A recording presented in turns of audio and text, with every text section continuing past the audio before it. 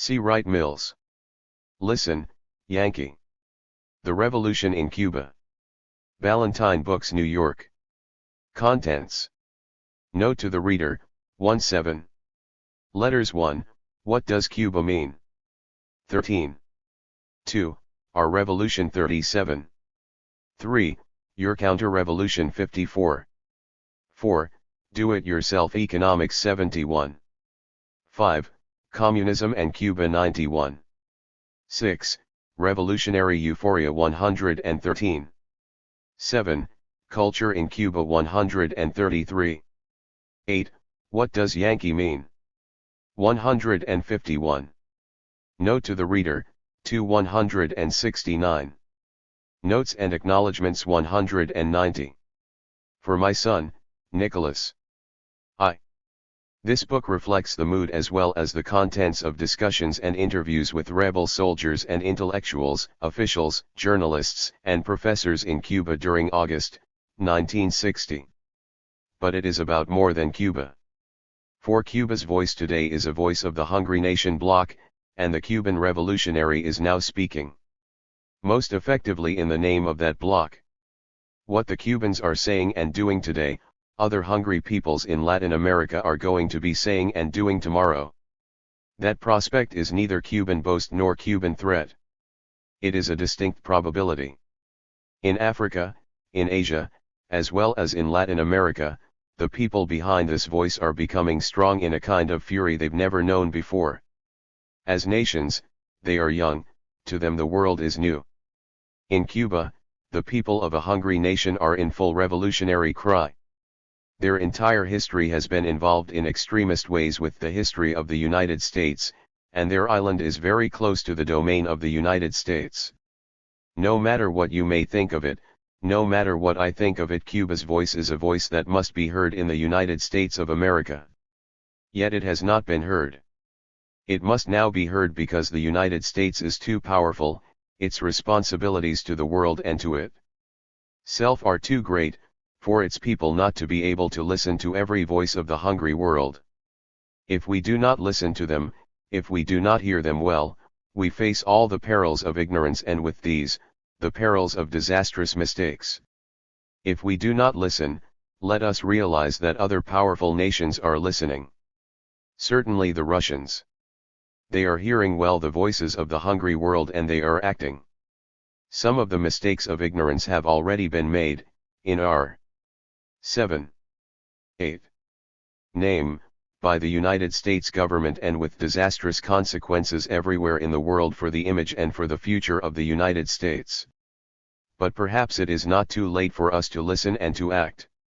My major aim in this book is to present the voice of the Cuban revolutionary, as clearly and as emphatically as I can, and I have taken up this aim because of its absurd absence from the news of Cuba available in the United States today.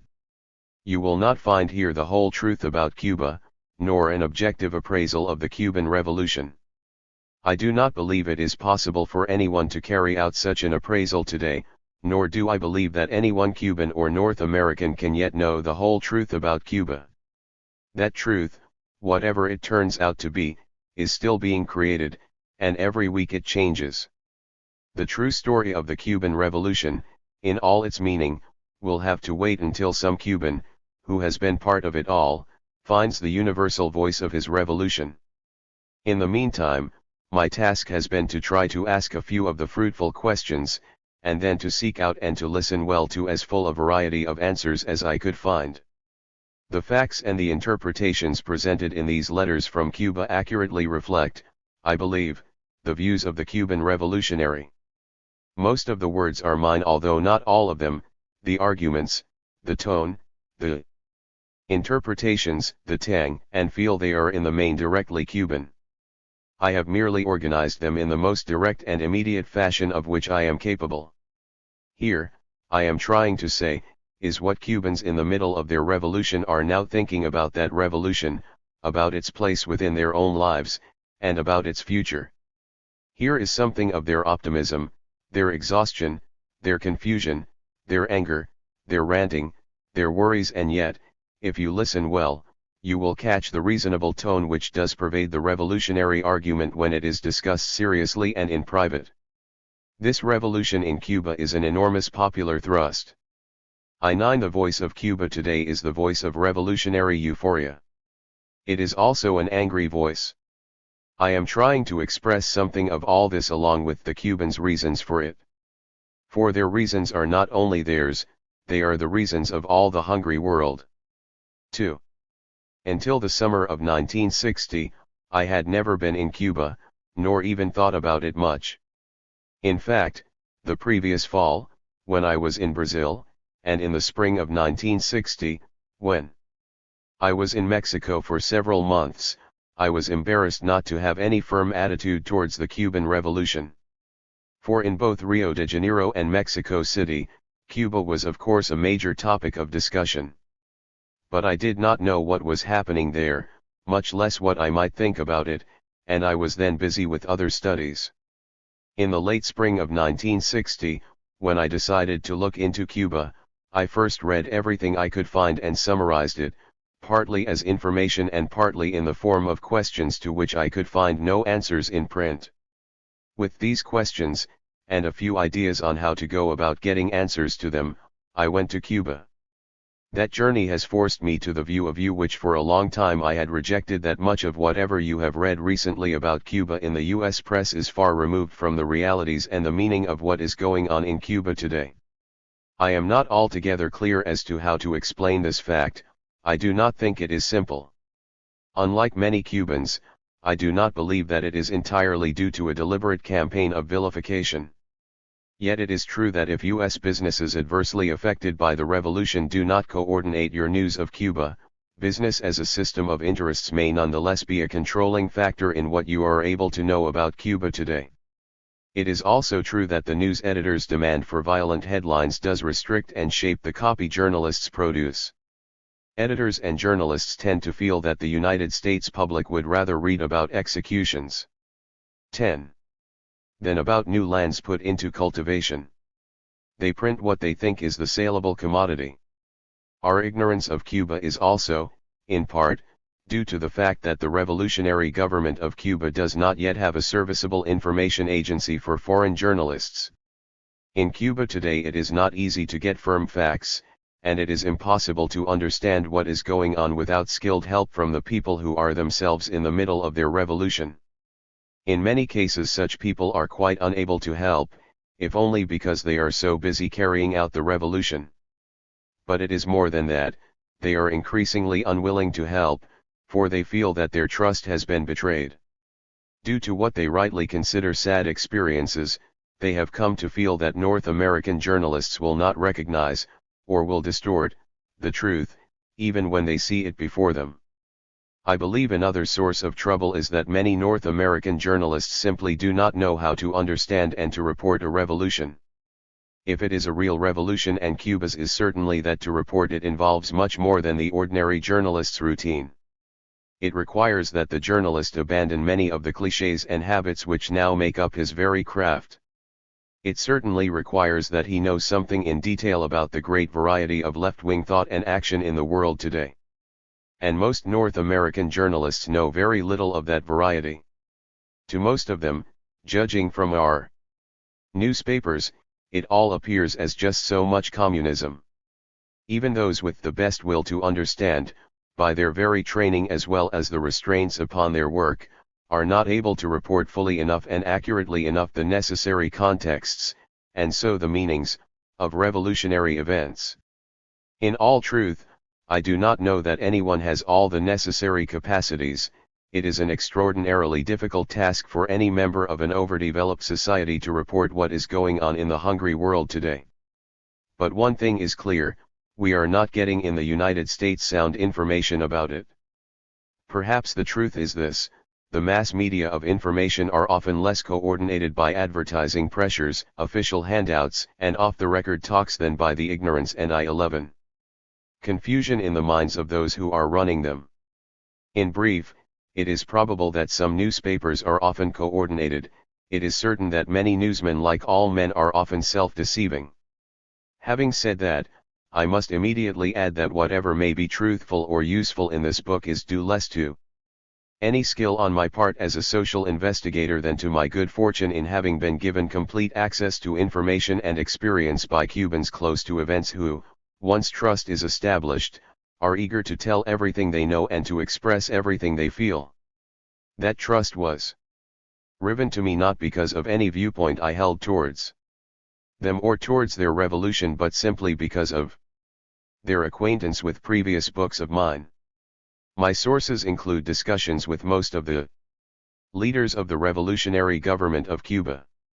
I spent 3.5 18-hour days with Prime Minister Fidel Castro, and 5 or 6 days with René C. Vallejo, head of INRA, M. the province of Orient. I wish to thank them for the generosity and patience with which they tolerated my many questions in the middle of their long days, and IJLH so most grateful for the time they gave to Osvaldo Dorticos Dorado, the President of the Republic of Cuba, Enrique Oltiski, former Minister of Communications and now Director of Organization of the Indus Sun Department of INRA, Ch. Guevara, President of the National Bank of Cuba, Raúl Cepero Bamué, Minister of Commerce, Armando Hart, Minister OI. Edu. Catayan, Carlos Franqui, Editor-in-Chief OI Revolution Franz Stetmeyer of the University of Orient, Elvira Escobar of the same institution, Marjorie Rios and her assistants of the Foreign Ministry, *A Pound First School City in the Sierra Maestra, Captain Ecolana aide to the Prime Minister, Elba Luisa Batista Bemtez and Loro Fialo Barrero of Manzanillo, Sol Landa W.A., who shared with me the results of his own astute expen. 12. Ince of Cuba, Robert Tabor, USA. Who facilitated my trip to Cuba and my work while there. Lastly, I should like to thank Juan Arco Hija, deputy to Carlos Franqui, who interpreted for me in many long interviews and during much hard travel, and more than that, helped me to understand many things in Cuba. Specific names are not cited in the text. For convenience of presentation and for brevity I have on given topics combined my discussions with different people. Many passages are, in fact, composite interviews. In addition, having been given the privilege of seeing whatever I asked to see and candid answers to all the questions I asked, I do not feel direct quotation is permissible. 4. It is possible to entertain about Cuba several nightmare hypotheses. But if these nightmares are to be overcome, if they are to be made the basis of fruitful worry and of constructive policies towards Cuba, surely it is first of all necessary to know what the argument, the hopes, and the problems of the Cuban revolutionaries are. It is my task to state some of these. That is why, in writing this book, I have thought the expression of my own views much less important than the statement of the Cuban revolutionaries' case. And that is why, insofar as I have been able, I have refrained from expressing a personal opinion. I have tried hard not to allow my own worries for Cuba, or for the United States, to intrude upon this presentation of the Cuban voice, nor have I attempted either to conceal or to underline such ambiguities as I happen to find in their argument. Please know, then, as you read these letters, that it is the Cuban revolutionaries who are talking to you. After you have listened to them, I shall make a brief comment of my own. C. Wright Mills, September 1960, Columbia University, New York City. 1. What does Cuba mean? We Cubans know that you believe we are all led by a bunch of communists, that the Russians are soon going to set up a rocket base, or something like that, here in Cuba, aimed at you, that we have killed thousands of people out of hand and are still doing it, that we have no democracy or freedom, and that we have no respect for private property. What you believe about us, after all, is your business, we don't really care. Anyway, much of what you believe true or false doesn't matter as much to us as it does to you. But we, too, have beliefs and fears. We fear you may be growing very impatient, and so thinking. Shouldn't we just go down there and take over those troublemakers? We've helped them plenty, and instead of thanks they've turned against us, and now they've brought communism to our very door. Let's stop fooling around, and put an end to that Cuban mess. It is because we know you are thinking such things that we are writing these letters to you. Or if you'll forgive us, we write to you because we believe that you have lost touch with us. As human beings, it is true, we Cubans have never had any close relations with you. But as peoples, each with its own government, now we are so far apart that there are two Cubas, ours, and the one you picture to yourselves. And two North Americas, two yours, whatever it be, and the one we think about among ourselves. Perhaps this would not matter so much were it not that we know our Cuba has become a new beginning in the Western Hemisphere, and maybe even in the world. It could be a new beginning for you, too, we suppose. But however all that may turn out, there's no doubt about one thing, it's a new beginning among us. 13. 14.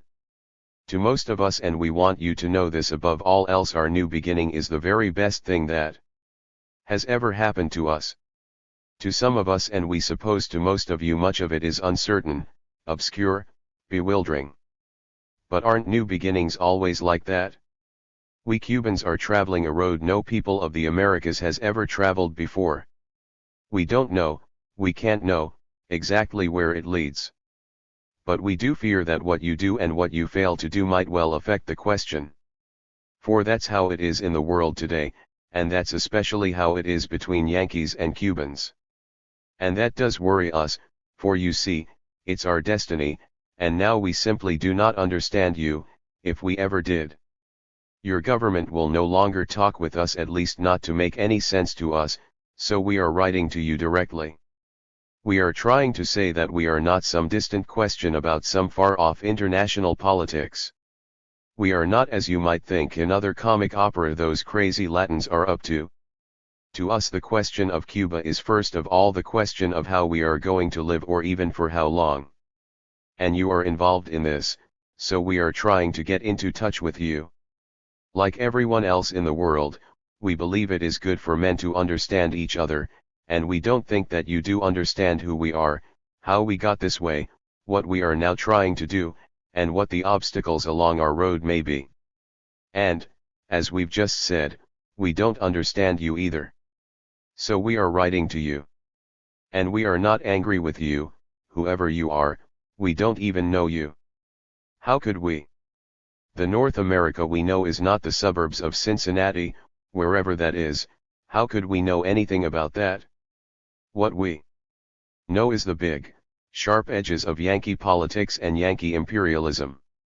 To us, those are not just dirty words.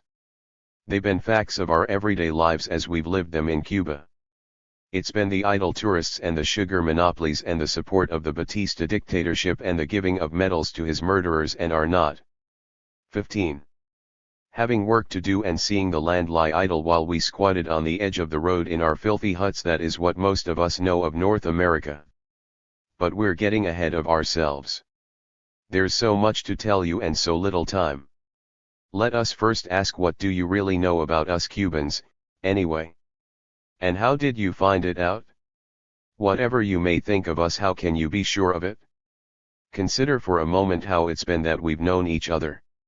Some of you came down to Havana, tens of thousands of you, in fact, during the 50s. Some of you came down just to lie in the sun or on the beaches we Cubans were not allowed to use. But some of you came down to gamble and to whore. We stood on our street corners and watched you in your holiday place in the sun, away from your bleak, Yankee winter. Some of us have begged from you, we were hungry, you see. But know this, that's over. We are not going to do that sort of thing again, ever. The gay tourist city of Havana, in the old days it was more than a place of sin. We Cubans, like everyone else, we know all about sin, being Catholics of a sort. But in Havana, sin was also the big money for the few, and every filthy practice of the brothel for girls 12 and 14 years old, fresh from their bohías. On the Prado and on the narrow street called the Street of Virtues, they and their pimp solicited you and then Batista and his henchmen got their cut. Maybe you don't know two facts about the gambling and the whoring. A lot of that gambling money ended up in the pockets of a corrupt Cuban government, which your government and some of your corporations supported and helped. Also much of it ended up in the pockets of your gangsters from Chicago and New York and Los Angeles. The money you paid for our whoring sisters, much of that money, too, ended up in the pocket six of those corrupted and corrupting touts of the Batistas. It was a whoredom run by gangsters. Nobody knows how many of our sisters were whores in Cuba during the last years of the Batista tyranny. In Havana, 2 years before the downfall of the tyranny. 16. There were some 270 overcrowded brothels, there were dozens of hotels and motels renting rooms by the hour, and there were over 700 bars congested with meseras or hostesses, the first step towards prostitution. There were about 12 meseras to each bar and they each earned from the bar about $2.25 a day. The employer and the government grafter each got about $52 a day out of it. As for the gambling, it was not convenient for anyone to keep records, but slot machines in the tens of thousands were everywhere on the island. It was a thorough and complete racket, controlled, directly or indirectly, by the big men of the tyranny. That old Havana, as we've said, was one of your holiday places, away from your bleak winter. But it was not away from your almighty dollar, it was not away from your perversions of leisure. Whatever Cuba has been in all these respects, you helped make it that, by your support of our government, by your gangsters who were in on it, and by the patronage and the whims of your rich tourists. Well, that's over, Yankee. Please know that, we've drawn a line and we're standing on it. We've made laws and we're sticking to them, with guns in our hands. Our sisters are not going to be whores for Yankees anymore. So, anyway, you knew us as tourists, no people, and that's not knowing very much. 2. For the rest, how have you known about us? By what your newspapers and magazines have said of us. And about this, we Cubans are very sure of one fact: most of your newspapers and magazines have lied to you, and they are lying to you now. Some of these lies are not really deliberate, although they do put false pictures of us into your mind. They are based on ignorance or carelessness or the laziness of many of your journalists. But not all the lies are like that, some of them are as deliberate as they can be, and we think you ought to know why. We think at least some of your newspapers must. 17. Be owned or otherwise related closely to Yankee economic interests that have been hurt by our revolution. In Cuba we understand about such things very well. That's the way it was in our old order in Cuba. There was much outright censorship, too, many payoffs to the press, and presidential decrees, and frequent suspensions of constitutional guarantees for one part of the country or for the whole of it. All that, too, was part of the reason why you haven't known us well. It was our own press as well as yours. But yours is still going at it. Yours is still keeping us apart. Everyone in the world who isn't limited to Time magazine and the Hearst papers, and listening to your networks and all the rest of it, is getting to know something of the truth about Cuba today. They're getting to know that your press on Cuba is about as real as your quiz programs have been. They are both full of outrageous lies which may fool Yankees but don't fool anyone else. They are frauds, and other people are beginning to realize it, even if you do not. The weaker and the more dependent, don't they have sharper eyes? Don't they use their brains more? Maybe we don't see it all straight, maybe we don't reason about it well, but now we are seeing and we are reasoning. And some things have not been hard to see. When we triumphed in January 1959, Life described our Prime Minister, Fidel, as the soldier scholar who had brought down Batista's oppressive, corrupt, and commercially astute regime. But in 7 months they were writing, what was the glory and noble purpose in January has turned into demagoguery and chaos in July. Well, it's more than a year now since then, what chaos? And as for demagoguery, if what Fidel teaches us is that, let us have more of it. All your newspapers have kept predicting chaos and disaster for us. But here we are, Yankee, firm as a rock in the Caribbean, and moving on. Our revolution is moving on. Anyway, read the British newspapers, they've been much more honest about us than yours. 18. And doesn't everyone, even in North America, know by now what your own Herbert Matthews has said? In my 30 years on the New York Times, he said, I have never seen a big story so misunderstood, so badly handled, and so misinterpreted as the Cuban Revolution. That's no Cuban propagandist talking to you, that's one of your own best men, addressing your own American Society of Newspaper Editors on April 21, 1960. For some reason which we don't understand, Mr. Matthews doesn't write about Cuba anymore. Maybe somebody up there stopped him, or maybe he's gotten confused about our revolution as it's gone on, and, being an honest man, stopped writing. Anyway, a salute to Herbert Matthews for what he wrote about us during our insurrection. We know newspapers often lie, and never tell the whole truth. We hope that you're not fooled. Anyway, we're not. We're too close up to what they act's writing about us. Besides, as revolutionaries, we don't believe anything that we don't know personally. That's one thing making a revolution teaches you. Revolution is a way of defining realities. We suppose that off and on you've been hearing about Latin America since you were in high school, and we can imagine how boring it must have been for you. What you've heard, mainly, is about how one dictator has replaced another, and about bits and pieces of ancient history, and then those crowds rioting in the sultry streets. You haven't paid much attention to it, except to the violence now and then, and we can hardly blame you for it. But you can't afford to ignore us any longer. For now our history is part of your present. And now some of the American future is ours, too, as well as yours.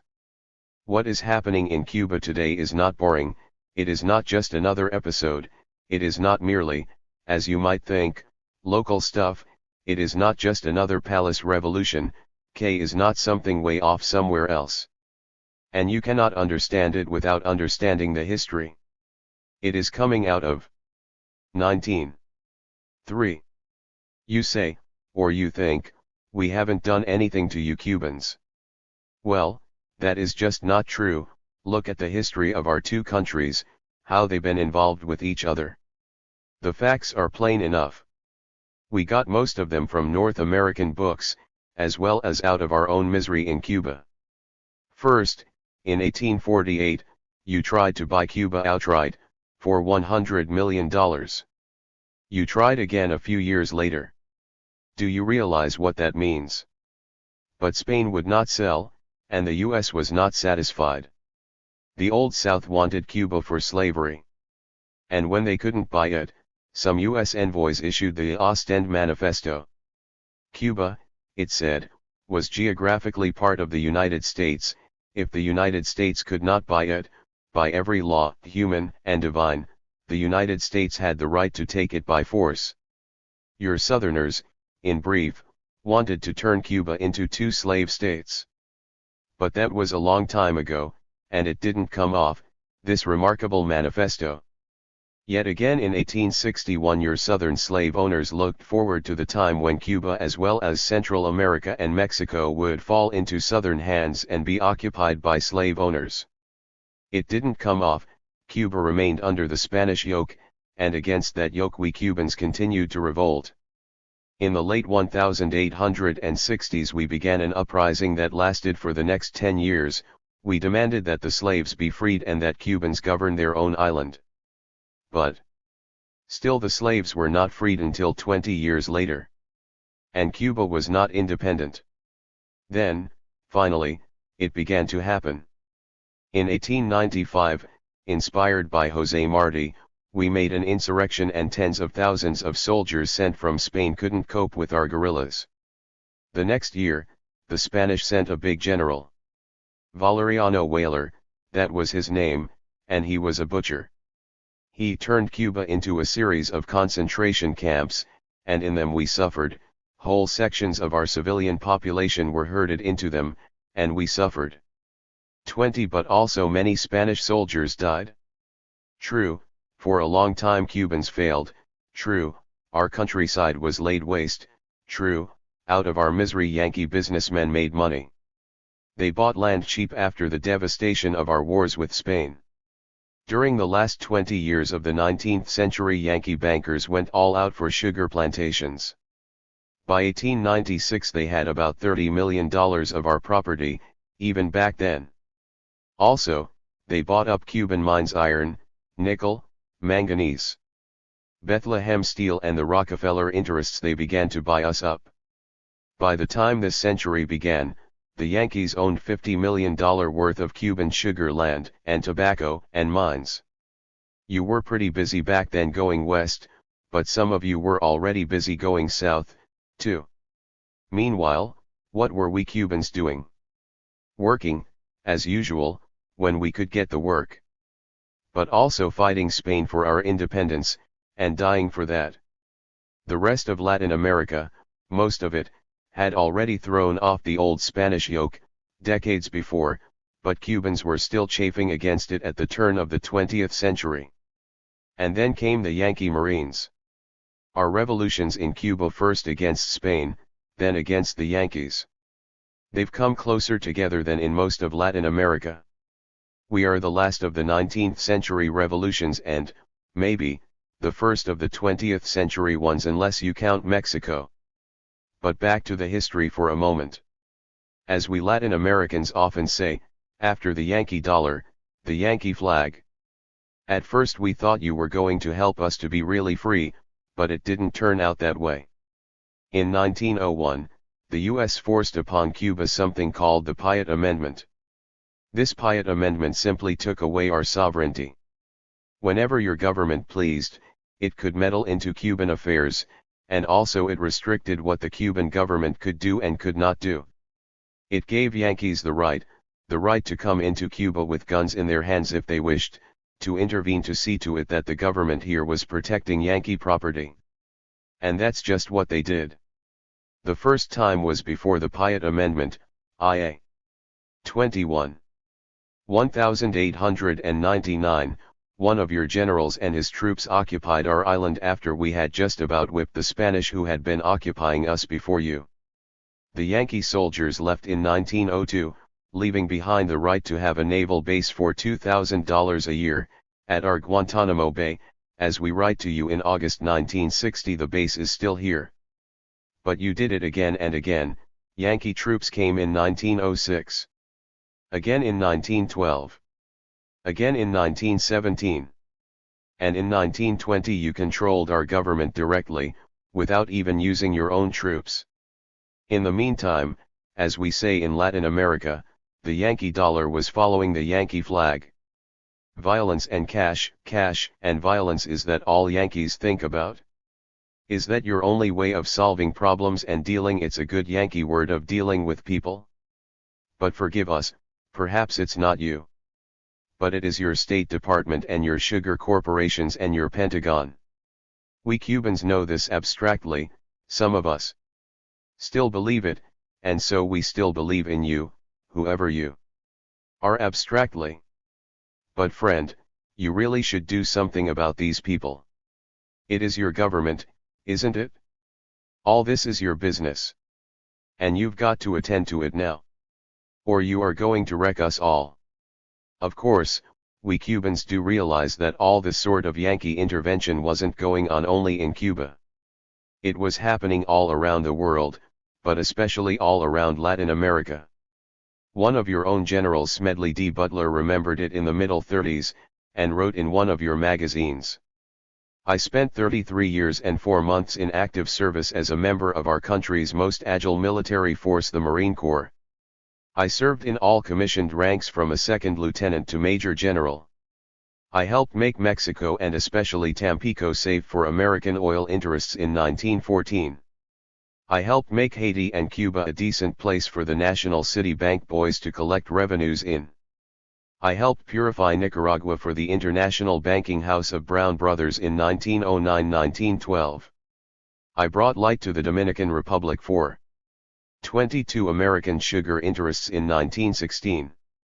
I helped make Honduras right for American fruit companies in 1903. In China in 1927 I helped see to it that Standard Oil went its way unmolested. During those years I had, as the boys in the back room would say, a swell racket.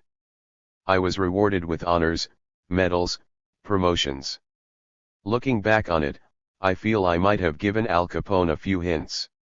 The best he could do was to operate his racket in 3 city districts. We Marines operated on 3 continents. That was no Cuban revolutionary talking to you, that was not our Fidel Castro ranting again, that was one of your own men, a general at that, telling you what it was all about, Major General Smedley D. Butler of the U.S. Marine Corps. But let's get back to Cuba. As we were saying, the dollar and the flag, they were all mixed up together. In the late 90s only 10% of our sugar production came through mills owned by Yankees. Just before the First World War, about 1/3. By the middle 20s, the figure was 2/3. Corrupted Cuban politicians and your absentee capitalists, they got together, and they did back in the 20s what your historians call the dance of the millions. Our politicians were grafters and lackeys, your capitalists were upright, honorable men in New York, who paid off the grafters and took out the big money. And we Cubans, we were the vassals of both. It wasn't what we did or what we didn't do that was making our history and our way of life what it was. It was what was decided in the directors' rooms on Lower Manhattan. And we didn't even know those men. We never saw any of them. Well, all of that was a few decades ago, after all. We suppose it's best for us all to try to forget it? It's for our fathers to remember. What we remember was 23. Yesterday and the day before. But for us, well, we think until the revolution our days were pretty much the same as the days of our fathers. In many ways they were worse, if only because we knew more about the world than our fathers knew. Your government said it was protecting and guaranteeing our Cuban independence, but that independence was a sham. It was your government and your corporations that decided when our independence was menaced, and so when the Yankees could intervene. What they had was the key to our house. Before our revolution in 1956, those men in the directors' rooms on Lower Manhattan controlled more than 90% of our electricity and telephones, about half of what was called our public service railroads, some 40% of our sugar production. And the Cuban government? Well, your government and corporations had much to do with that and at times ran it outright. No one who knows the score, certainly none of your own Yankee historians and scholars, denies that those who ruled us were mainly incompetent despots, venal grafters, and often, especially towards the end, bloody butchers. Fulgencio Batista seized the power of the army in 1933, and with it he seized the government of Cuba. Your government recognized him as the true government of Cuba almost immediately.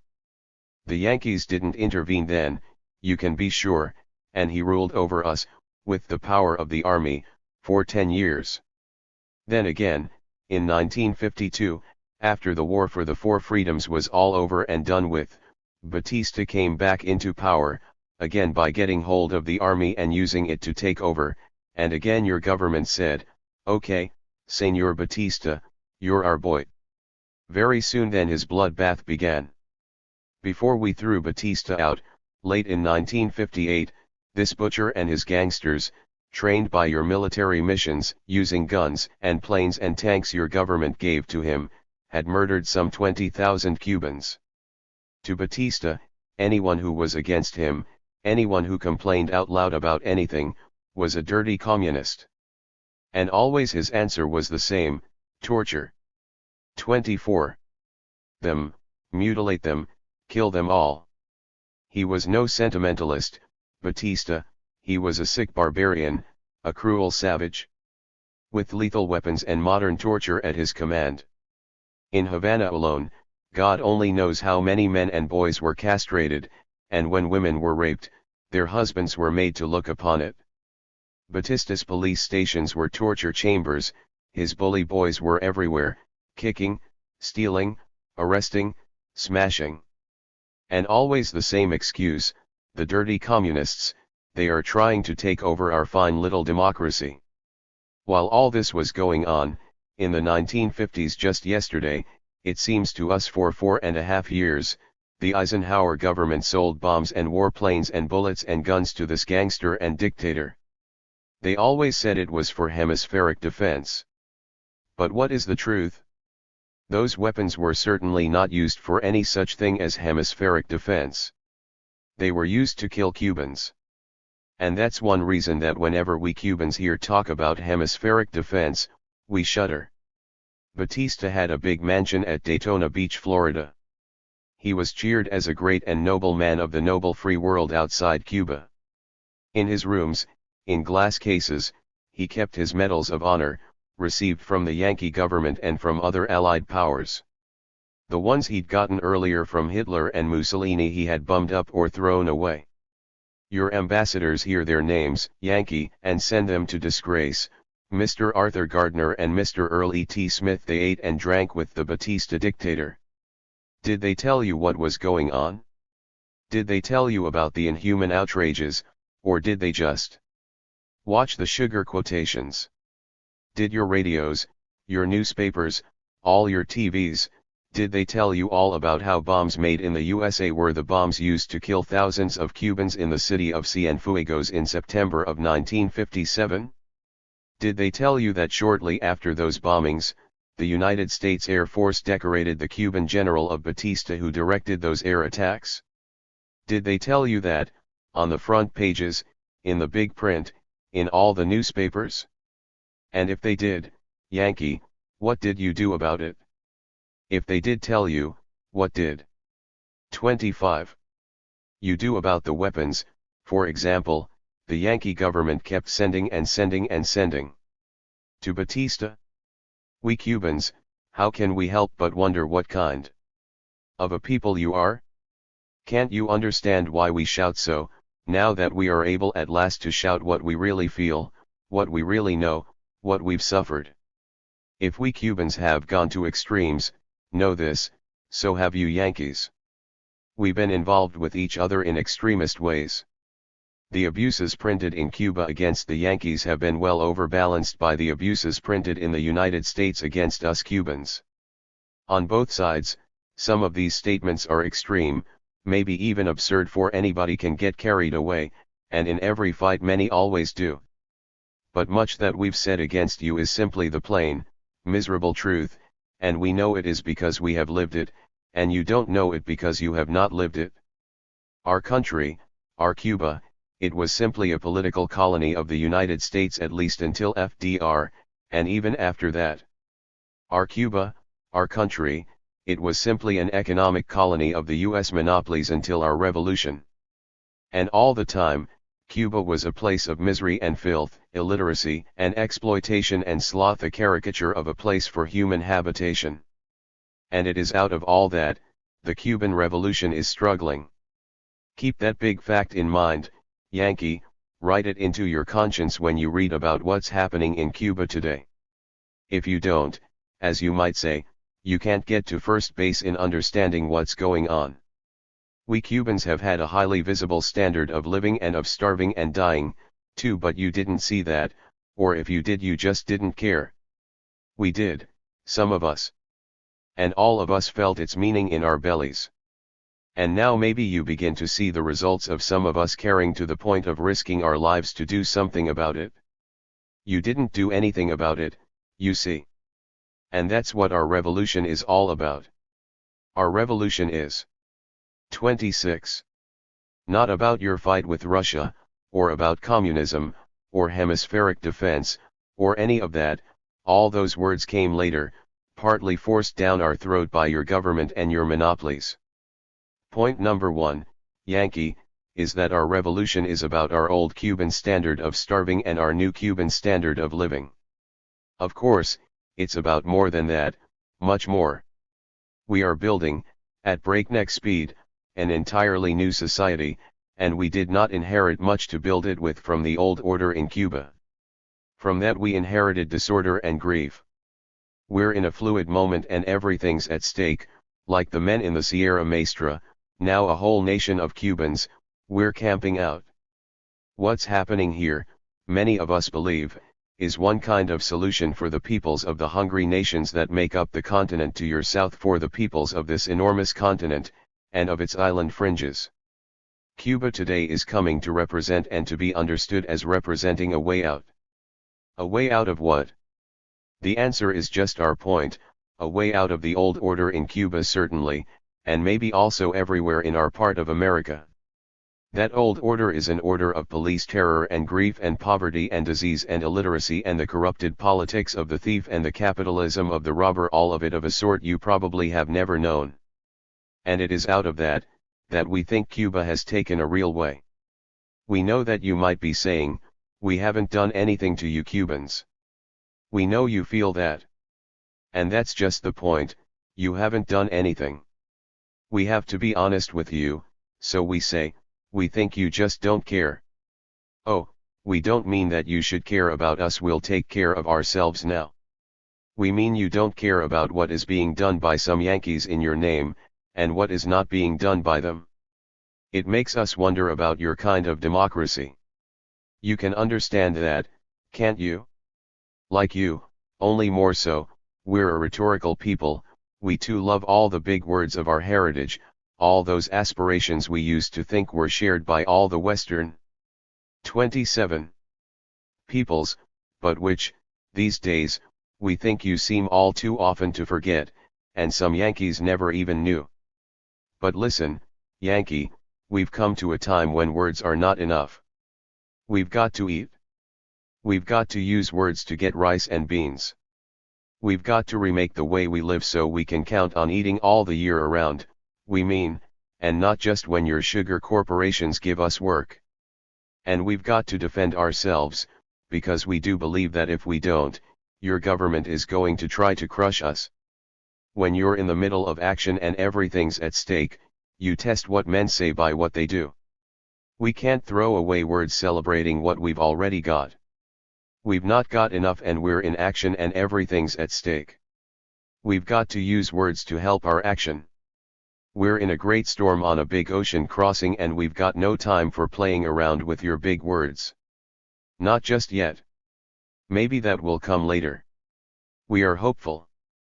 But now we've got to use our own words to get our own beans and shoes, rice and tankers, chickens to eat and schools to go to, and also it seems to us also guns.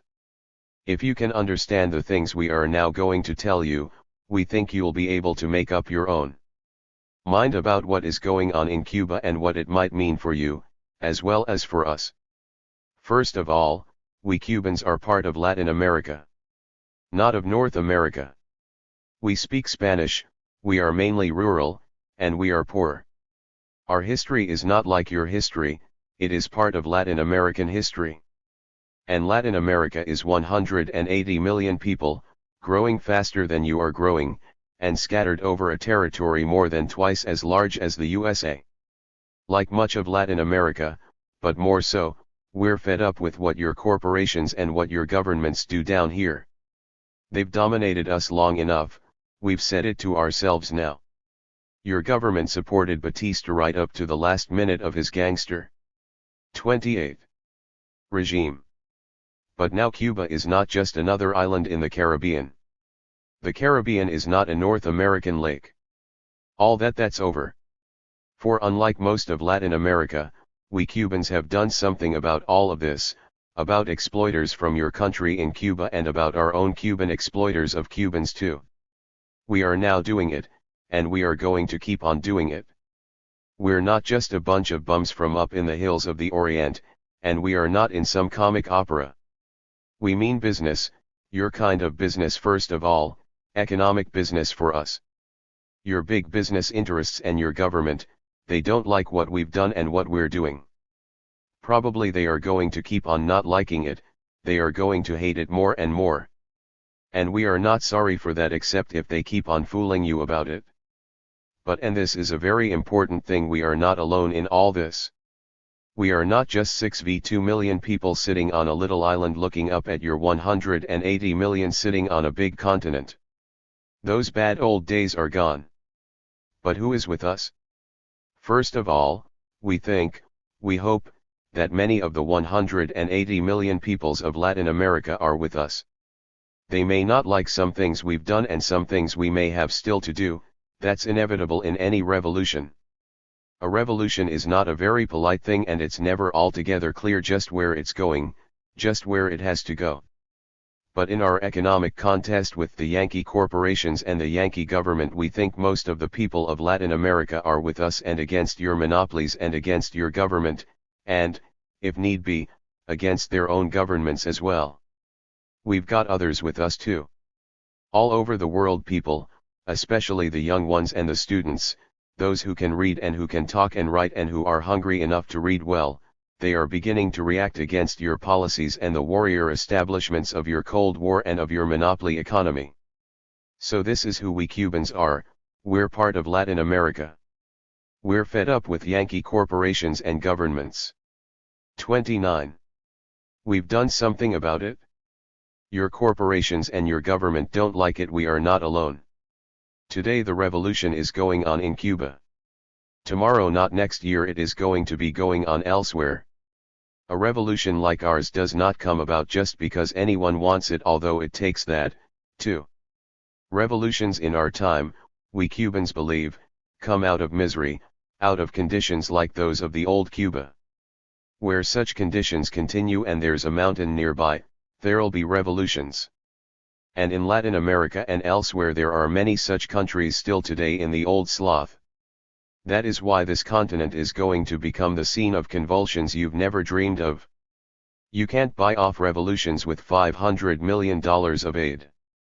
You can only buy off some Latin American governments. And for that, it's far too much money, they can be bought much cheaper. To head off revolutions, once they are underway, it would take much more than just money. We're talking sense to you, Yankee, listen to us, please. What will happen, for example, when the people of all those South American countries realize their enormous wealth, both the actual and what could be, and yet find themselves poor? Then looking across to tiny Cuba, they see that Cubans are not poor? What will happen then? We peoples of Latin America, we're beginning to wonder about a lot of things that we've just taken for granted, or never thought of at all. We live in the same hemisphere as you, so we've always been told. But what does that mean today? Even without jets, from New York City it's 10 hours to Guatemala, the same to London, it's the same time from New York to Lima as it is to Vienna, 16 hours.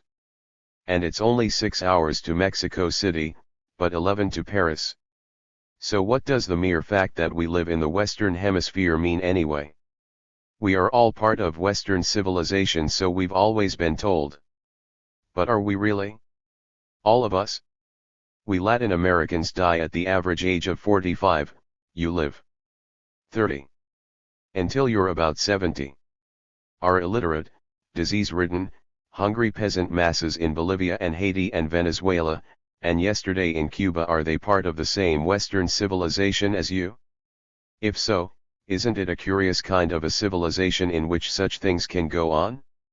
As long as they do go on, perhaps we Latin Americans had better realize that the people of whom we are a part is not part of whatever civilization you North Americans belong to. Once and for all, let us get it straight, we belong with the peoples of the hungry nations. That they live in Africa and Asia as well as in Latin America, that makes no difference. Hunger is hunger. To die before you reach 35 in Central America while working for the fruit company is not so different from dying in South Africa while working in a diamond mine. Disease is disease. And not to be able to read is the same in any language, it is to be a people without history, it is to be only half a man. Almost half of us Latin Americans are such primitive creatures, we are illiterate. What does the free world, what does the Western civilization of the Yankees mean to us? If you still think that we are members of the same Western civilization as you, and if you value that civilization whatever it means to you, then perhaps you'd better find out what is going on within what you take to be its confines. Many of us know only the confines. Here's another thing about the world today we Cubans at least are becoming very much aware of. The communist nations just yesterday, and many of them still today. They too belong to the hungry nation bloc. It is that fact above all others which we do share with them. And it is simply a fact. If you think all your catastrophes around the world are caused by a mere handful of conspirators stirring up trouble, think about the hungry nation bloc, Yankee. It's a lot more important than the communist bloc or the capitalist bloc. It's a lot more important to us at least, and it's us and not the rich Yankees we're talking about now. 31. No matter v/hat else these communist peoples may be or may not be, one thing is becoming clear to us, as hungry people they are coming out of hunger. They are building societies in which there isn't any more of all that. But when we look at the hungry peoples who are still under capitalism, or as you so curiously say, who are still free, we don't see that kind of development. What we see, Yankee, is people still hungry. So you may not like it, so you might not even know it, but there are three big facts you are going to be living with from now on. First, Russia and the Sino-Soviet bloc is a solid fact of world history. It's not going to just fade away or fall to pieces. Second, starting from very nearly nothing, they built up over there, in only a generation or two, an economy and a society that we, like you, in many ways find puzzling. But perhaps unlike you, we also find it in many ways attractive. In our bellies, we mean. But we will tell you some things about this question of communist influences in Cuba later on. We know it is important to you, it's important to us, too, and to the rest of the world as well.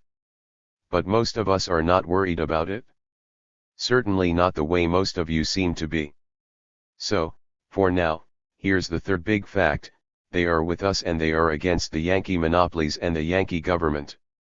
No doubt it's in their own selfish interests, but we do need help, if only in dealing with you. If we don't get it, you'll try to continue to exploit us, and you'll try to crash all our new beginnings in Cuba. That's what we believe. Make no mistake about this, we are going to take the help we need from whoever will give it to us. We are going to take it on our own terms, insofar as we can, but we've got to have it or you'll try hard to starve us out. And you are 200 times richer than we, and God alone knows how much more powerful. 32. 6.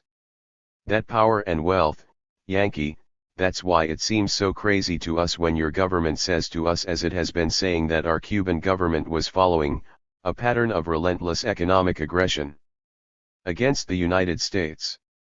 Now, please do think about that a moment. Isn't it slightly ridiculous? We are about 6 million people, you are 180 million. Your economy, as we've just said, is approximately 200 times the size and the wealth of ours. We don't even yet grow our own food, much less make the tractors we need to help us to grow it. You spend more in a year for lipstick and things like that than all of us down here earn for a full year's work. Under such circumstances, now isn't it a little bit silly to talk of Cuba's relentless economic aggression against the United States of America? Your government also says to us that our economic aggression is designed to destroy Cuba's traditional investment and trade relations with the free world. That, we must tell you, is a true statement of our intentions. But do you know what those traditional investment and trade relations with the free world were? First of all, they were not so much relations with any free world unless you are willing to identify the free world with your big corporations. For our economic relations were overwhelmingly with them and only with them. In fact, they weren't so much our economic relations at all. They were economic relations within and between Yankee corporations. Our part in them was mainly to do the work, and to provide from our island the natural resources they took away from us. And it's those monopolies that are getting hurt, although very little, at that, by our buying of oil and other things we need from the Soviet bloc, and are selling sugar to those countries. How in the world can that commercial trading be considered economic aggression against the United States, or, as Yankee hypocrites say, against hemispheric solidarity? What solidarity? How can our commerce be defined, as your Mr. Lodge did in the UN on July 19, 1960, as 33. Alien domination? We think your Mr. Lodge is either an economic idiot or else an aggressive front man for big Yankee monopolies. Will your election of a new president for 1961 help us? It doesn't seem possible. Your two candidates compete in their belligerency towards us and in their ignorance of us. So far as any real alternatives for us are concerned, and for you, too, presumably we think your election is a big fraud. What are we to suppose when Mr. Nixon speaks openly about bringing us to our knees whenever he decides to, and Mr. Kennedy takes the hard line and calls us a communist satellite? What that really means is that we are no longer a Yankee satellite. We are an independent and sovereign nation, and nobody's satellite. All the Kennedys and Nixons can see in the world is an imagined military scene, and both see that with all the vision of the hysteric. But we may as well face it, we've now been declared by both your parties to be an enemy of yours, another one, although we might have been a friend. But then, we know about your campaign rhetoric, and so we haven't lost all hope. 7. Anyway, all that kind of nonsense is coming to a bad end outside the USA at least. We Cubans are doing our best to help show it up for what it is. Surely you must know that all over the world there's been building up the hatred of what your government and your monopolies have been doing? Most of that hate has had no chance to get out as yet, much less to come to your indifferent attention. But some of it has, and a lot more of it will. About 2 years ago, remember, your vice president tried to make a goodwill tour of South America. In Uruguay, Argentina, Paraguay, and Bolivia, Mr. Nixon and his company were often jeered, and the questions put to him in press conferences got sharper and sharper. In Lima, Peru, a serious demonstration occurred. Mr. Nixon was spat upon and stoned by a howling mob. Then on to Caracas, capital of oil-rich, poor people Venezuela. The rocks thrown got as big as melons. Mr. Nixon's limousine was attacked. The angry mob attempted to overturn it, or to drag the vice president out into the street. Its windows shattered, spit-bedecked, the car jumped the curb and escaped in the traffic. Later that day, the army of Venezuela broke up demonstrations with bayonets and tear gas. Then Yankee Marines and paratroopers were dispatched to Caribbean bases. 16 months later, in October 1959, left-wing students in Buenos Aires bitterly protested Yankee assistance to Argentina's national universities. They forced a suspension of the program in the schools of economics and in engineering. And there have been many more such incidents, some reported, others not. Then in the spring and summer of 1960 the results of what you are doing and what you're leaving undone really began to show up dramatically, violently, as a series of little catastrophes for Yankeedom abroad. In Turkey, student riots led to a military junta. It took over the state, which before was run by communist container menders. He's gone now. In South Korea, students knocked over the corrupt, Yankee puppet regime of Syngman Rhee. He's gone now. On Taiwan, the 8 million Taiwanese under the heel of your American-imposed dictator, Chiang Kai-shek, with his 2 million Chinese, grew increasingly restive. He's still there. On Okinawa, one of the Yankee military bases around the world, the people got their first chance since World War II ended to demonstrate against the Yankees, and some students took that chance, snake dancing and chanting angrily, go home, to your visiting president. But don't worry, 12,000 Yankee troops easily handled the generally grateful crowd, and the president got to the airport in a helicopter. In Japan, weeks of student rioting succeeded in rejecting your president's visit, jeopardized a new Yankee 35 treaty, and displaced the big business pro-Yankee Prime Minister Kishi. That's not the complete list, but maybe it will show you what we're trying to tell you. But why are we blaming you for all this? Because of your power, first of all, as we've already said. With such power as you have, if you do not act, you are acting. Don't you see that? And you didn't act, Yankee.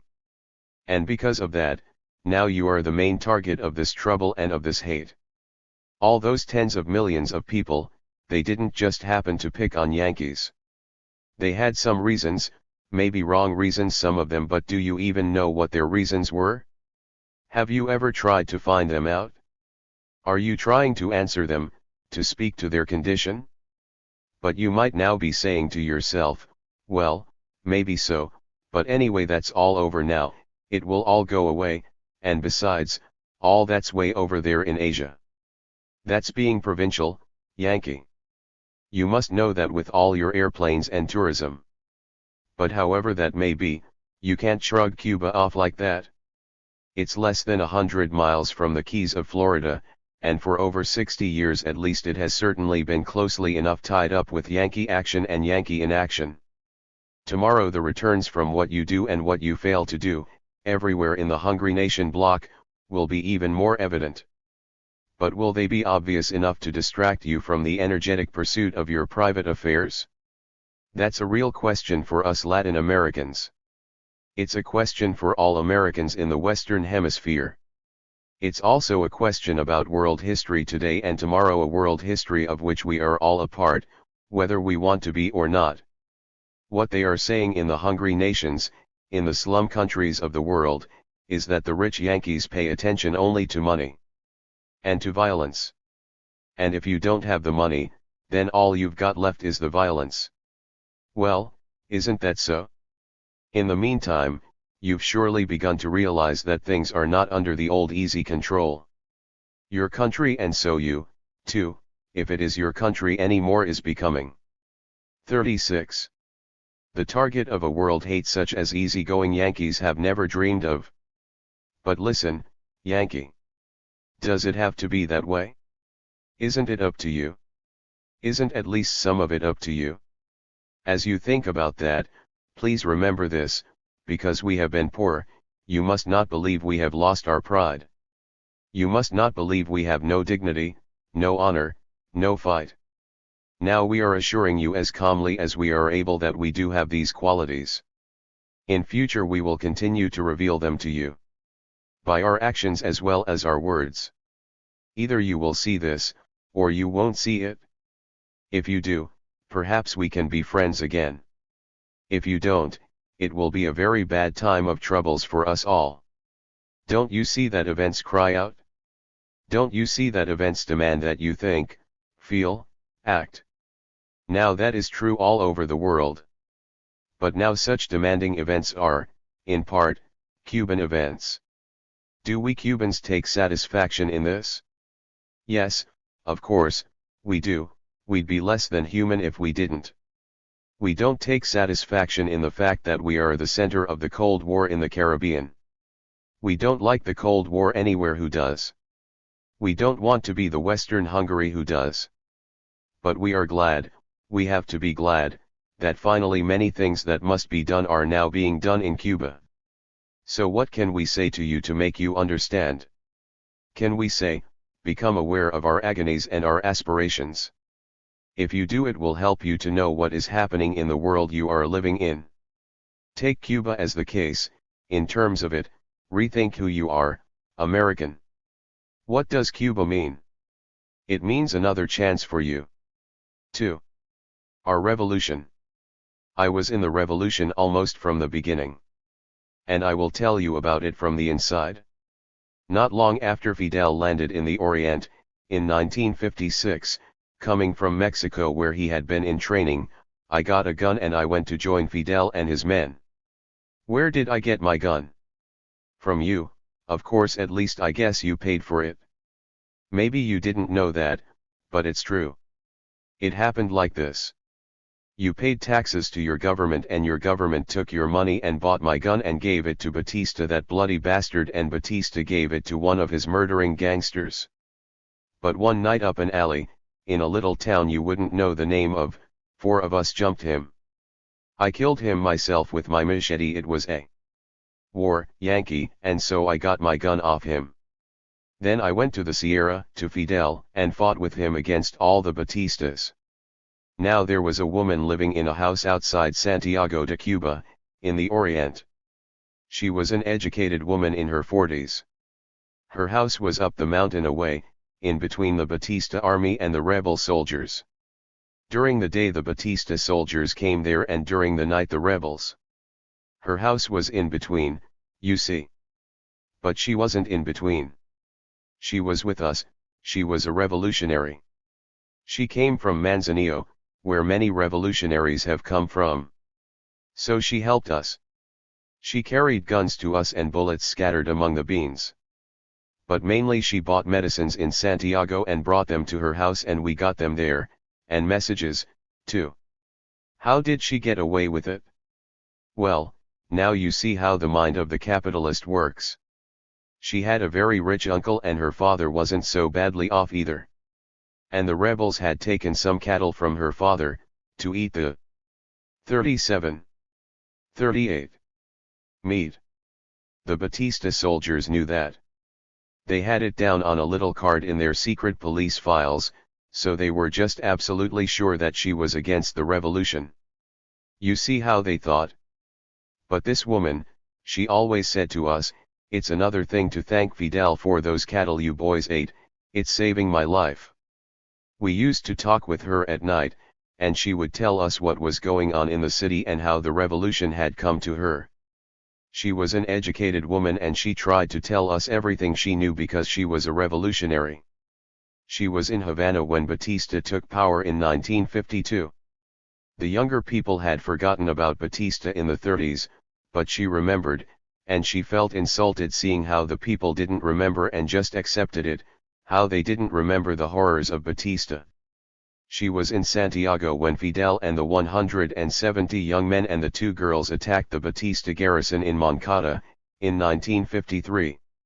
She wasn't really in it, then, but she and some other women helped those boys get out of the city. She just got met up with sentiment for what she called those poor lost boys. But we told her they weren't lost and they weren't boys. They were revolutionaries and they were men and they were going to win. They had already won. They had torn the mask off Batista by that raid. Their brothers were taken prisoner and then murdered, and now everybody could see it, Batista was just a murderer. It was the turning point. And then, Fidel landed in 1956 and it really began. Everybody knew he had come and that he wasn't killed as the Batistas said. Then in that long time, every day somebody was killed and we asked, how many today? How many? There wasn't any one moment when we knew we had won, we always knew we were going to win. But the truth is we didn't expect it to come so soon. We Cubans like to talk about how our revolution began. Where did it all begin? Up in the Sierra Maestra, of course, in the province 39 of the Orient, some say. Yes, of course, say others, but also in the classrooms of the law school and the medical school at the big university in Havana. I don't believe that, says someone else, I think it began in the hearts of the hungry peasants, in their bohías, in their miserable, rural slums. Then some very old man, he says, perhaps that is true, but did it not really begin back while we were still under the Spanish yoke and José Martí wrote and fought for 7 years and many of us were killed, and then the Yankee Marines took us over? The truth is, nobody knows just where it began, but one thing is sure, off and on, we've been fighting a long time. And here's another thing that's true, it isn't over yet, it's still going on. And it's in view of this, that we'd like to tell you some things about our revolution. The revolution was incubated at the university. Now, you have to realize that universities in Latin America are just not like North American universities. In Cuba, even in the old order, Havana University was a curious island of thwarted freedom in the sea of Batista stupidity and tyranny. The professors who ran it took orders neither from the politicians nor the police. You might think this strange, but it really isn't. The students in the old order were mainly sons and daughters and friends of the ruling groups, the rich groups, and their radicalism was seen as a passing phase, something they were just going through. Also, these students, after they grew up, were going to be the government officials and politicians, as well as the doctors and lawyers. Of course, even so, students were beaten up by the Batista police, and shot at. And during the last year of the tyranny, the university was just closed down. But before all that, the university was the cradle of the revolutionary ideas. And it was only at the university that any more or less free politics went on, and perhaps because of that the politics made there were the politics of revolt and insurgency, of rebellion, the politics of the revolution. The students were politicos, noisy and angry. They made speeches and put out manifestos, and they took to the streets. And it was in this place, 40. This half-free island in the middle of the Cuban misery, that, beginning in 1945, Fidel Castro, son of a rich man and a student of law, found his gift as an orator. Even back then, some who knew him say he was fluent to the point of being overwhelming. But some of his fellow students didn't like him much because he was political, you see, and decent, honest, middle-class people didn't mix in politics. That was for thieves. They thought Fidel Castro just wanted to use everybody, to get to be a class delegate, and then a delegate of the faculties, and then president of the student federation, and so use this as a springboard into the same old Cuban politics. Everybody can see now how wrong this judgment was, and many of these same people are helping Fidel now day and night. Anyway, when he finished his course of study, Fidel practiced law. And then, in 1952, he ran for the Congress. You see, he tried first to do it by elections and all that. But that was the year Batista seized the power again with the army, and with one blow smashed all the bourgeois democracy. "You are finished," Batista said to the president. "I am the government."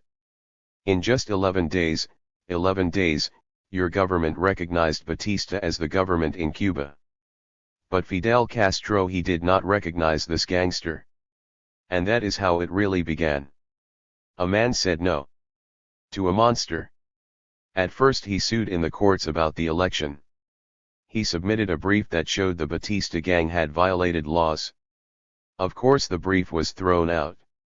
And then he began to see it, the only real politics possible for honest men in the old Cuba was the politics of the gun, the politics of the guerrilla. The revolution was the only politics for an honest man. The very next year, 1953, on the 26th of July, Fidel led the raid on Moncada. Where did this young man come from? Who was he?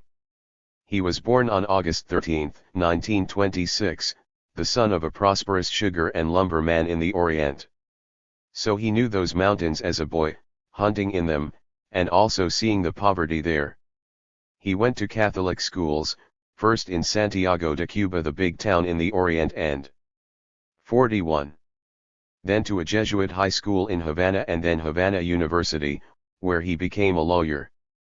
In 1950, he had a busy law practice in Havana, but he was not like other lawyers, he defended poor people and political prisoners, too. And he was getting more and more revolutionary.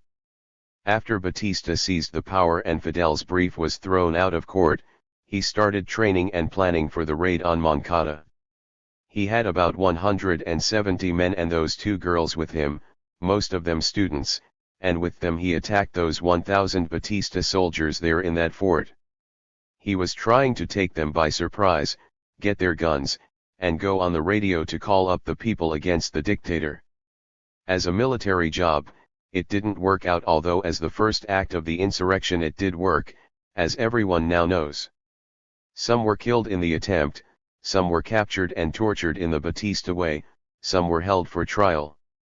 But most of those that got killed were just murdered after the attack was all over. It was the real beginning of the Batista bloodbath, of the trigger-happy Batistas roaming the streets and shooting off their guns at us. Fidel and his brother, Raúl, and some others, were put on trial, if you could call it that, and then put into the prison on the Isle of Pines. But now the people came to know the great speech Fidel made, "History will absolve me," smuggled out of the closed trial by shorthand reporters. But you'll have to read that somewhere else. If you've got any good publishers in North America, maybe you can, for it's one of the great works of the Americas. We can't tell you in these letters all that happened then. But it is very well worth knowing because it shows what kind of young men these were. After 7 months of solitary confinement, Fidel set up a school for the other prisoners, teaching philosophy and history himself, and studying English and reading all of José Martí again. But the people kept shouting to Batista to free Fidel, and so, to try to make himself popular, something Batista wanted, and needed. The Fidelistas were 42. Let out of jail. They had been prisoners for about 2 years.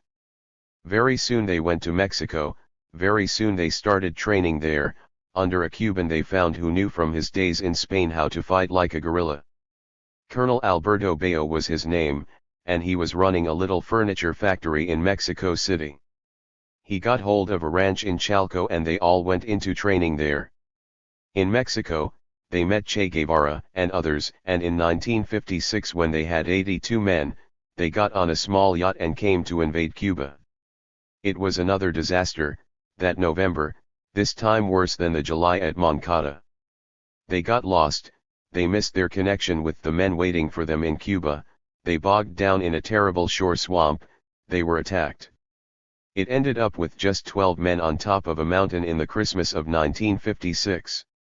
These 12 men had made it, and so Fidel said to them, "The days of the dictatorship are numbered." Maybe that was the turning point of the Cuban Revolution. Because everyone knows it now, Fidel was right. 2. Here were a few middle-class students and intellectuals in contact with the tragedy of Cuban poverty and corruption, responding to it in a revolutionary way. Of course, our Cuban intelligentsia as a whole was split. Many intellectuals were with the tyranny, many others, after some education, just wanted to forget Cuba and they left the country. They went to New York or to Miami to study, and some of these came back to become technicians or lawyers, or they tried to get jobs in the foreign ministry of Cuba so they could live abroad. Others went to Paris to study, and some of these stayed away from Cuba. In Cuba there was no cultural and intellectual life for them. Some who came back to Cuba or who stayed here just kept quiet and tried to live as best they could. They were not any coherent circle or class or group, you understand. They were divided, and certainly they did. 43. Not as a class make the revolution. As a whole they hadn't the stomach for revolution, and they were afraid somebody would put a label on them as communists. But a small group of young intellectuals, we were the ones who started it up. We weren't afraid of labels, we knew what we were and what we were not.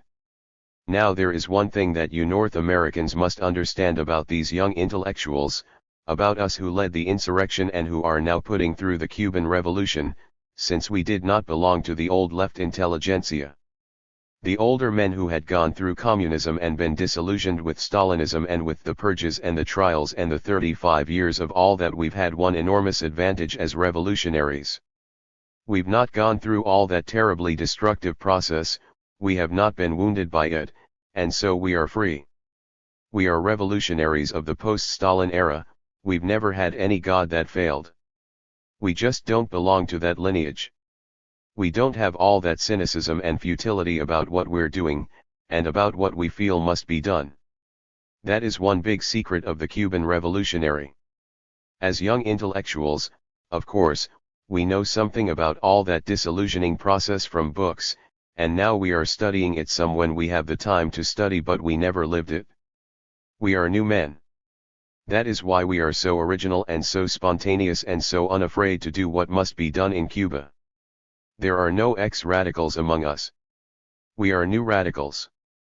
We really are, we think, a new left in the world. A left that has never suffered from all that Stalinism has meant to the old left all over the world. We know only from books the Stalinist executions and the trials and the labor camps, but it doesn't touch us personally, without any of that ideological background, so we've had the courage for revolution. It wasn't destroyed by the terrible history of the world decline of the old left. We are people without bad memories. So we paid attention to what was before our eyes, to the realities of Cuba. We've been able to do what must be done without the fear that all this instills in so many. and we remain free to carry on our revolution. 44. WC our middle class. We didn't come from the peasantry or the workers in the city. But it was with the peasantry that we got into real touch. In some part, this was because of the military situation. The rural areas, and above all the mountains, were the only places where you could fight well against an army. You must also realize that these peasants were really a sort of agricultural wage worker, who, most of the year, were unemployed. Every revolution exaggerates the evils of the old order. We Cubans have not had to do that. In its very realities, the rural order of the old Cuba was an exaggeration. An exaggeration of social hell. It was a place of unrelieved poverty and without hope. As we will explain to you later, the old Cuba was the exploited object of what we call Yankee imperialism. In addition to that, our own economy was a robber's capitalism, full of waste and tied together by bribery, by graft, and by plain and fancy thievery. Our politics was a corrupt copy of a constitutional democracy. It was neither constitutional nor democratic. It was a tyranny, resting squarely upon the army, and used economically by the tyrant and his henchmen for their own personal enrichment. Before, when we were making the insurrection, we didn't know everything about all this. The one thing we knew was the result of it all, and that was easy to see: poverty. This poverty was a settled condition, felt personally as a total absence of any future. In our Caribbean paradise of violence and grief, of terror and misery, almost 9 out of 10 of the rural homes had only kerosene lighting. Less than 3% had water piped into them. More than half did not even have. Perhaps it is difficult for you to imagine this. Over half did not have even an outdoor privy. Only about 3% had toilets indoors.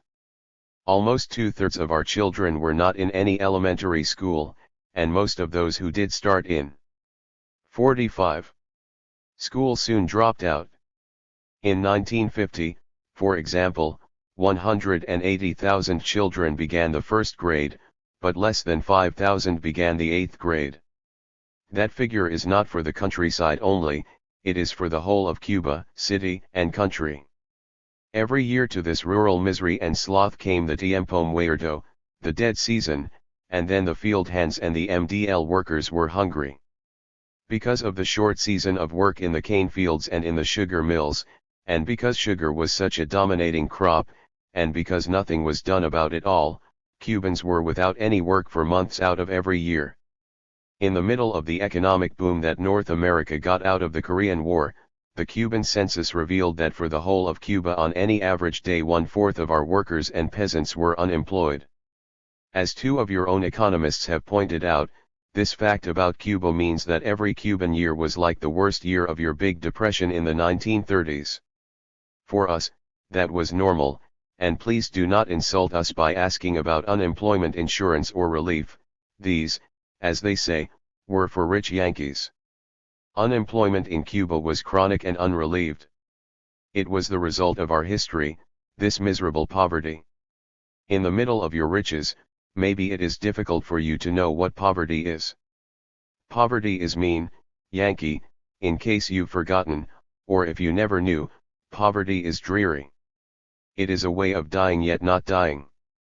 Poverty means no shoes, and the rich, fat worms crawling in the intestines of your children, up through the naked solace of their feet. Poverty in Cuba meant 8 people existing who could say living, in a miserable, filthy shack, with a floor of dirt, a leaking roof of thatch, and open fires to cook on, huddling around, coughing in the smoke. And these are the people our learned young men joined up with, and mobilized, to make our revolution. Know that well, these people are the base, the thrust, the power. It is from them that the rebel soldiers came. They are the revolutionaries. 46. 4. But it was not this old economic order, no matter how bad, that made the Cuban Revolution. The result of that economy, abject poverty, of course, was a real cause of our action, and immediately we succeeded we began to remake and to expand the whole economy of Cuba, from top to bottom. But the revolution itself was not a fight between peasants and landowners, or between wage workers and capitalists either Cuban or Yankee, nor was it a direct nationalist battle between Cubans and any foreigners. It is not an economically determined revolution, either in its origins or in its course. As it has come to grips with the economic facts of life, the revolution has overrun them, leaving in its immediate wake new economic facts of life. Our revolution is not a revolution made by labor unions or wage workers in the city, or by labor parties, or by anything like that. It is far from any revolution you ever heard of before. First of all, as we've already told you, its leaders have been young intellectuals and students from the University of Havana. They were the ones who made the first moves. They made a lot of first moves for a long time before some of their moves began to pay off. Then, as they moved, the movement they were building picked up the power of the Cuban peasants, of the campesinos. Our revolution really began and the fate of Batista was sealed when a handful of these young intellectuals really got together with the peasants. That active, historical juncture did it. And along with that, the way the rebel soldiers combined military action and economic revolution in the countryside, during the insurrection, and now afterward. So far as the different classes of Cuba are concerned, the revolution looks like this. Throughout, it has been, and it is, led by this young intelligentsia. But there are two phases, the second still going on. The first phase is the insurrection. Here, there is no doubt about it, the peasants played the big role. Together with the young intellectuals, they became the 47 rebel army that won the insurrection. They were the decisive ones, the intellectuals and the campesinos. At that time, the wage workers in the city were not conscious in any revolutionary way, their unions were merely like your North American unions, out for more money and better conditions. That was all that really moved them. And some were even more corrupt than some of yours. The Cuban middle class, what there was of it, was partly corrupted too. They had some organs of middle class expression, but they did not have any class consciousness, not even a rudimentary consciousness. Certainly, they left the Cuban peasant to rot, out in the backward areas of Cuba. They resisted Batista and criticized him sometimes, and they grumbled, often only because they were not let in on things, but they failed completely to do anything real about the Batista tyranny. Phase 2 is the revolution itself, beginning after our insurrection triumphed at the end of 1958. Since then the peasants have remained decisive, but now the wage workers have become very important too. They too have joined the revolution. It's been amazing to see how the consciousness of the Cuban wage worker has been transformed from the old trade unionism to a radical revolutionary condition. In Cuba today, of course, that means not only to be for the revolution, in some abstract way. It means to make sacrifices for it, actively to help it move on. And that the wage workers have done and are doing. Because of this the revolution has become much stronger and more radical, its velocity has been increased by the wage workers. Their revolutionary consciousness is aroused, now it is a reality. Now they, as well as the asterisk peasants, are an essentially revolutionary class, now they, too, are in full revolutionary cry. But it wasn't like that at first. When the 26th of July finally came to Havana, after the triumph, we revolutionaries told the wage workers. You didn't make it, we made the revolution, not you, and so now you must be doubly militant to make up for that. And that is what they have been.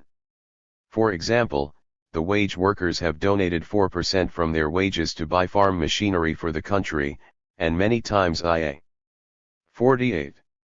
The country we have seen tractors being given by different wage worker groups to the peasants. The labor movement has definitely joined the revolution and is now a firm part of it. And the middle classes in general? Where do they stand today? As usual, they are split and they waver and they are often frightened. Many, of course, especially the professional people and especially school teachers and medical doctors are with and for the revolution.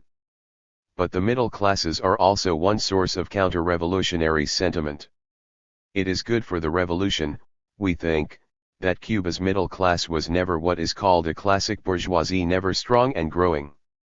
Of course, when we first triumphed, many of them were very glad, not so much that we had won, but that Batista was done with. But as the revolution really got underway, it affected some of them in their pocketbooks and more of them in their bourgeois hearts. But we'll write to you about the counter-revolution some other time. Let's get back to phase 1, the insurrection. It's true we do like very much to think about that. It's true those who fought then, they are the ones we honor and trust the most now. You can understand that, can't you?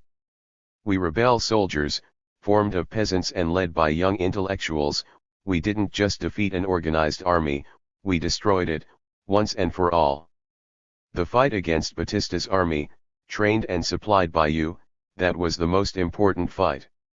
As we've told you, it was certainly more important than any class struggle between wage workers and property owners, either foreign or Cuban. The landowners and the industrialists were not so powerful. They were strongest in agriculture, and that power was quite easy to break up once Batista's army was broken up. In fact, it just evaporated. Everyone had always thought that you couldn't make a revolution without winning over the professional army. But we won against the army, and now there is no professional army in Cuba. The first thing we did upon winning was to turn the 6 biggest army garrisons in Cuba into schools, and now the Pentagon of the old Cuba is 49. The Ministry of Education. If we had just beat the army and left them around, by now they'd have made a coup d'etat, or tried to. But we smashed them to bits and ran them away for good. Our rebel soldiers, they don't like being called just soldiers, are of a different class entirely from the old Batista army. They are a new kind of army, they aren't just sitting around military garrisons and strutting along the streets. They are working. They are building poultry houses and roads into the most backward areas of Cuba, they are going to school, they are planting tens of thousands of young eucalyptus trees on land that used to be just wasteland. We don't want to leave you with the impression that it was only the peasant rebel soldiers who won the insurrection. There was an underground in the city, too, and many of our brothers worked there and died there for the revolution. But the conditions in the city were very bad, very unfavorable for the revolution. It was a police tyranny there, not like up in the mountains. About 7 months before we finally won, there was a strike in the city, which failed. That failure meant that all the military forces of the tyranny were turned against those of us who were up in the mountains. Those forces came up to our mountains and tried, once and for all, to kill us off. Do you know how many armed men we had then? About 300. That was all we had, and that, Yankee, maybe that was the turning point of the Cuban Revolution. 13 army teams, each 900 men strong, came towards the mountains. 12,000 men paid by Batista, the biggest troop movement, they say, in the history of Cuba, in trucks, jeeps, trains, moved toward the mountains. From Fort Moncada and the base at Bayamo, Sherman tanks supplied by you, Yankee, clanked towards the mountain. And we waited for them all in our log and earth. 50 bunkers supplied by us, Yankee. We dug tank traps, we blew up bridges on highway and railroad, we hid in trees, ready to snipe. We were in our Sierra Maestra, in the jungle, on the cliff, up the gorge. First came the planes, with napalm bombs supplied by you, Yankee. Then the troops came into our woods. And one thing we can do is shoot accurately. They couldn't. They got tired too quick, they were flabby, and they couldn't shoot worth a damn. The officers who commanded them were just plain stupid, too. They didn't have iron faces, but they had wooden heads. Maybe we shouldn't say that, seeing as how your military missions had helped train them, but it's true.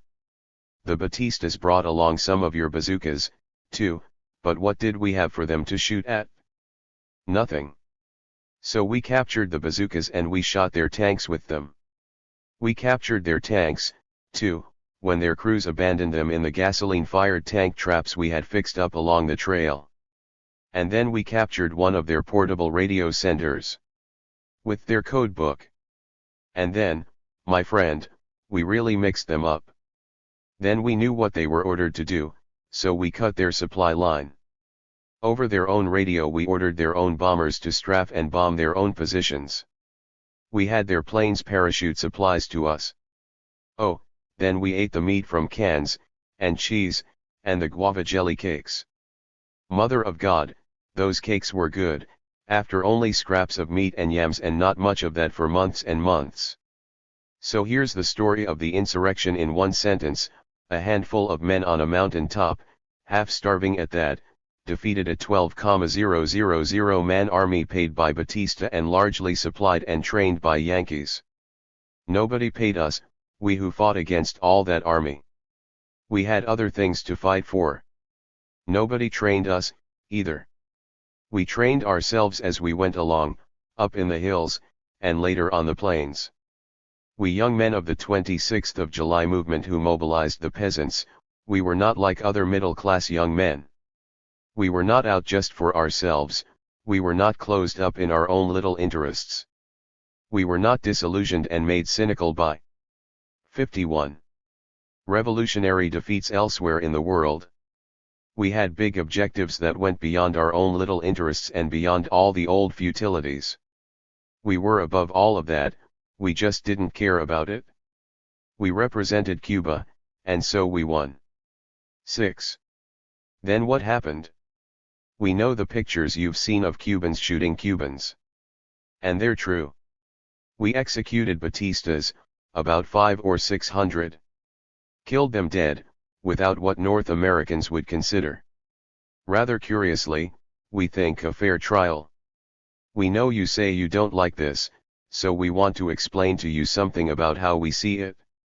This was a war. During the Batista regime, thousands of our people were murdered. Those people we rebel soldiers executed were the worst criminals of the Batista tyranny, we all knew them well. So what would you expect? Maybe in easy moral terms, no killing is excusable, including please remember the enormous slaughters of the wars you Yankees have been in. But however immoral, the purposes and the results of killing are quite different in different places and at different times. Because, you see, it does matter who is getting killed and why. That again never excuses the killing as such. As Christians, we know that, but it does give different meanings to different killings, and the Cuban killings we think were just and necessary killings. But whether you think so or not, you certainly have no grounds for talking about injustice. Who gave any trial to the people of Hiroshima? Well, this, too, was a war. Remember, too, Yankee, that morals are easy to come by sitting in your quiet suburbs away from it all, protected from it all. Morals are easy to say out when you're rich and strong and all the unpleasantnesses of the world are hidden from you by distance, by amusements, by your own indifference, by your own private way of life. 52. But come down to the history you are now a part of, that history is cruel for others. Come down to Cuba. History in Cuba has been very cruel indeed. We are trying, don't you see, to end the injustice and cruelty that had been built down into our very way of life and with which you have had quite something to do, Yankee. But here's the most important thing you ought to know. By the execution of the worst Batista hoodlums, and the putting into jail of other war criminals, Fidel and his rebel soldiers saved Cuba from a bloodbath. Do you know that Fidel Castro and his men went on the radio and said to the people, act with revolutionary restraint, you will have justice? If he hadn't done that, the Cuban people would have made a bloodbath in Cuba. And we people are grateful to him now for having saved us from doing that, but at the time, we were mad to the point of frenzy, we would have killed them all, and maybe then there would have been injustices done. Maybe you've heard some ex-Cuban businessman telling you that he is against Fidel Castro because of these executions. That's a counter-revolutionary theme song today all over the business world. What does it mean? It means that our revolution has shown up in their balance books.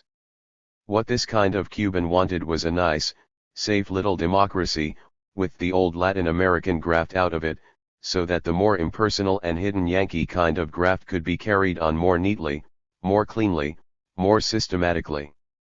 You still think, Yankee, that it's the morals of the executions they're all against? Why, then, was there no organized propaganda among these people or by the newspapers and radios and magazines they control when the Batistas were doing the killing? There wasn't, there was just the opposite. Your government sent its military men down to our island to help train the Batistas, who were doing the killing then. Your government gave them guns and planes and bombs and trained the Batistas to use all these against us.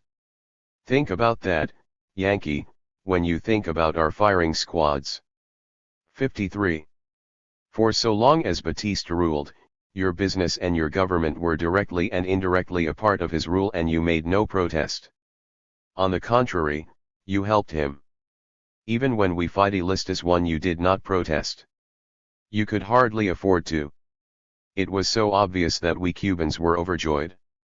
But the minute we began to organize for our own use corporation property Cuban as well as Yankee, please note then your newspapers, your Yankee government, all your radios came out hard and loud against us.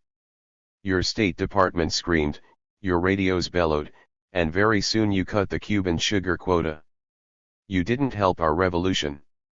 You've never helped it. You hurt it.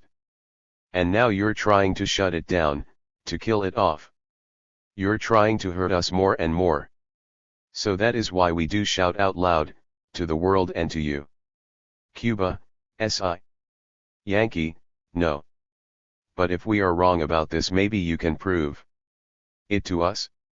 It should be easy for you. You're a democracy. Aren't you? 54. 3. Your counter-revolution. Every revolution has its counter-revolution, that is a sign the revolution is for real. And every revolution must defend itself against this counter-revolution, or the revolution will fail. Nowadays, in countries like ours, counter-revolutions are almost always supported from abroad. Certainly the counter-revolution to our revolution is supported from abroad. Some of the things we're going to tell you now we can't prove. By their very nature, that's impossible. But maybe you could look into it, Yankee, and help us know more about it, so we could defend ourselves better. Who are the counter-revolutionaries? And what kind of power do they have?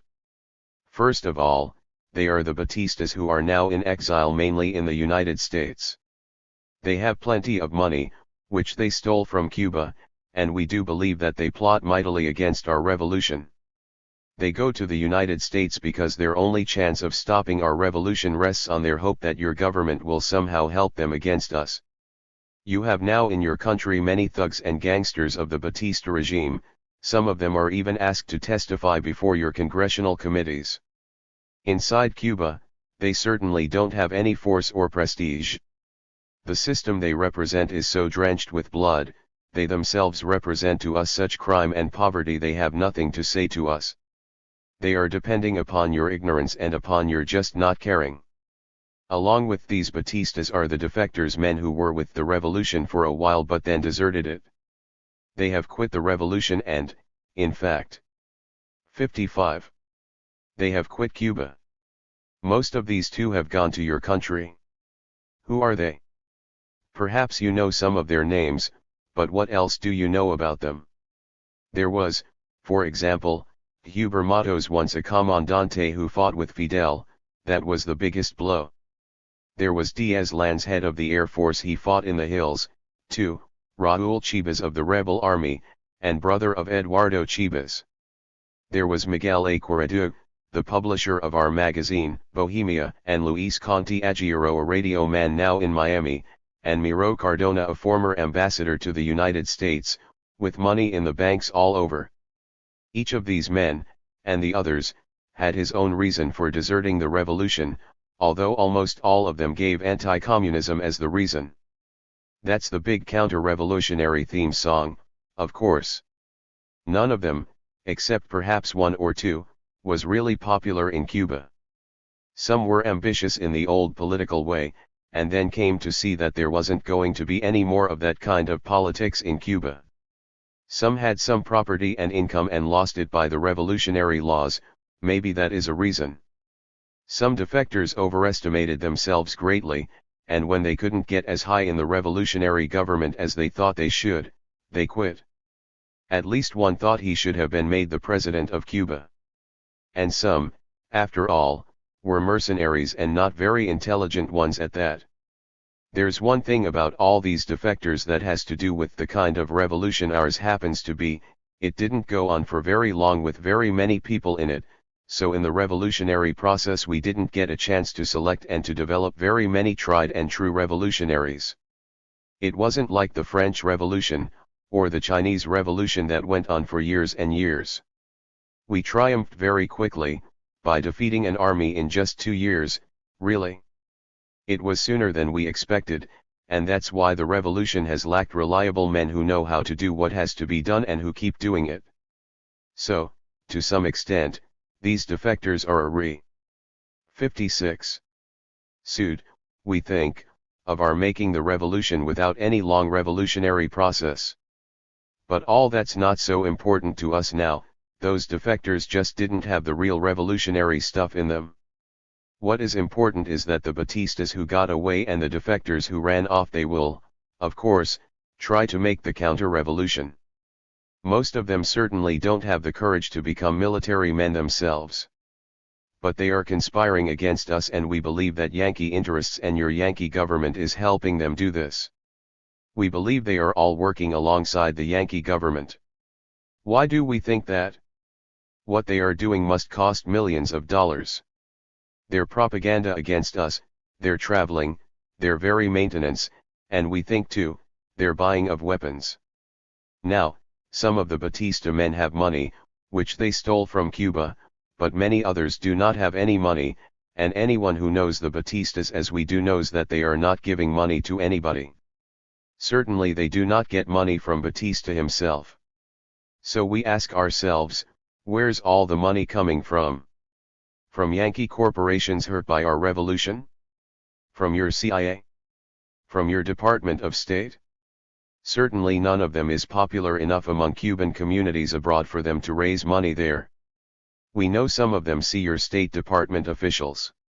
So we think Yankees must be helping them. If we are wrong about this, prove it to us. Have your Congress investigate the whole counter-revolution. Can't you do that? All we want is the whole truth about it all. Until you make that whole truth clear, we'll have to keep on believing what we've said. 2. But how about counter-revolutionary sentiment inside Cuba? Does it exist?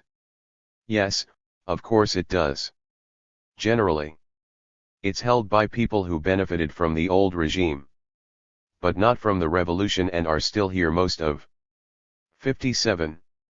The big Cuban landowners, for example, people directly affected in the pocketbook by the revolutionary laws. Every revolutionary law has naturally left in its wake defection, resentment, and counter-revolutionary sentiment. Certainly this is true among the big latifundistas. Left in the wake of the agrarian reform, yet many of these big owners have stayed in Cuba. The owners of real estate, of the many big apartment houses, for example, for that was a big source of investment in the old days for the bribers and the bribed, as well as other capitalist profiteers. They have been hurt economically by our low rent laws. The gambling interests, as well as other tourist industries, and also such Cuban profit-making industries as the numbers game, the lottery, the slot machine racket, those who were in on the casinos.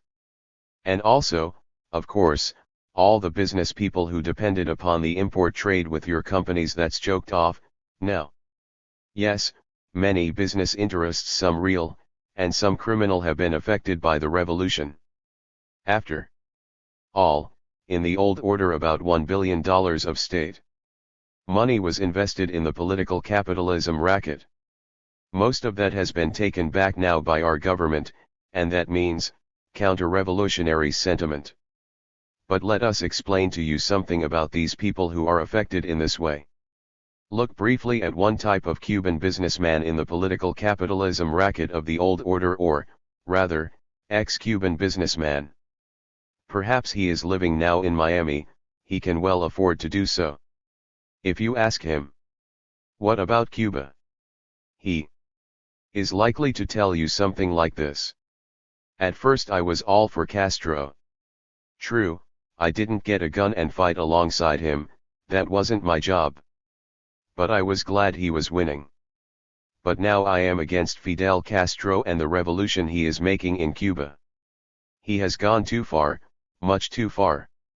I suppose down there in Cuba they'd call me a counter-revolutionary, and perhaps I am, except, I'd much rather say that I am for the true revolution, and therefore I am against what Fidel and his bearded men are doing.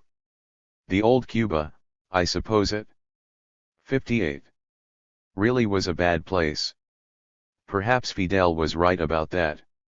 Yet somehow, despite everything they may say, I liked it. A man could make plenty money there, and spend it well, too.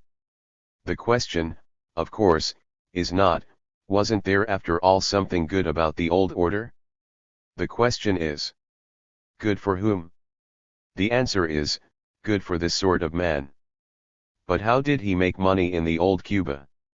You must first realize that the old Cuba was not a capitalist society with a strong, honest, and flourishing middle class. Cuba was just a factory. And the economic powers in it clustered around the United States monopolies that operated in Cuba. From inside, it was a political capitalism, from outside, it was an imperialist colony. Big Cuban fortunes were invested in sugar and banking and real estate, but especially in farming, of course. Those were the major fields of investment. Middle-class capital was very limited, and so the industries in which it was invested were small. But heavier industries, requiring larger investment, these were undertaken during the 50s by the Batista government. This is how it worked: politically influential men, or the relatives of such men, would ask for a government loan to set up a business. This private businessman would put up 10% to 20% of the total capital, the rest being supplied by the government. This private man was, of course, the owner. He was supposed to pay back to the government both the principal and the interest on the money. On paper, that is. Such heavy industry was in sugarcane products, metallurgical work, paper, building materials, and some chemical plants. The capitalists who got loans in this way from the government were interested less in sound production than in big business deals. They would invest, say, $200,000 for a $2 million industry, and then they would become rich by graft. They would sell to themselves a site for the industry, for example, and they would buy machinery, not on a sound business basis, but in order to get a rake off on the deal. The plants were ill-designed, the equipment was not bought at economically feasible prices. But these investors would sell the 59 products and keep the money. It was that simple. They would not pay their debts, they would take $1 million or so out of the business, and then they would let it collapse. Many such businesses never even came into actual production, and if they did, their production costs were very high, higher than the profit. But they didn't care, they just took the profits. To put it briefly, Cuban business of this sort was part of a corrupt government, and together with that government formed a capitalist world of rackets. Such was the political capitalism of Cuba. And such is one basis for the counter-revolution today. For we have, of course, taken over all these businesses. But the fact is, there are only a few counter-revolutionaries in Cuba, and they certainly are impotent to gather any elements around them. The middle classes will have a chance now to work and to feel more connected with the country. Of course, some of these middle-class people consider only their money, money is their only country. Still, they too have some pride in our nation. They know the world now respects Cuba, and despite their counter-revolutionary sentiment, this does make them glad. Many of the professional people, certainly most of the younger ones, are with the revolution. Young lawyers are needed by the new government, because the old juridical system, inherently a part of the old order, was thoroughly corrupt. Permits were needed for almost everything in the way of business, and for permits you needed bribes and fixes, and all this meant money to lawyers. So did the old corporation way of business life, and many such lawyers are against the revolution. But a new juridical system must now be built, and this means new and exciting work for lawyers who are with the revolution. They must do the work of building this new system. Others of them are being employed by the government as administrators. Many architects, too, are busy building schools and houses and new 60 factories, and throughout the revolutionary institutions, medical personnel are working hard at a variety of tasks, not only medical. But that's not the whole story. There is fear in the urban middle classes of being hurt economically and politically. Such fear is less among the professional classes than the smaller and medium-sized businessmen. Of course, the middle classes generally supported the revolution, at least in a passive way, during the insurrectionary period, although as a class they had little to do with making it. But now, as we settle down to the construction of a new deal and of a new social and economic order, many sections of the middle class vacillate and many zigzag towards the right, towards the counter-revolution. The old upper classes have lost their wealth and their power, and they've lost something else, too. They've lost much of how they used to live, their style of life. It was an easy life, in a material way. Many years ago, perhaps 60 years ago, it was a rather fine style of life. Of course, it was feudal, but there was some high culture in it, and now they are surprised that it has disappeared so quickly, almost overnight. Sometimes it makes them panic. You see, at first they thought the revolution was just against Batista, and so, in a way, that it was for them. Now they know that this isn't the case, that it's a real revolution, and when they see before their eyes a whole nation in the process of becoming radical, it frightens them, and they don't quite know what to do. There's another thing, too, about the upper and the middle classes now, but especially about the lower middle class in the cities. It's not that they've actually lost anything material. It's that they feel they have lost a dream. Some of them are disappointed that they cannot have the big dream anymore. They never had a solid bourgeois life, but with some of them it was like the weekly lottery. There was always the dream of winning the $100,000. That dream, in which many lived in the old order, is destroyed by the revolution. The dream was to some extent on all levels, as it is in all poor countries. It was one big reason for all the crooked slot 61 chins all over the island. If you were poor, you dreamed with the slot machines. If you were a little better off, you dreamed of getting a license by some bribery to teach school. If you were still better off, you dreamed of the $1 million, suddenly and miraculously yours. And now that dream, all of it, on all levels, is absolutely done with. The revolution, we've told you, is a way of defining reality, the realities of Cuba and of yourself, too. And so the loss of that crooked dream, that's another source of counter-revolutionary sentiment in Cuba today. Anti-communism, as we've said, is the theme song of the counter-revolutionaries. The prejudice and the confusion about these words prevail only in parts of the elite and the middle classes. It still does prevail, much more widely, in the U.S.A, doesn't it? But this propaganda, about the Cuban Revolution being communist, is very clever. It does spread confusion and worry in Cuba, especially because the middle classes do not have any real orientation to social and economic reality. But remember, the revolution is very powerful. So many of the poor are with the revolution, and against U.S. policy. Also forgive us, but it's true U.S. policy has been and is so obviously stupid that this propaganda doesn't always work. And now, the Cuban middle classes are not so worried as they used to be. The middle class thought at first that the revolution was merely a change of men. Now they see that it is not. It is a real revolution. Many sections of the middle class were anti-Batista, but many of them only because Batista would not let them coexist with him. They thought that his downfall meant the occasion for them to enjoy power and privilege. But the revolution does not mean that. It means the liquidation of privileges, so the mediocrity of these middle-class sections has now been put into evidence. You must also realize that the interests of the middle class of the old Cuba were very much tied up with the interests socially as well as economically and politically of U.S. business. When power went into the hands of the people, the middle classes began to mistrust the revolution. So, naturally, in some cases, the charge that 62. All we Cubans are communists that caught the imagination of these people. Now the peasants and the wage workers, being organized better, are creating a great force against such lies. The moral and the cultural aspects of the revolution are becoming clearer, and so we can resist this kind of psychological warfare. 4.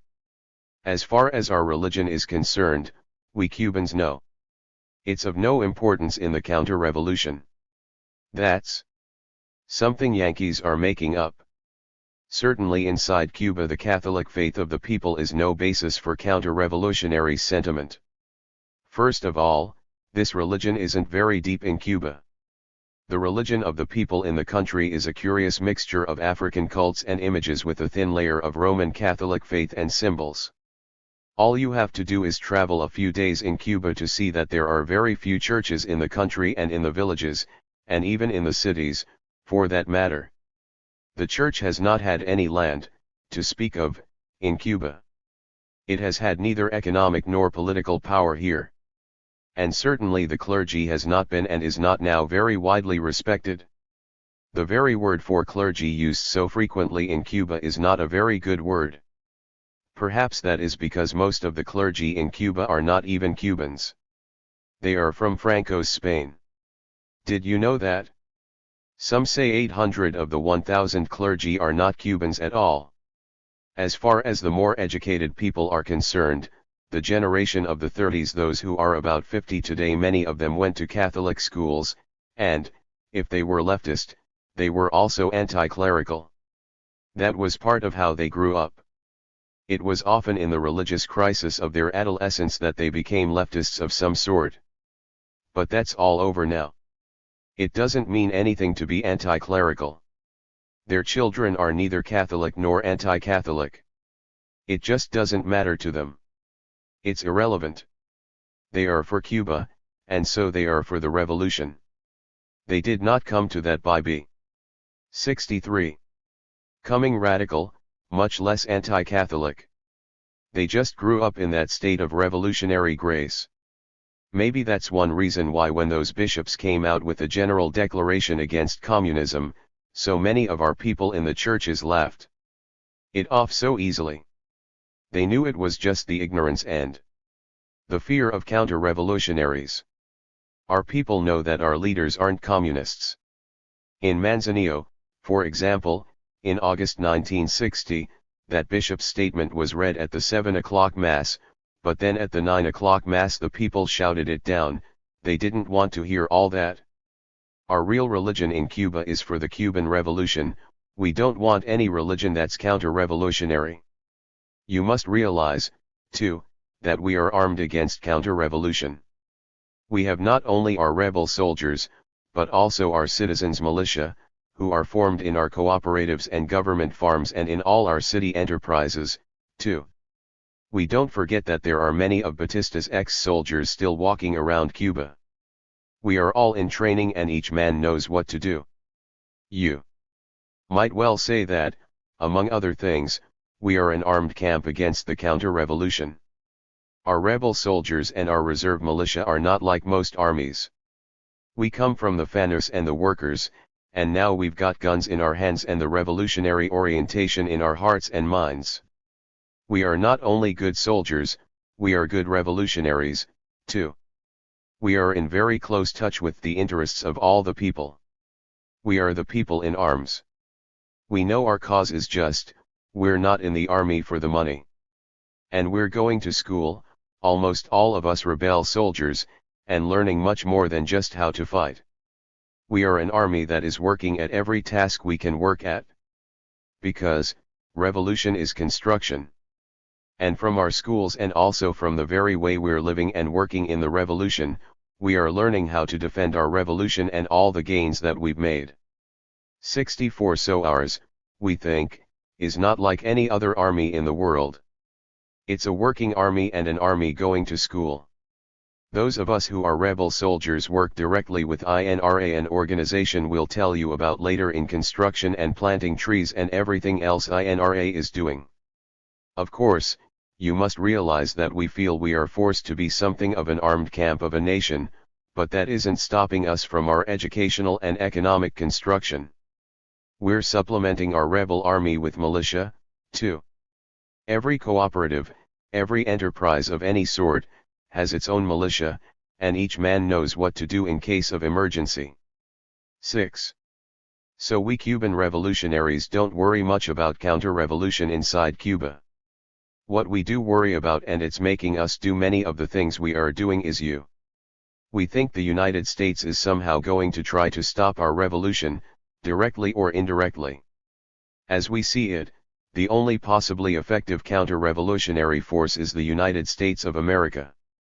We're not afraid of this, we're not afraid of anything, but we do know that we have to prepare well to meet it.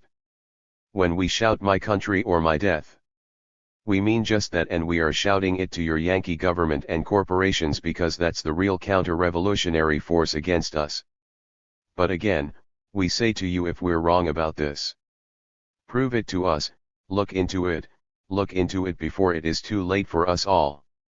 In the meantime, we've your own history to go on, and we'll stick to that. Forget the old history we've already told you about. Think about only yesterday and today.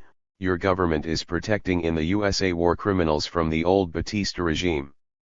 Probably your CIA is recruiting some of them as agents. At least, your government is providing safe refuge for them while they plot to harass our work and quite possibly to invade us.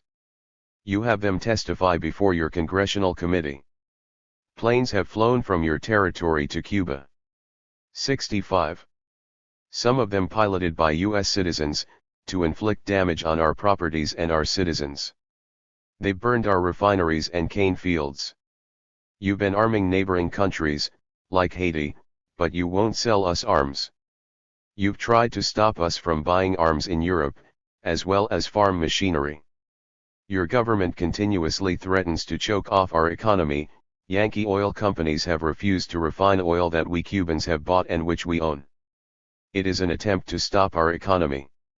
Your government cut the quota for Cuban sugar in an effort to do just that. You won't even sell us small planes to dust our crops. You've held up export licenses for tractors and farm machinery. Shipments of our fruit and vegetable industry have been harassed in U.S. ports, and not inspected. You've destroyed our U.S. Cuban tourist trade with your propaganda. Your government makes diplomatic proclamations, and causes other governments to do so, that deny our rights as a sovereign state. Your high and mighty don't treat us as a sovereign state, but as a kind of primitive people run by some colonial office of yours instead of by a government of our own. All this, it seems clear to us, is attempted intervention into our Cuban affairs. It is against the Charter of the United Nations. It is an imperialist attitude from beginning to end. But more than that, in our view, it is an attempted counter-revolution against us. Since we say this, that Yankee interests and the Yankee government is the major counter-revolutionary force we see, let us go into it a little more. Let us ask, what can the USA do to hurt the Cuban Revolution? Politically, we don't think they can do much against us. They can cause the organization of American states, which we often think is generally an unwieldy colonial office of the U.S.A, to make shaky proclamations against us. But these proclamations don't scare us, and they don't mean much. For one thing, some of those governments in the OAS are pretty shaky themselves, and many of their peoples are with us. More of them will be when they come to know what we're really doing and how well off the people of Cuba are getting to be. But 66 more important than that, these political proclamations have no economic bite, and they have no military significance either. Do you know why? Now you're going to learn something about Yankee imperialism. The countries of Latin America, living alongside each other, do not generally have any significant economic relations with each other.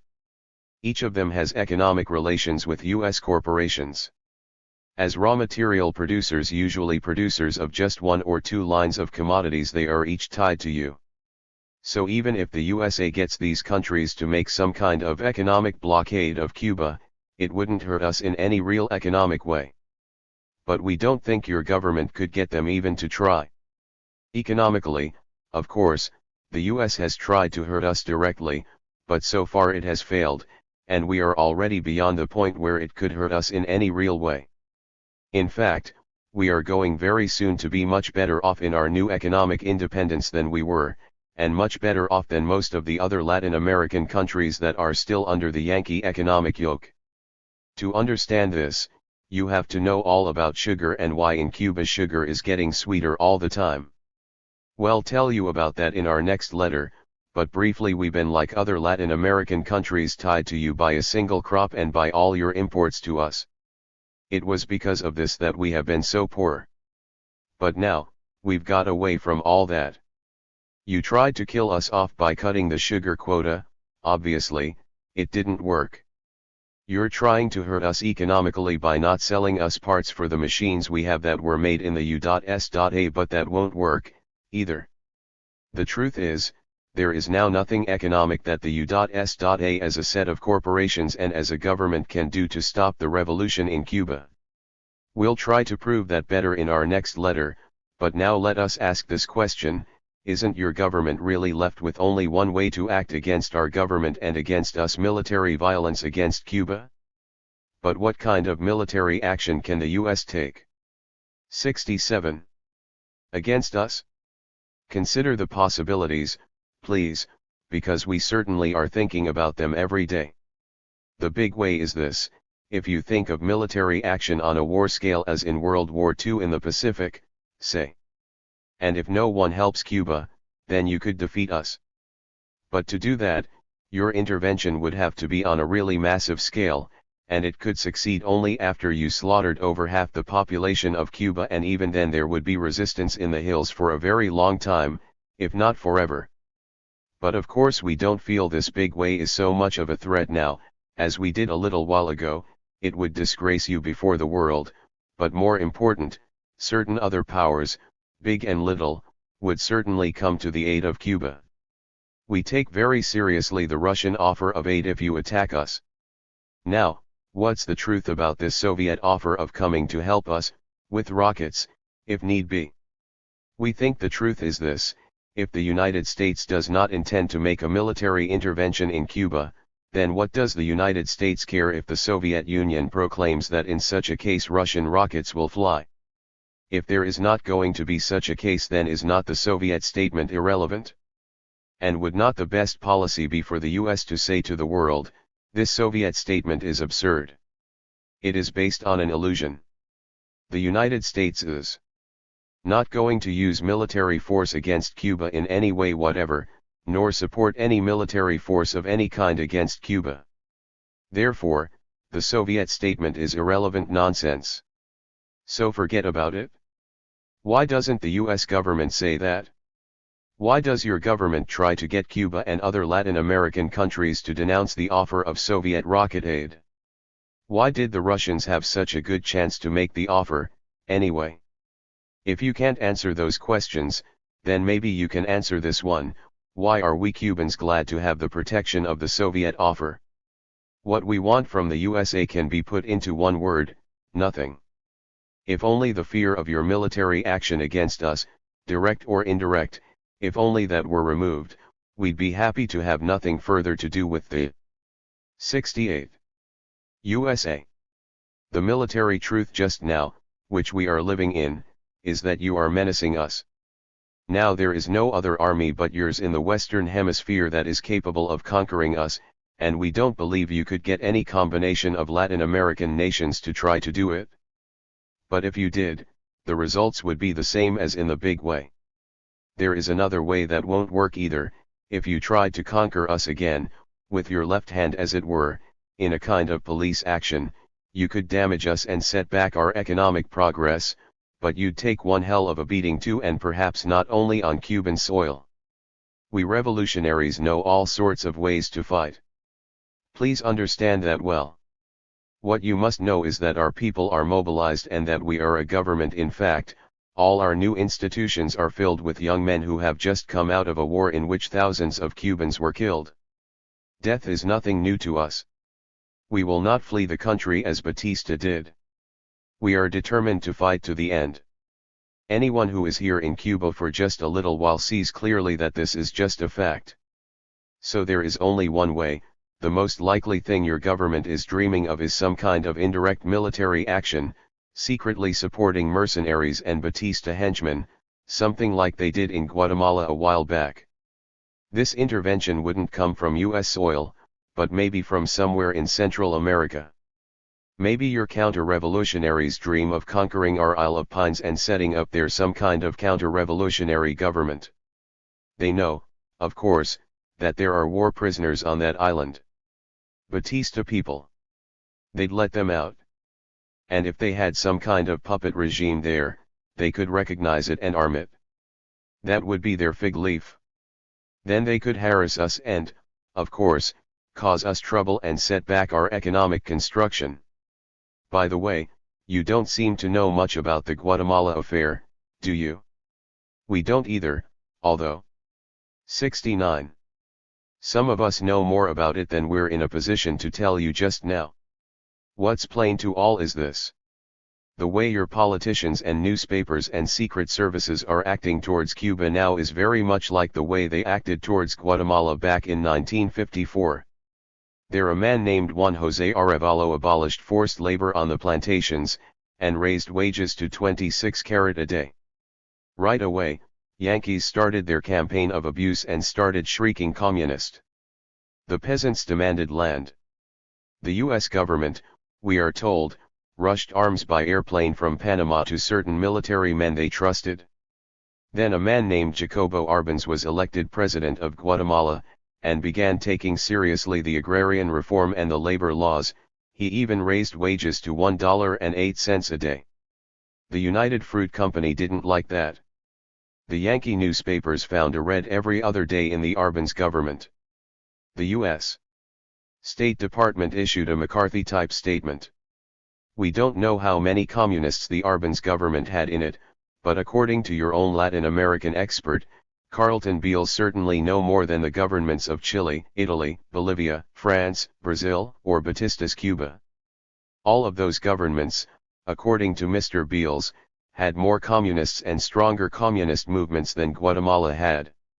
Anyway, the Inter-American Congress met and your Mr. John Foster Dulles jammed through a condemnation of Guatemala.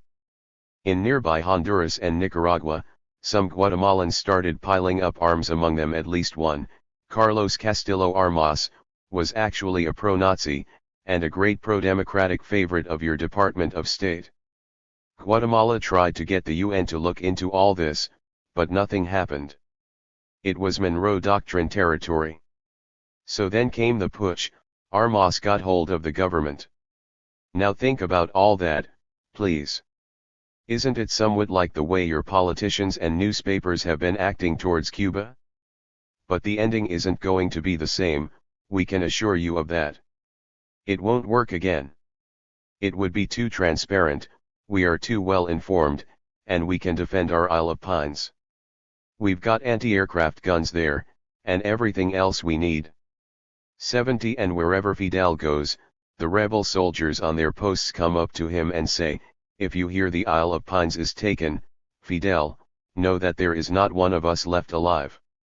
There is no question whatsoever in anybody's mind but that they mean this literally. All of us do. And besides, any attempt to conquer the Isle of Pines would very soon lead to the same consequence as in the Big Way. We told you before, we are not alone anymore. But please listen to us, Yankee, can't you do anything about all this before it happens? Haven't you anything to say about what your government does? Can't you make your Congress look into your counter-revolution against us? Can't you, once and for all, prove to us that we are wrong about the menace of Yankee intervention? These, you must know it, are the most important questions we Cubans are going to be asking you. And every day we are waiting for your answer, every day with guns in our hands. 4. Do-it-yourself economics. The truth about what we're doing economically in Cuba is that we're a do-it-yourself outfit, and that in everything we've done and are doing we've acted and we are acting without reference to ideology of any kind. We're acting with close and continual reference to one master aim, to make Cuba economically sovereign and economically prosperous. To do this, we have to accomplish three immediate tasks, which we already have well in hand. First, we are increasing and diversifying our production and our consumption, especially in our agriculture. Second, we are increasing and diversifying our export markets and our sources of supply from abroad. Third, we are beginning to industrialize our island at the same time as we are immediately improving our standard of living. As soon as the insurrection triumphed, in January 1959, our economic revolution began, and very soon we came upon two economic institutions and one chronic economic condition. These were hard facts, inherited from the old order, and they stood in the way of our economic aims and our economic needs. The chronic condition was the poverty and the unemployment. These were the basic results of the old system. That old system was made up of two institutions that stood in our way. One was imperialism, the other was entirely Cuban. It was the political capitalism of the Batista thieves we've already told you about. We don't want to leave the impression that we knew all our aims and obstacles in so clear-cut a way from the very beginning. We didn't. We came upon one fact at a time, as we began to go to work building our economy and trying to do something about the unemployment. 71. 72. We've tried to meet many of our problems in different ways, and many of these ways didn't seem to work, but we've kept at it. We've had to, and in working at it, we've come to our overall aims and our plans of how to realize them. But what was the imperialism of the old Cuba? It rested, of course, upon foreign-owned capital, which in Cuba meant Yankee-owned capital. And it wasn't only the sugar fields and the mills and the oil refineries and the electric company and the rubber tire plants and the telephone system. It was also the preferential tariffs given to U.S. capitalists and only to U.S. capitalists, who sold so many things to Cuba that Cubans had to have. We've told you that we've been in poverty and that now we're coming out of poverty, but why have we been so poor for so long? It's a new question among us. Now, of course, we know we are a rich island with willing and able people. Every day we are proving that. Why then were we so poor for so long? In one word, sugar. Of course, some Cubans have long known that it is not wise for any nation to base its very existence upon any single crop. But there wasn't anything that Cubans could do about it. But that one word, sugar, is not quite enough to explain the old agrarian order of Cuba. Two other words are needed, imperialism and monopoly. And both these words meant the same things: the concentration of our riches in the hands of just a few people, the misuse of our land, and much land not being used at all, and certainly not much use of our labor power. In the old order, in the countryside, there was no middle class to speak of. There were the few rich, usually absentee owners, some Cuban and some Yankee, and then there was the great mass of the utterly poor. Just after the Second World War, less than 1/10 of all the farms in Cuba held over 2/3 of the 73 land. Our soil and climate are among the best in the world. You can grow almost anything in it.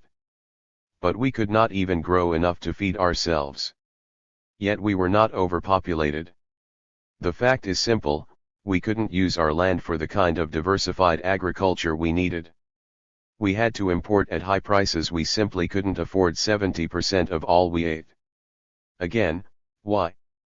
Again, sugar. Until 1934, the United States companies that bought Cuban sugar paid the same price as the companies of all other countries. But in that year, the quota system was established by the U.S. It was designed to protect your producers of beet sugar in the U.S.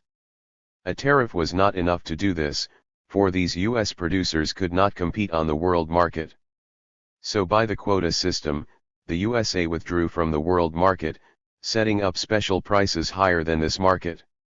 The quota assigned to sugar producers in Cuba was lower than what they had been exporting to the US. Cuba could have sold more sugar at a free price in the US and elsewhere.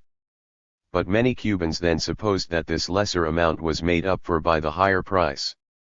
The higher price has been maintained since 1934, although in some periods the price of sugar paid by the US buyers has been lower than the world price, for example, during World War II and the Korean and Suez crises. Many people think that the US was making a present to Cuba by this quota price. But we think the fact is that this higher price was not enough to make up for the balance of payments between the US and Cuba. In other words, you have to look not only at the sales in sugar, but at all the economic transactions between Cuba and the USA. When you do that, you see at once that in return for the sugar quota, as it were, U.S. exporters to Cuba got a highly privileged status, the preferential tariffs. This preferential status gave the U.S. exporters to Cuba such an advantage that no one else could compete with them. Producers of sugar in Cuba were given a higher import price, but by an advantageous tariff, U.S. exporters to Cuba took back any benefit the quota system might have produced. In the 10 years preceding the triumph of our revolution, in spite of the higher price paid for sugar, the balance of payment was negative for Cuba. A total of some $100 million per year was involved. Cuba gave concessions in tariffs and taxes to the U.S. companies, which thus dominated the Cuban import market. Cubans could not buy elsewhere. In the last 10 years of the tyranny, despite its tiny economy, Cuba lost some $1 billion to the United States. To this must be added the fact that about 40% of Cuba's sugar production was in the hands of the U.S. corporations. Now, of course, all sugar is produced in Cuban mills, and so the economic benefit of all Cuban sales is Cuba's. The U.S. economic aggression in cutting the sugar quota is only temporary in its effect. When we overcome it still further, by diversifying our exports and our imports, we will be much better off than we were in the old order, under the Yankee yoke. But this U.S. reduction of the Cuban sugar they buy could have been very harmful to us. About 1/5 of Cuba's production was involved. We might have had to dump that on the world market, or we might have had to limit our production. If we dumped it, the price of sugar would go down. If we cut our production, we would have had more unemployment. Either way, this would have weakened us. It might well have been a terrific economic blow. Your Department of State was sure, we believe, that cutting the quota was going to wreck our revolutionary government. You must realize, then, that the Russians and the Chinese and the Japanese have saved Cuba much hardship and perhaps economic catastrophe by buying our sugar. But in 2 to 4 years we will not be dependent on the Russian market. For Cuba's international quota for sugar has already gone up, because the world demand for sugar is going up. One reason for this is that 75. The Soviet countries are buying sugar. And that is because their standard of living is increasing. There is thus a rational economic relation between these Soviet countries and countries such as Cuba. With the Russians buying our sugar, the US will have to buy 1 million tons, or probably even more, in the world market. And so the greater demand in the world market will increase the price of sugar. In fact, it is already going up. In the end, the Yankee consumer will suffer from this cutting of the Cuban quota, indeed, from our economic independence in general. We are no longer under the exploitative Yankee yoke. We are diversifying and we are stabilizing the market for our sugar. But of course we are not depending only on sugar. We are going to export many other things, too. So the Yankee cut in the Cuban sugar quota is going to turn out to be of benefit to us. We have, of course, as Fidel Castro said last June, exchanged quota for investments. The Cubans lost the sugar quota, the Yankees lost their sugar investments. Well, what would you expect? In this, we did act very cautiously. We did not shout about these North American investments, or even about the import privileges North Americans had in Cuba, not until your Congress and then your President started talking big about the sugar quota and about communists. We're not going to sit and be exploited and manipulated by your sugar interests and their front men. And we are not alone. There are other markets for Cuban products, there are other sources of supply for the things Cubans need. We will trade with as many different countries as we possibly can. We do not care what their politics are. The more countries we sell to, and the more countries we buy from, the freer we will be, economically and politically. Jose Marti said it. Now we are doing it, too. But it wasn't only Yankee imperialism and the sugar economy the revolution had to correct. We also had to 76. Put the old political capitalism of Batista in order. Some 80% of the capital in our industries was government money, and most of the owners were henchmen of Batista. We would have confiscated these properties because of the Batista connection alone, quite apart from the simple economic justice of taking them over. All businesses set up in this way of the thief, we took over. Whenever we found clean private money in industry, that capital investment we recognized, and most of those owners have stayed on as partners, owning whatever percentage was rightly theirs. But most of the Cuban industry set up during the 50s was the Batista sort of robber capitalism. Since our triumph, some businesses have gone bankrupt, and so we have taken them over in order to keep them running. We've done this to keep employment up.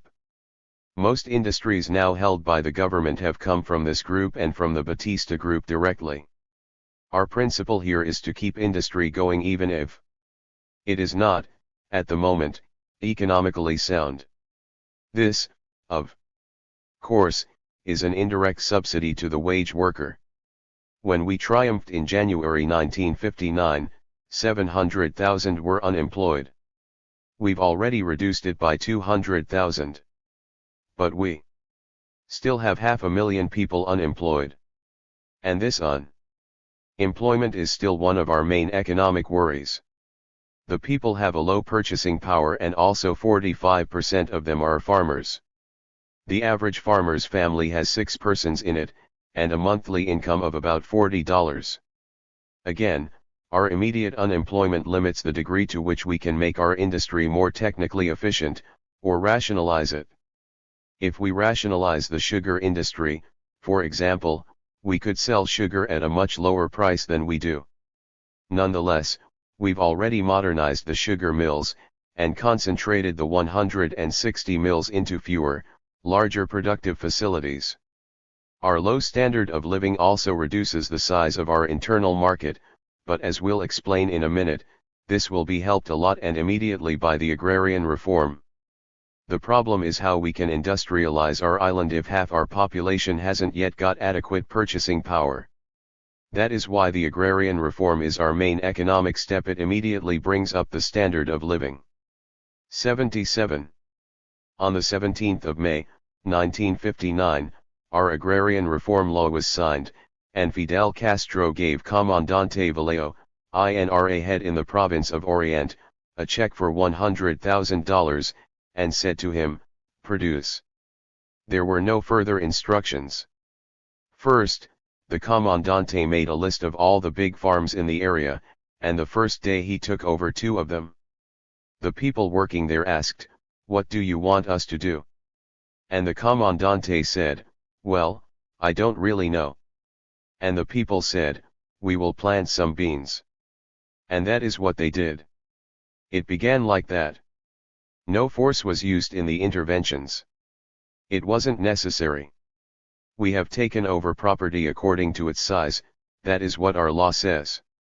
We leave the small owners alone, but if they are not in higher production within a year or 2, we will have to intervene there too. But now we are helping these little ones. We think small landowners will naturally join into larger cooperatives. They form committees, and these are cooperatives in almost all senses of the word. For example, the other day, in August 1960, 700 small owners in corn production came together. If they have high enough production for them to keep their land individually, then they will keep it. But we revolutionaries do prefer cooperatives, because then medical and social and educational facilities are easier to fix up for the people. So we try to get them to see the good results of this pooling of their land. We are looking to production. C. Organization is more or less taking care of itself.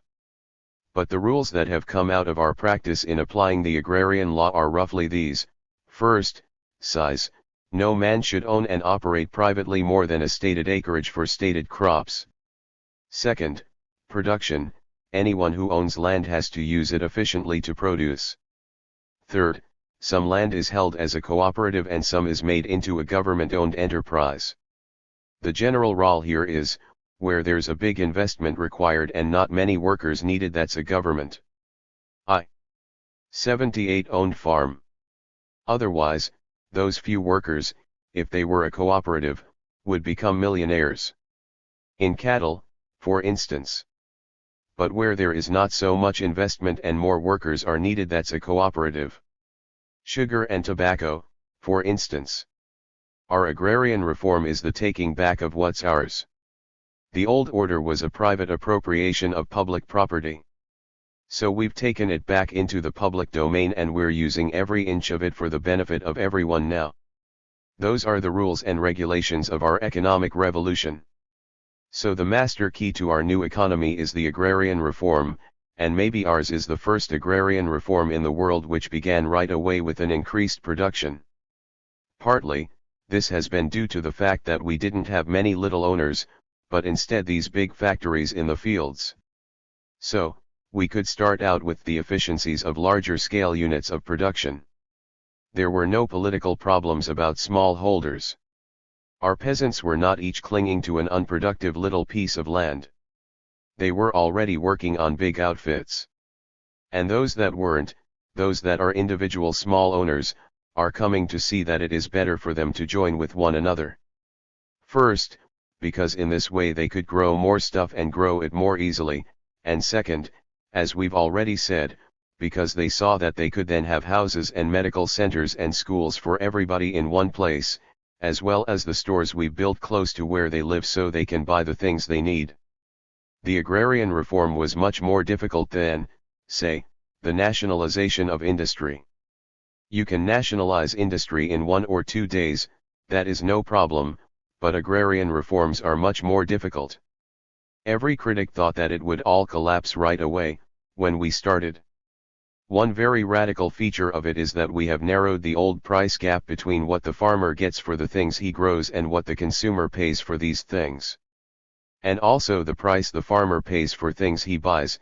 In our people's stores, we have all the 79 advantages of a big chain store, but these stores belong to us. But back up a moment. Do you happen to know anything about farming? You do know, of course, that in most of Latin America, that's the biggest problem of them all. We Cubans are working out one set of answers to it, our Mexican brothers have been working out another, the Bolivians still another, the rest don't seem to be working on it at all. Now, in our new Cuban answer, Yankees are not involved at all. We Cubans, as we've told you, are in a do-it-yourself kind of movement. For example, we are not capitalists and we are not building a capitalist society in Cuba today. Neither are we building a Stalinist society. We ourselves don't know quite what to call what we are building, and we don't care. It is, of course, socialism of a sort. We're not a bit afraid of that word, and why ever should you be?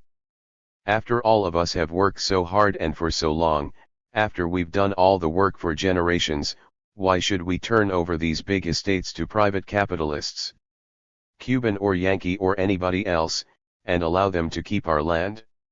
It's ours, we have it now, and we are working it. Anyone who knows anything about farming knows that small pieces of land are not as workable as larger pieces. For one thing, to avoid toil of a very inhuman kind, you have got to have machines, and you can't use machines well on just an acre or two. You need a bigger piece of land. You need to pool your lands and your labor. And that's what we're doing in our rural cooperatives and on our government farms. Of course, you must realize that what you've got now in much of Latin America is not the private capitalism that your politicians talk about, but that your own farmers have long ago forgotten. What you've got in Latin America are great corporations and branches of monopolies run by managers and officials. That's not our Cuban way, not anymore. But if you don't agree with us, if you want private capitalism in poverty-stricken rural countries, if you really mean what you say about individual, free, PRI. 80. VAT enterprise, there is a way you can try to get it, make those huge Yankee corporations that now dominate so many areas of Latin America get out of there. Stop supporting those generals and landowners who make themselves the only capitalists in our countries. And inefficient ones at that. And when you can help us to get rid of them, do so. Then, help start up a real class of genuinely free farmers and small businessmen. But how? It's easy. Produce in your factories some combination agricultural tool built around a very small tractor with different attachments to it, for plowing, for cultivating, and so on. A one-man outfit. We don't believe such a plan would work. We believe it would be disastrous. But why don't you try it, if you really believe in free, private enterprise? It's not our Cuban way, we're not crackpots, but practical men, although it is genuinely free, private enterprise. So if you believe in that, do it. In all our plans for industry we are assuming our total market, because in a few years, if all goes well, we will certainly whip completely the problem of unemployment, and we will increase the rural standard of living to an adequate level. Our target is as much economic autonomy for Cuba as possible. That is why we are diversifying our export market and our import sources. Just now, technical knowledge is not so important in Cuba as many foreign observers assume. We can always get technical assistance for industry, and we have Cubans ready to be trained at first, under foreign teachers, later sooner than you can imagine we will train ourselves. We are already giving in INRA several short courses for administrators of agricultural and industrial concerns. For example, we have 27 students in rationalization courses alone. We now study our shoe production in terms of rationalization. In all of industry we already have some 300 to 400 students. They study in the evening, while already holding those positions. In the industry department of INRA, they study accounting and administration and production, and other such things. 81. Most of the foreign technicians who are helping us have come from the UN organizations. There are many Chileans here and some Argentinians, Mexicans, and Japanese. We also have French, and German East and West. As of now, Russian and Chinese technicians do only trade studies for possible markets. But when we get the factories from them, they will send men to teach Cubans how to operate them. Yes, we have now bought some industrial plants from the Soviet countries. These will provide directly for employment. And they are tailored to replace the finished commodity that we had previously to import into Cuba, mainly from you. It is easier to plan our investments in such smaller plants, mainly for consumer goods now, than it is to plan for heavier industry. Heavy industrial investments are so important a choice we can't decide them so quickly, so now we study and work out the fields that it will be best for us to go into in the future, so far as heavy capital goods are concerned, keeping in mind our sources of raw materials. 4. There is one very important point about our economic construction which you must understand, especially if you are concerned about communism after all that. We don't know how much you really know about the Soviet, or to be precise, about Stalin's way of going about industrialization. To tell you the truth, most of us don't know very much about it either, but we do know enough to realize that Stalin's old way is not our new Cuban way. Our revolutionary leaders, those in charge of our economic construction, as well as all of us, are quite plainly anti-Stalin in economic matters. What Stalin did was to invest enormous amounts of human labor in big, heavy industry, and to do that he had to keep the production of consumer goods at very, very low levels. Also, he didn't really solve the problem of agricultural production. Now, because of this, because the people of a generation or two couldn't see the results of the policy. They couldn't eat better because of steel. 82. Production. Stalin had to be politically repressive and cruel. There's no need to go into why he felt he had to do that. Stalin is dead now, and things are getting better over there in Russia. But we Cubans can certainly understand why he might have felt he had to do it. He really was alone, and he really was surrounded by hostile countries. Maybe he felt that he was in a deadly struggle, and that either he had to put the Soviet Union ahead of the capitalist world industrially, or it would crush the Soviet Union. Catch up fast or be crushed. But we don't want to argue about that. We bring it up only to make it clear to you that Stalin's economic way is not our Cuban way. It doesn't have to be. We are not alone, as the Soviet Union then was. We don't face the political conditions Stalin faced in the countryside. Moreover, we Cubans have a responsibility we are well aware of to show the possibility of a new way of economic development to the Americas without sacrificing a generation or more in the making of a decent economy. We revolutionaries have dedicated ourselves to this. And that means we have dedicated ourselves, first of all, to the agrarian reform, and second, to light industries, with which we can turn out things our people can immediately use to live better with, things we can make with our own waste products from the crops we grow. We know that we are also going to need heavier industry. We are working on that too, but it must come a little later. Although, given our resources, our trade relations with the world, and the velocity of our economic revolution, it won't be so far away as you might suppose. Next year, 1961 for example, we are going to have a 1 million ton steel plant. We've got the iron ore, and good manganese. Of course, we'll have to get the coal from someplace. By the way, you could sell it to us, will you? But never mind, if you don't, we'll get it somewhere else. So think about our economic way like this. At one extreme, say, Stalin's old way, the agricultural problem wasn't solved and there was very little or no consumer goods industry. Every tiling went into big heavy in 83. Industry for the future. And there were no friends to help the Soviet Union economically. At the other extreme, perhaps it was Perón's way in Argentina. Agriculture was left in a stale condition, there was no heavy industry and no real planning for it. Practically everything went into the consumer goods industry. Also, Perón had no friends to help him economically. We don't want you to think that all this we've been telling you about is just dreaming. Our revolution is already economic construction. If you come to Cuba and look around the island, you might think that everything is pretty disorganized, or unorganized. But that's not really the case, at least not anymore. What you'd see if you drove all over Cuba would be new chicken hatcheries, and, not far from them, chicken farms where 8-week-old broilers are being raised. For the first time in the history of Cuba, the rural population is going to have plenty of good, clean chicken to eat at prices they can afford. Who is raising these chickens? People who just yesterday were squatting in miserable, filthy bohías between the highway and the cane fields. We took the younger people from their bohías and trained them a little in chicken production. We built concrete block houses for these people with tile floors and toilets in them, and they helped build the long sheds of poles and straw matting for the baby chickens.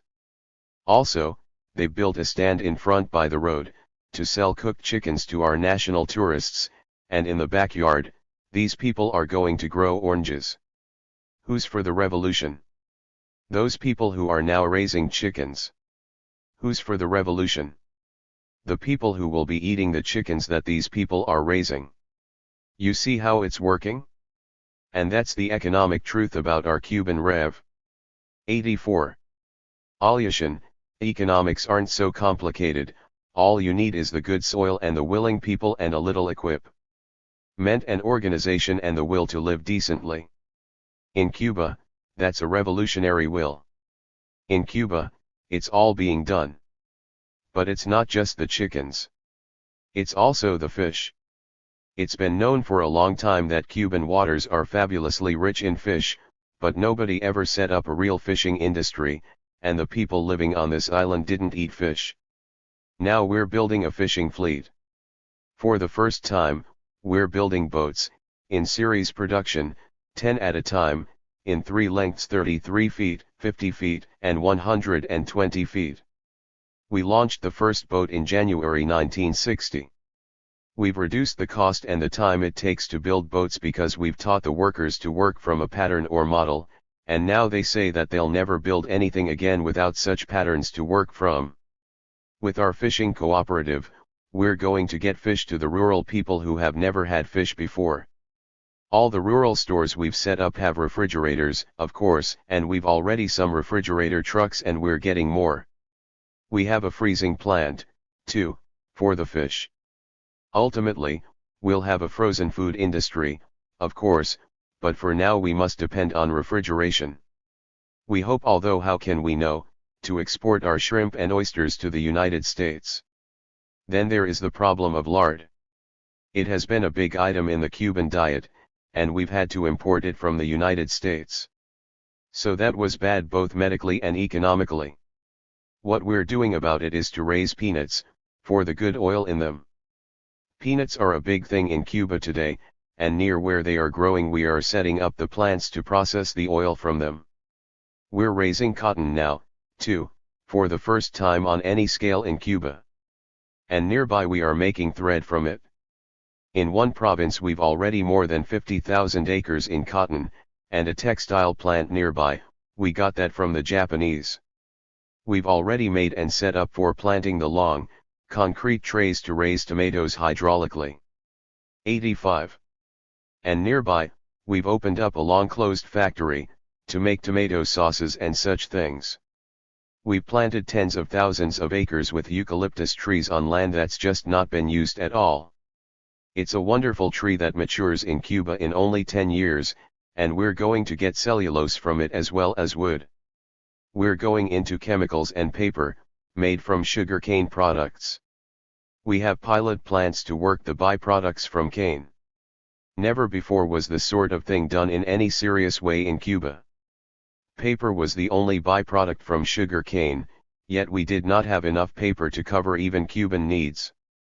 Acoustical tiles we are also making from cane byproducts. But we can't tell you about it all. You'll have to come down and see for yourself.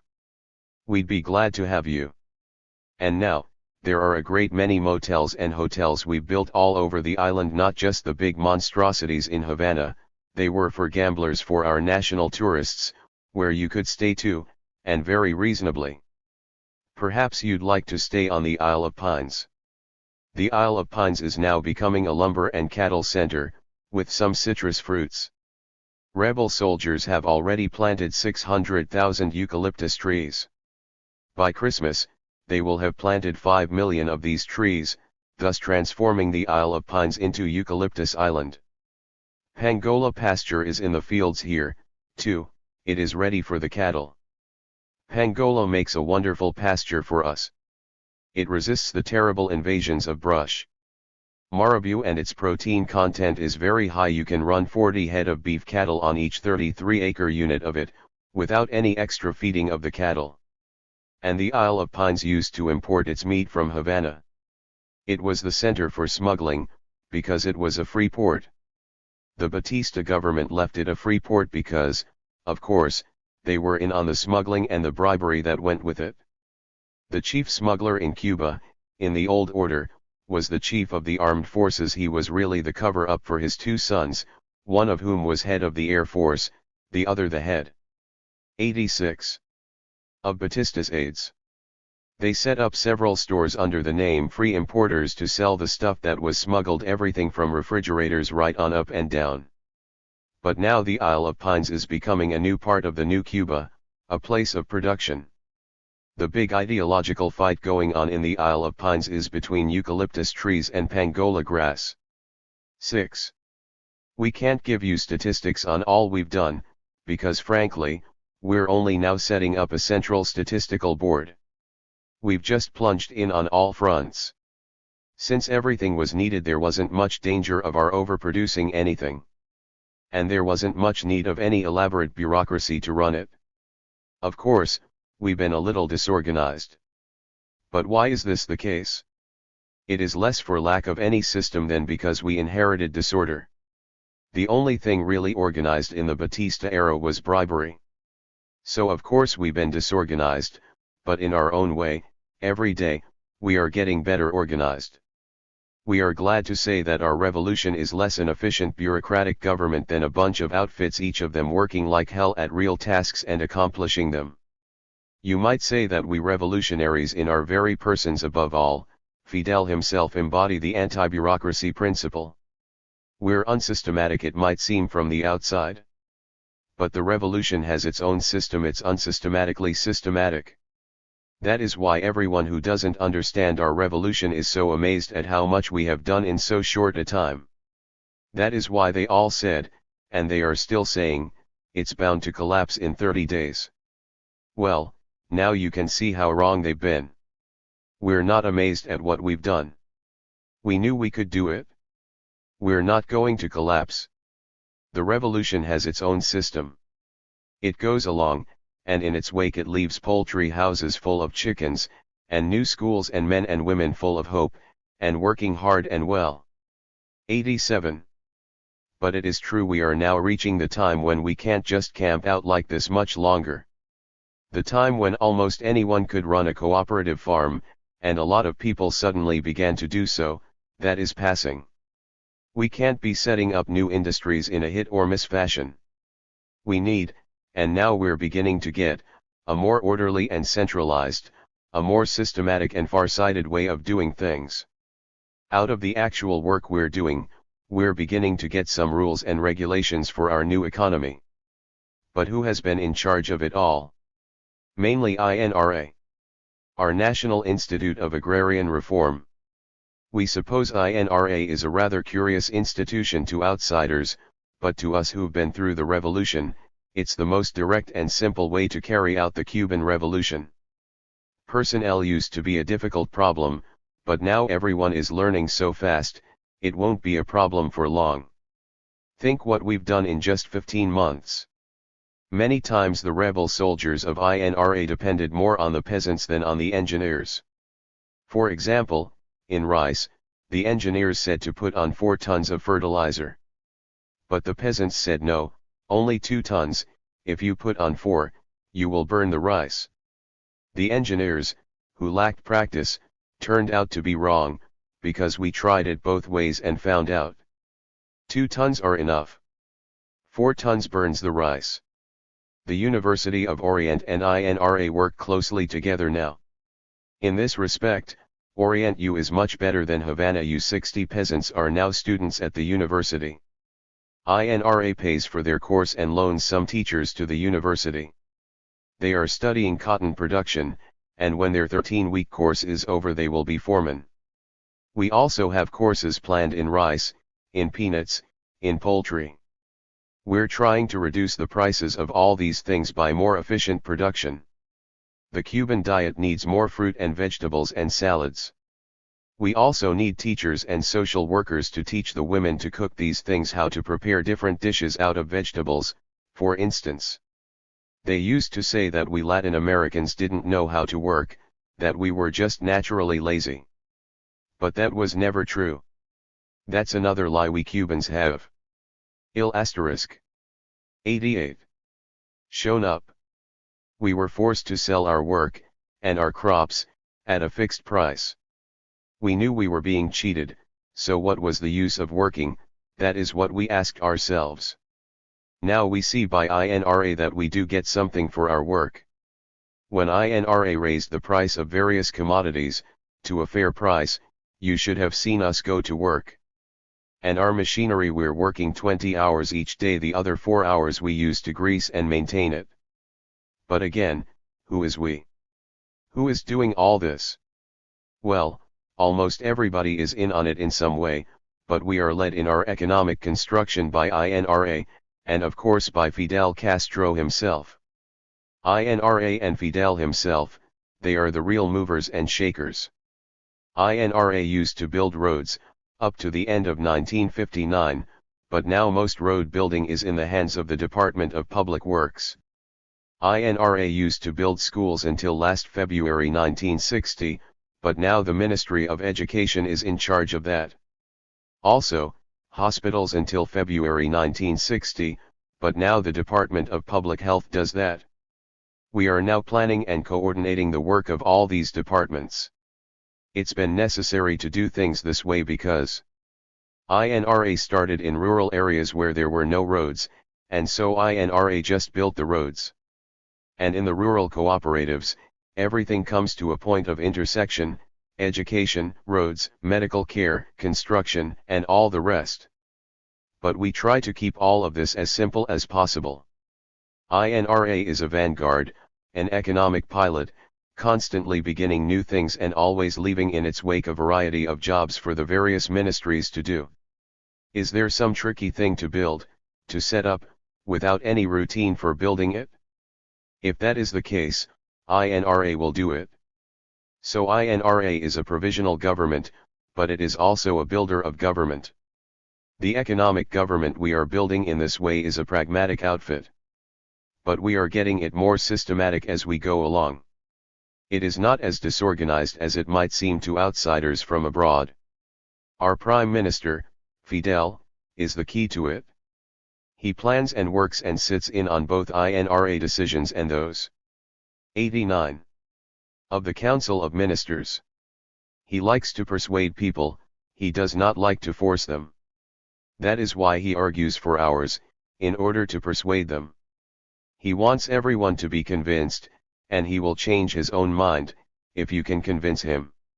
He is not a stubborn man. The commandants of INRA are not under the orders of any minister. Up to now, they have had to be free to go ahead.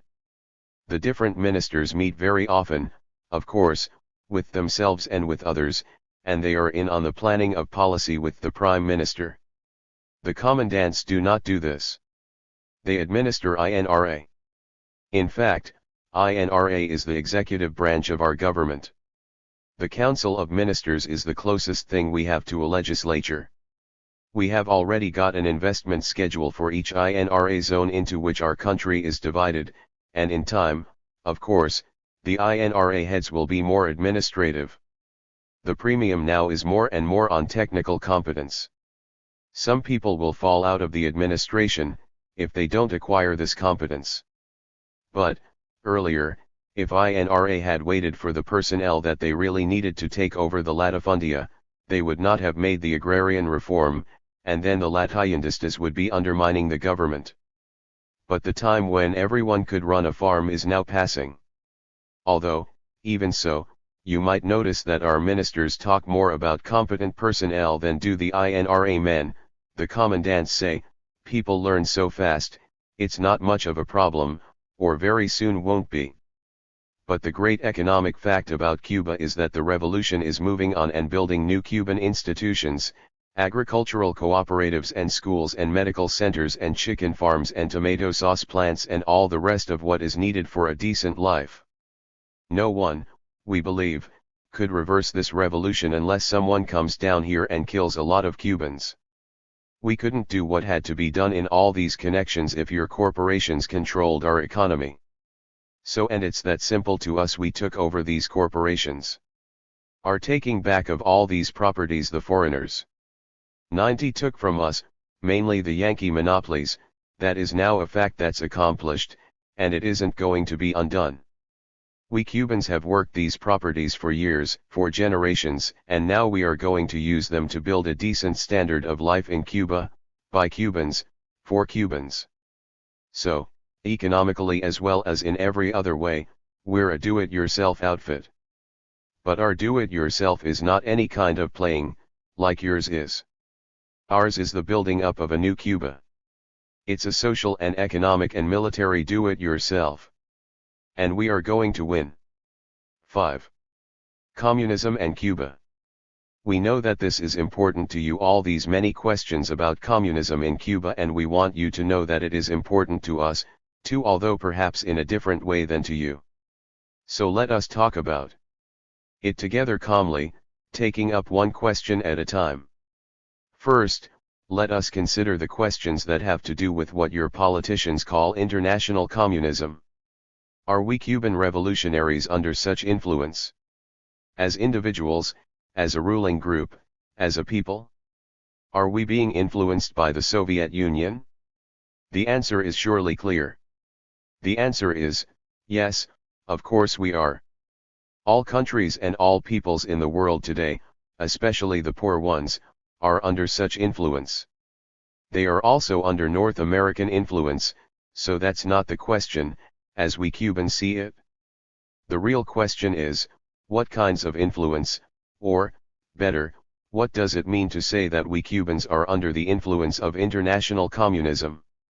Does it mean that we are taking political and military orders from agents of Russia or of China, or any other country, and that we have no choice about these orders?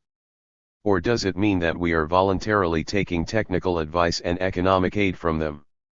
If it means the first, that is one thing. But if it means the second, then there is room for free maneuvering by us, and by you too, if you want to maneuver.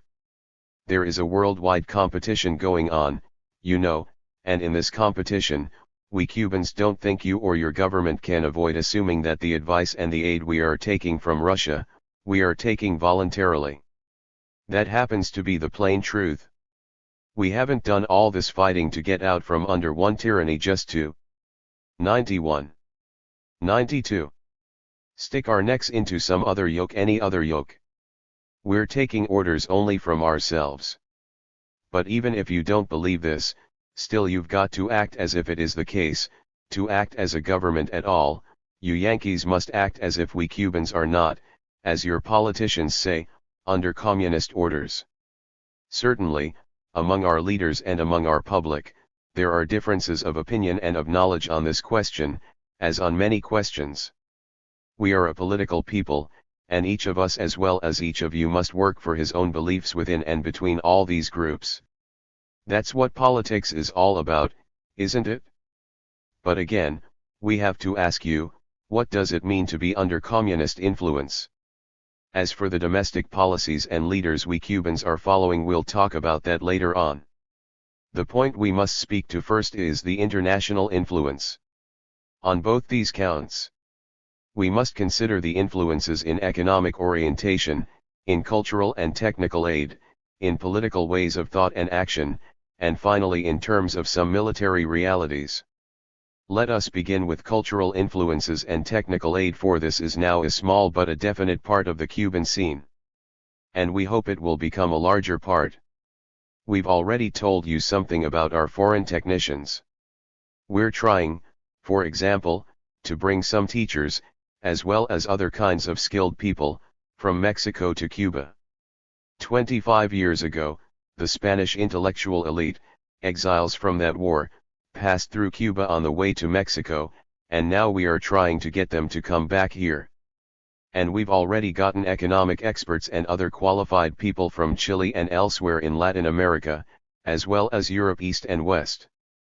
Yes, there are Russians and Chinese, Polish and Czech people among us, and we are very glad to welcome them.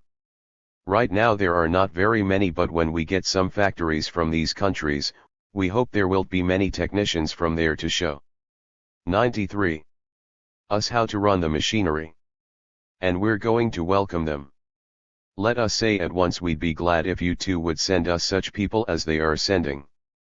But you've not done that.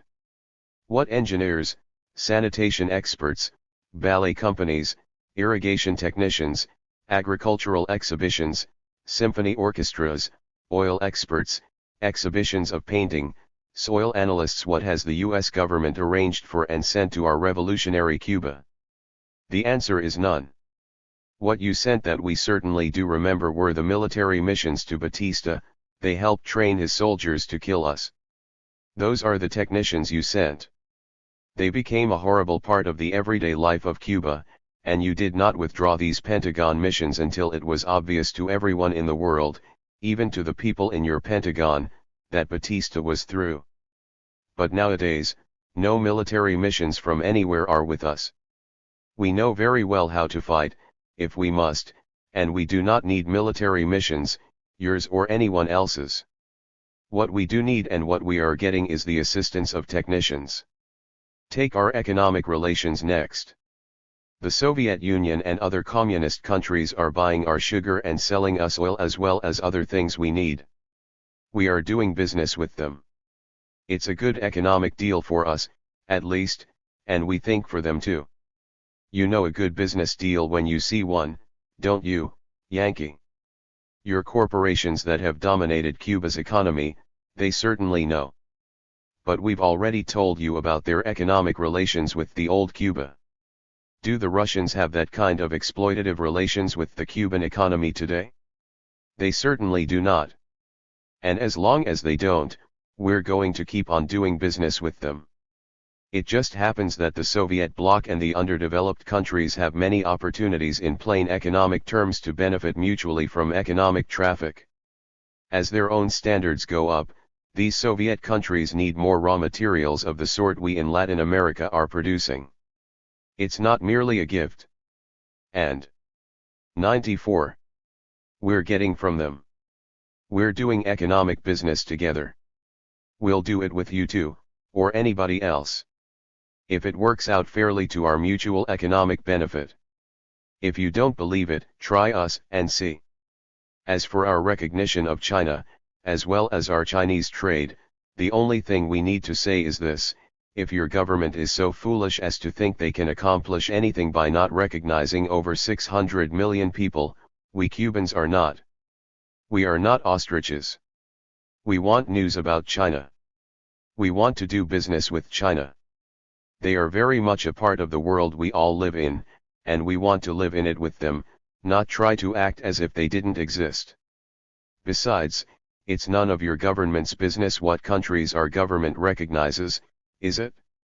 It's none of our business, but still we'll say it: what you ought to do is pull your government's head out of the mud and make it recognize the fact of China, too.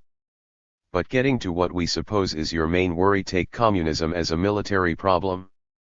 We Cubans don't think this is nearly as important, at least now, as your Yankee politicians seem to. Has the Soviet Union set up a base on Cuban soil? No. But the United States has a naval base in Cuba. But, you may say, Cuba's so close to the United States that had to be? But you also have bases all around the perimeter of the Soviet bloc, as close as you can possibly get them. So if we did allow the Soviet Union to build and to maintain a base in Cuba, and unless your government forces us to, we are not going to do that, you would have no moral claim, no political right, to object. You have bases in Turkey, a few miles from the Soviet border, and in Japan, on Okinawa, on Taiwan, all of them, and others, just a little distance from the borders of China. If you do not see the point, please know that we do. So do most of the peoples of the world. And very soon, please do not doubt it, more of them will. Moreover, just ask yourself this question: why should 95. The Russians want a military base here in Cuba? They believe bases are obsolete. Their rockets go much further than the 90 miles that separates our island from your continent, and besides, it seems to us, the Russians want to carry on their great contest with you by non-military means. Surely that is becoming clear to you. Culturally, economically, politically, that is the way they want to fight you, and we are all for that. Any fool in Cuba knows this is the only sane way to carry on the world contest, although wise men in your country often do not seem to. But no matter how all that may seem to you, we Cubans are not going to allow the Russians, or anyone else, to build any base here, not unless we must repeat it your government forces us to. We do not like foreign bases. We do not like generals, either yours or ours, or anybody else's. Anyway, don't you see that it's not the military issue that is crucial now unless you attack us? Men take up arms only when politics fails. It's in political terms that the technological aid and the economic traffic, and the military issues, must be worked out between civilized men. But the major politics between us has been the Monroe Doctrine. And it is true that we Cubans are challenging that doctrine, as we understand it and as your government and corporations have used it, which is only to say, we are going to be an independent nation with a sovereign state. For what does the national freedom of a sovereign state mean if it does not mean that it has control in its own territory, over its own resources, over its own military force? Well, have we Cubans been free in these respects? Obviously we have not been. Are we Cubans now so free? Obviously, that is our big international objective. President Monroe was your president about 137 years ago. That is a long time. What he said is not exactly eternal. He was not a Cuban, anyway, nor a Brazilian, a Mexican, a Chilean. He was a Yankee. And this Monroe Doctrine, with all the things that have been added 96 to it and the interpretations made of it, these are not doctrines built on any consultation with any of the governments of any of the peoples of Latin America. It has been a Yankee policy, enforced militarily by the United States Marines, used economically by the United States corporations, and used politically by the United States government to interfere in the internal and international affairs of Latin American countries. At first, it's true, the Monroe Doctrine was just a warning to European countries to stay out of the Western Hemisphere. But then it was interpreted and reinterpreted into a justification for Yankees to dominate Latin America. In Chicago, on April 2, 1903, your President Theodore Roosevelt said, "I believe in the Monroe Doctrine with all my heart and soul. There is a homely old adage which runs, 'Speak softly and carry a big stick, you will go far.'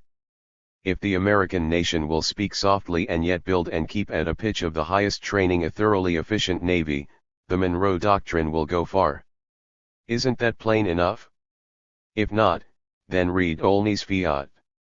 Richard Olney was your Secretary of State, and in 1895 he said, 'Today the United States is practically sovereign on this continent, and its fiat is law upon the subjects to which it confines its interposition.'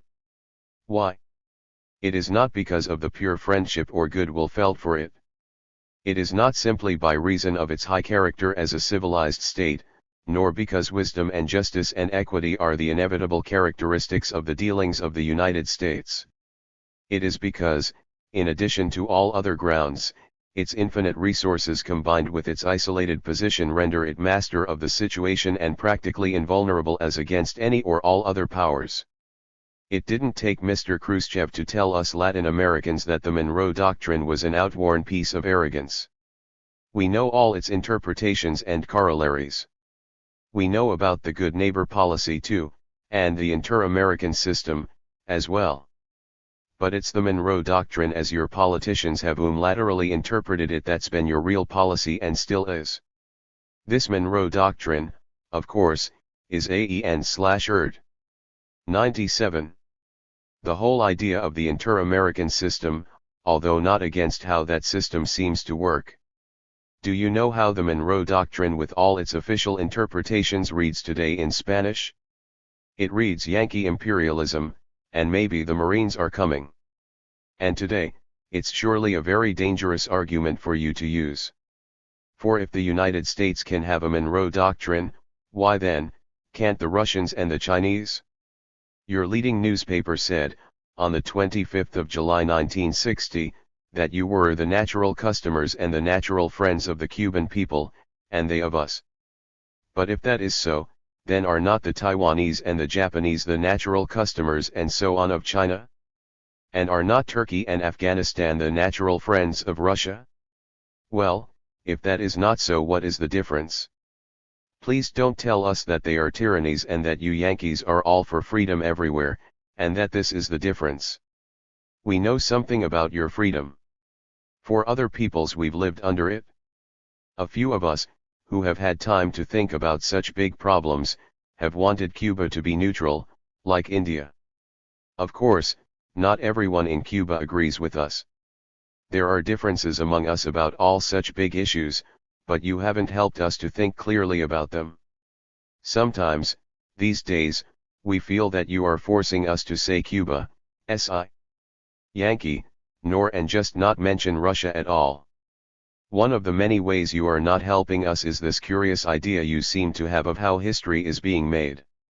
You always seem to think that those tens of millions of people who are rising up against you, that they are just somehow misguided and absolutely controlled by small conspiratorial groups of troublemakers, under direct orders from Moscow and Peking.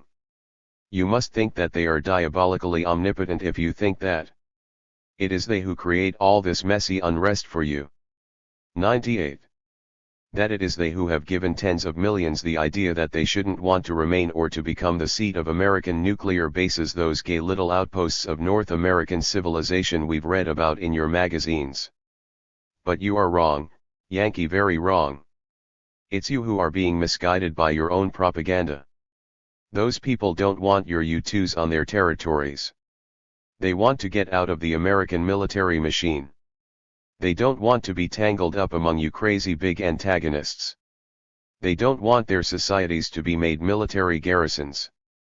And in all this we must say we agree with them. But on the other hand, it's more complicated than that. First of all, it's a fact that we are in a Cold War with you, which, as we've already told you, we fear your government may turn into a hot war. And in this war between Yankees and Cubans, the Russians and the Chinese and the others who are with them, they have helped us and they are helping us. Ours is the war we care about, and we are very grateful to them for offering to help us in it. So how can we really be neutral about your big Cold War with them? At first, you must remember, it wasn't like this at all. Back in August 1959, which in our revolutionary time is a very long time ago, our Minister of Foreign Affairs said very clearly to the world that we Cubans were trying to hold our own unmistakable position. At the conference at Santiago, Chile, he said out loud that the Cuban Revolution is neither to the right nor to the left of anyone. He meant it is ahead of them both. Then he quoted our Prime Minister, Fidel Castro, who a little earlier had said, "Standing between the two political and economic ideologies or positions being debated in the world, we are holding our own position. We have named it humanism, because its methods are humanistic, because we want to rid man of all fears, directives, or dogmatisms. We are revolutionizing society without binding or terrorizing it. The tremendous problem faced by the world is that it has been placed in a position where it must choose between capitalism, which starves people, and 99.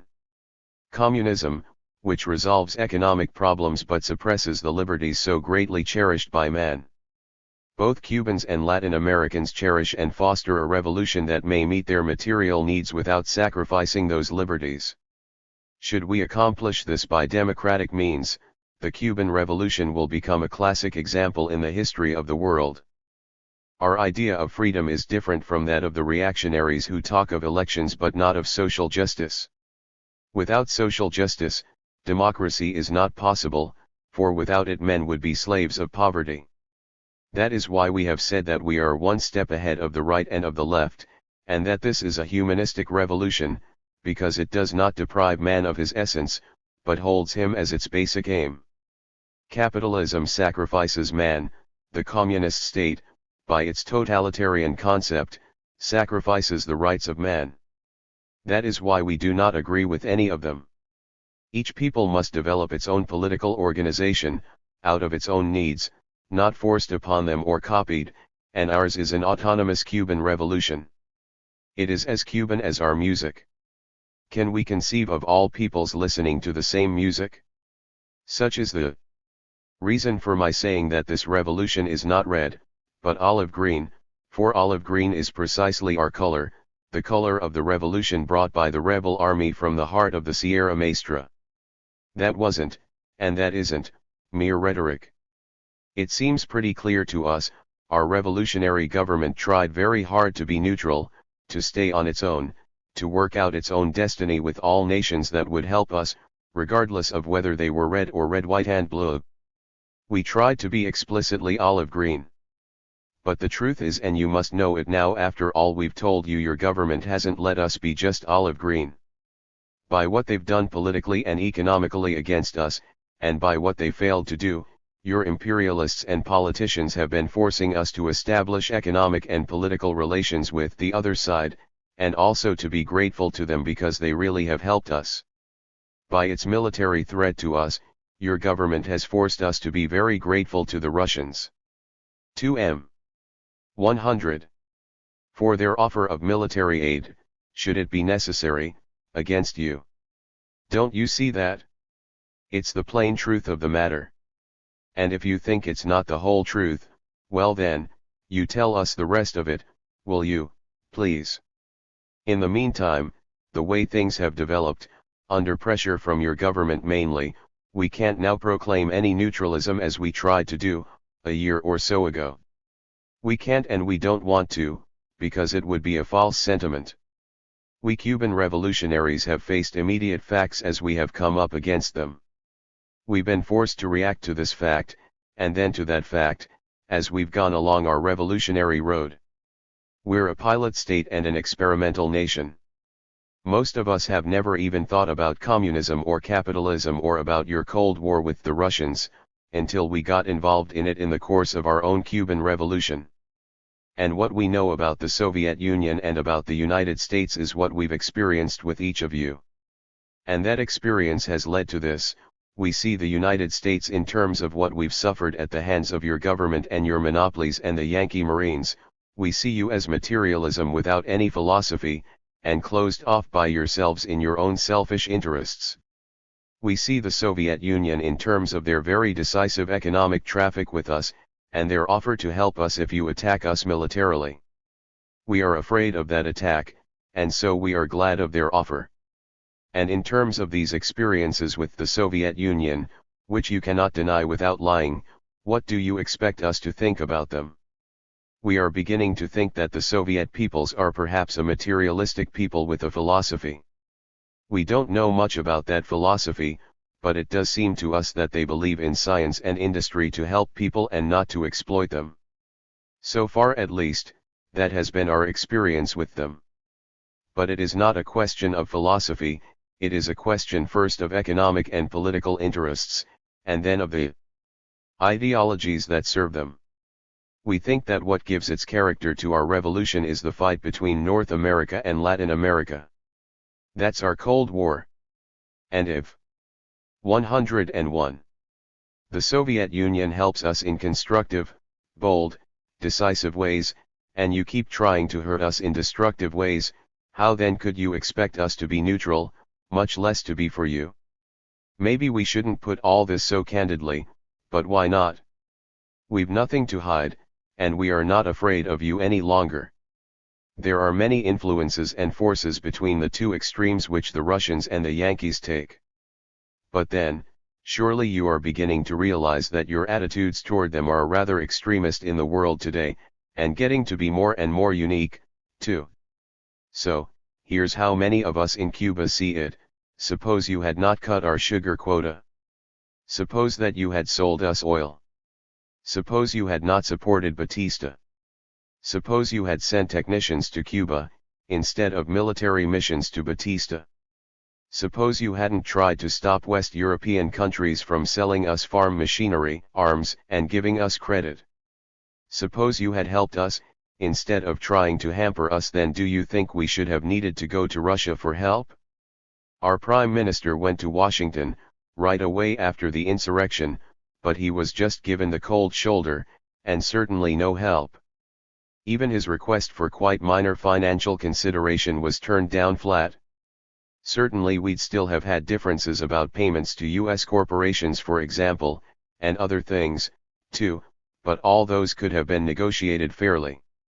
We could have settled them with honor to all of us if only your government had really wanted to, had really tried to, and had known how to go about controlling the Yankee vested interests rather than being controlled by them. But they did not want to. Anyway, they did not try. Maybe they just did not know how. Instead, they tried to stop our revolution, once it really got underway, in the economic and social ways in the countryside that we wanted it to go on. And that is the real key to it all, Yankee, you simply do not understand what we are about. You simply do not understand what must be done in revolutionary countries like Cuba. 102. You have no way to respond to it, except in the crazy, panic ways you do. They are crazy ways, they do not, as you must see now, accomplish whatever you've wanted to accomplish. But the communist nations do know how to respond, they do help us. We know that it may be a perilous thing for us to accept their help, but as you often say, yet never seem to realize, it's dangerous all over. And what, we must ask you, has been our alternative to let you starve out our revolution, to let your corporations continue to dominate our economy, to let you keep us a hungry colony of yours, you, already the richest country in the world? As you must know, our answer is, Cuba, SI. Yankee NOL. That answer does not necessarily mean, Russia, yes, unless you force it to mean that. Externally, we do not want to be dependent on anyone, communist or capitalist, or anybody else. We want to be an independent nation, deciding as a nation what our international policies are going to be. We have not fought and died to become the lackeys of communists or of capitalists or of anybody else. Internally, we do not want to be enslaved by any dictatorship to the left, to the right, or in the middle. We've had all the tyranny we want, and now we want to be a free people, deciding as a people how we're going to live our lives. And that's what we are doing now.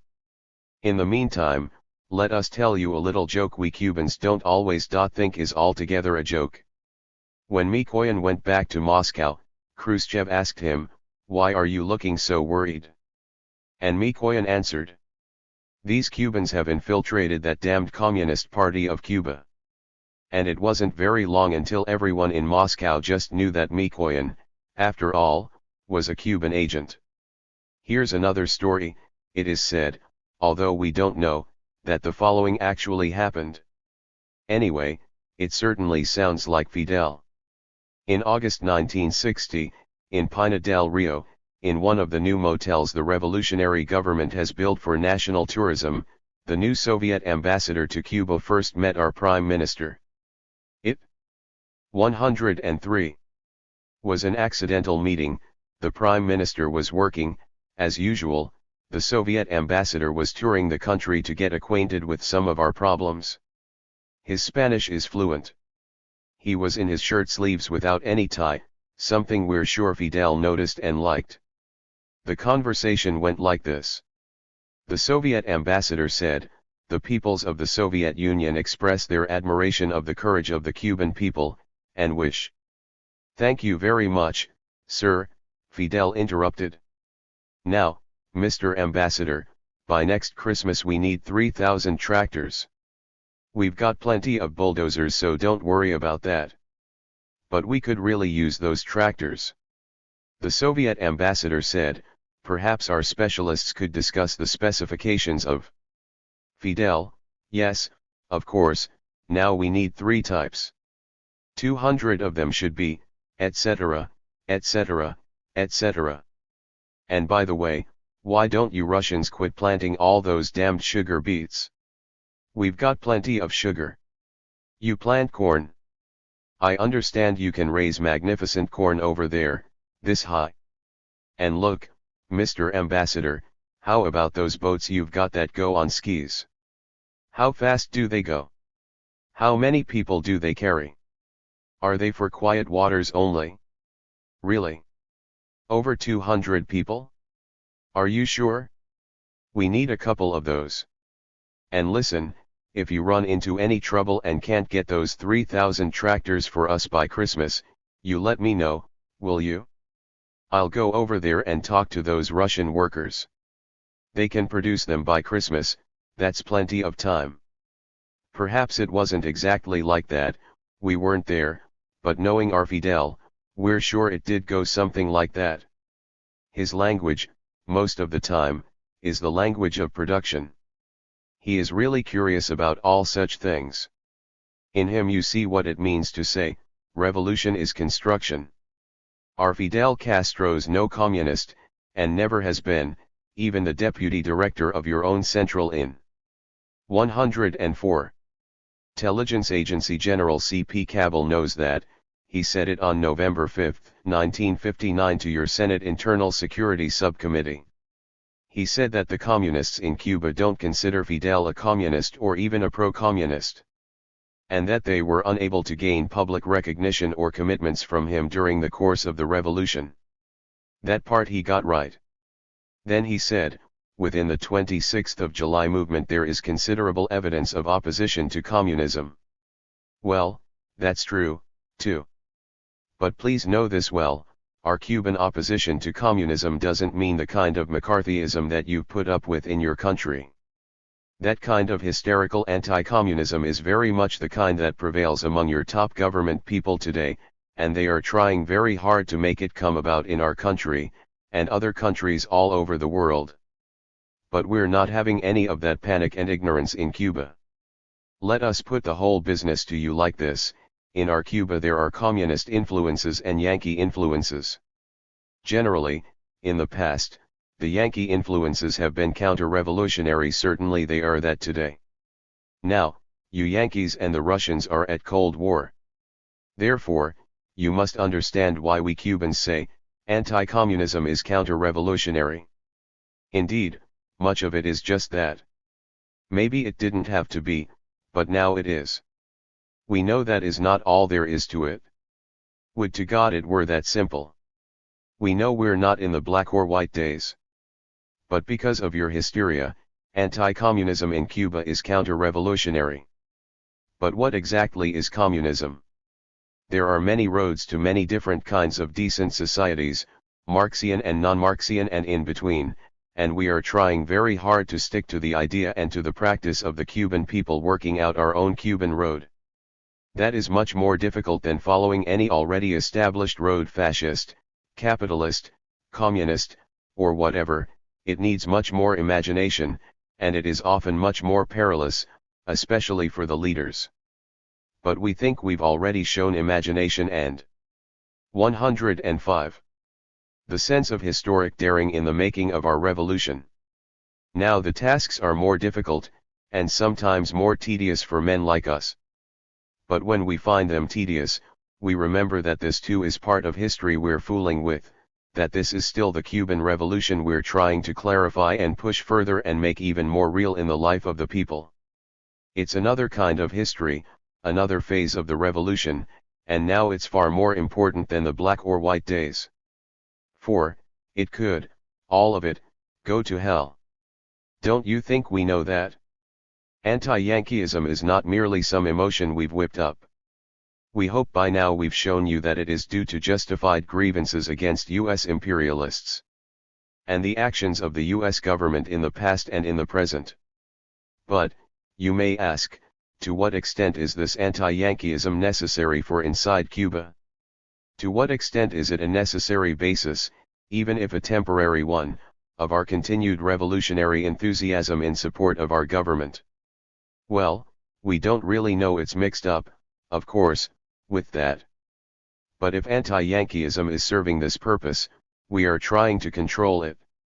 Not because it is anti-Yankeeism, but because we don't really believe in such wholesale hate. It cannot be a good thing, we think to ourselves, to base a movement, a nation, a policy, a government on general hate of another people. When we say Yankee, no. We don't mean by Yankee all the people of North America. We are not such fools. If some of our people do seem to mean that, although certainly they'd never display it towards any individual from the United States, you certainly ought to be able to understand that. Still, we revolutionaries are against it, because that would be like some of your people, especially your top people and officials, when they shout communist. Well, isn't it? When our people shout, Cuba, SI, Yankee, nor we know they should add after that no specific kinds of Yankee, monopolies, officials, or whatever. For we know it's a simple-minded mistake to think that the people of any nation are all alike, and so subject to wholesale hate, or love, or any other emotion or judge. 106. Meant. When people hate people, Yankees or Russians or Germans or Cubans, that's the most stupid form of nationalism, no matter what good might be done in its name. It is perilous for everyone. It is no way for a man to act. So we do want to be as specific in our humanism as we can. It would be great if we Cubans could shout, Cuba, SI. Yankee, SI. Russia, SI. Down with counter-revolutionaries. Down with imperialists. Down with commissars. But you won't let us. 4. But what about the Communist Party of Cuba and its influence here? The first thing you must realize is that this Communist Party of Cuba has never been very large or very strong as a party. Your CIA deputy, at the end of 1959, estimated 17,000 Communist Party members in Cuba. Maybe so. It sounds about right. The second thing that's important is that this party did not play any part at all in the making of our revolution. The revolution, as we've told you, was made in the Sierra Maestra, and it is there that we really won out over the tyranny. For over 5 years, in fact before we won, the communists, when they didn't ignore us, were political rivals of our movement. We owed them nothing when we triumphed over Batista's tyranny. They didn't help. And any part communists now have in our revolutionary government is because our government gave them that part. They are there because they are now, like almost everyone else, helping our revolution. They didn't make any revolution. The third thing is that the Communist Party of Cuba has been and is made up of some older intellectuals and some very poor people. It got such strength as it ever had, first from the facts of exploitation, and now that is over, and second, from being a kind of symbol for young intellectuals to join, and now that's over, too. To understand why this is so, you must realize the 107. Fourth important thing, we Cuban revolutionaries of the 26th of July movement are much more advanced than the Communist Party ever was or is today. Every week, some Cuban communist or other tells us that they never dreamed we could go so far so fast in overthrowing the tyrant, in industrializing, in the land reform, and all the rest of our revolution. The plain fact is, our revolution has outdone the communists on every score.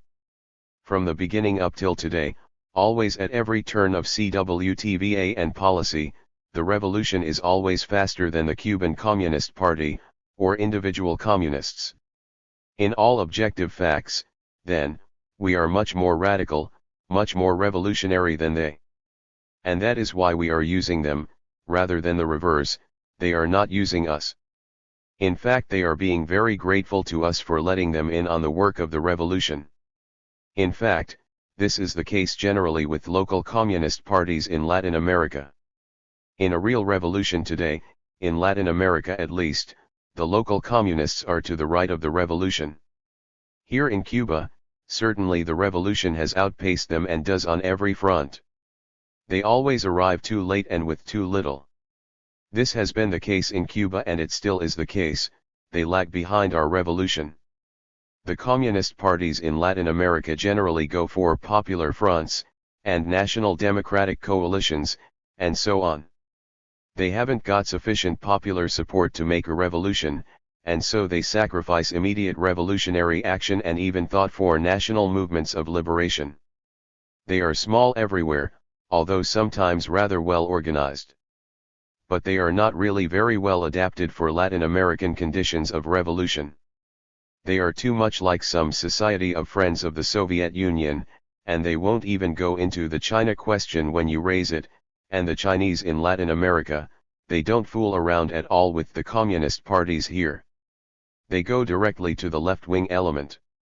Many of the brilliant students in Latin America do go through the Communist Party, although we Cuban Rev. NMJ 108 revolutionaries happen not to have done that. The Latin American communist parties do have a generally high average, for Latin America.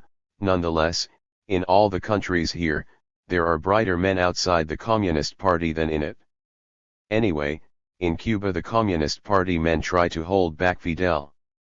They say to him, "Take it easy." But he does not pay any attention, he does not take it easy. With him at its head, the revolution is always moving along.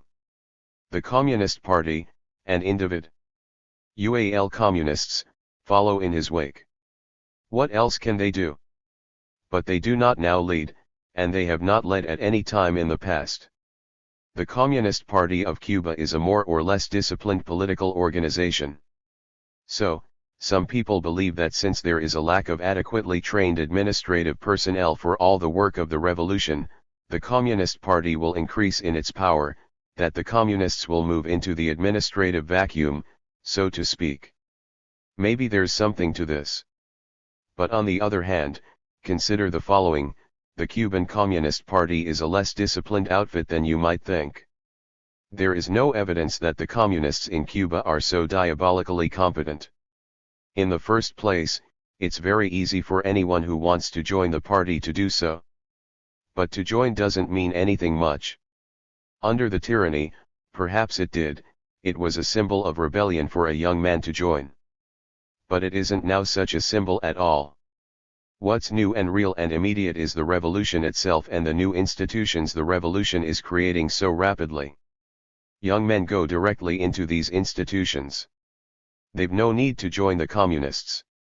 It's the others, the more old-fashioned kind of radical, who tend to stay with the Communist Party. So the revolution is creating very rapidly its own cadres.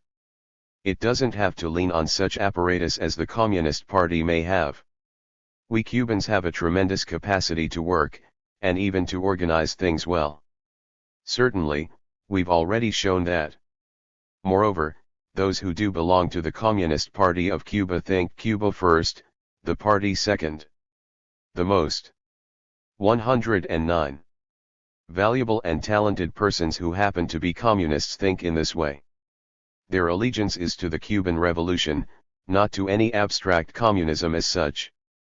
The truth is the communists as a political party have very little importance in Cuba, it is only in the Yankee imagination that it is important. This party decides nothing political in or about Cuba. And we don't think that it will. There's no exploitation anymore. It can't feed on that. It's no symbol of rebellion or revolution anymore. It can't feed on that. Of course, there are three things that might increase the political power of the Cuban Communists as a party. First, if every day in the United States the Yankees shout against the Communists, and name them, and accuse them of being against the Yankees, then some real revolutionaries might decide to join the Communist Party. We are not just making a joke. All that anti-Cuban publicity, taking the form of anti-communism, would be an important factor in increasing the prestige, and perhaps in time, the power of individual communists, if not of the party, in Cuba. Second, if the revolutionary government of Cuba were to condemn and persecute the Communist Party, that would tend to increase the party's power as a symbol again. Then it would mean something to dare to join the party. As of now, such a symbol is 30 years out of date in Cuba.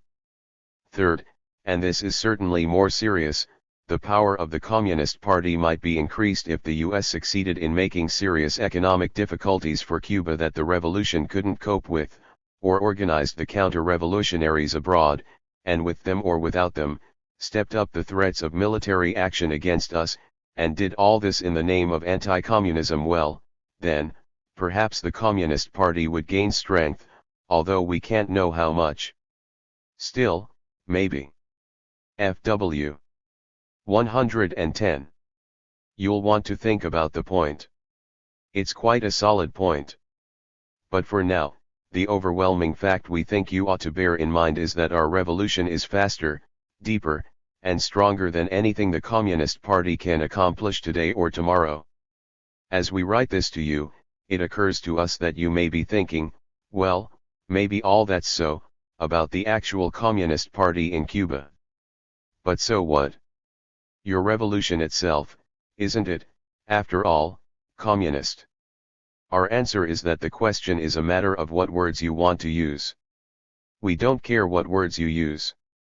We're trying to tell you as frankly and as honestly as we can what it's actually like in Cuba today and what we're actually doing. If you want to call it communist, well, that's okay with us. We don't really care. if you are too lazy to study the varieties of left-wing governments and movements in the world today. On the other hand, if you're seriously interested, we can tell you this: insofar as we are Marxist or leftist in our revolutionary development and thought, it is not due to any prior commitment to any ideology. It is because of our own development. That is true in general, and it is true in detail. For example, we Cuban revolutionaries read Mao Zedong on guerrilla warfare after we'd been in the hills. And then we knew that the military and economic way of our insurrection against Batista had many similarities to Mao Zedong's fight in China. And we've already told you about our anti-Stalin economic pattern. Just now we are beginning to look into the whole variety of Marxist developments. There's not just one, you know. And they do interest some of us greatly. We're interested in all kinds of ideas for constructing our Cuban society. We're making a revolution to solve the problems of the Cuban people. If our way of solving them, at this point or at that point, turns out to be similar to the solutions of other peoples, any peoples in the world, we certainly don't care. 111.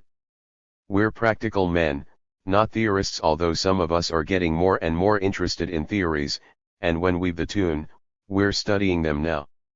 Send us a few practical theories, Yankees, we'll study them. But do you have any such theories? We've not got time for crackpot stuff, you know, but if you've any workable ideas for people like us, send them along. We'll study them. 6. There's one final thing about communism, or rather, more generally, totalitarianism, that we'd like to bring up. We have nothing to hide. Most of us Cubans are not yet worrying about it, we're too busy with our revolution. But some of us know that a little later on it could become a real problem. It can be a problem for any people, you, for instance, Yankee. It's nothing directly to do with international communist influences, much less orders from abroad.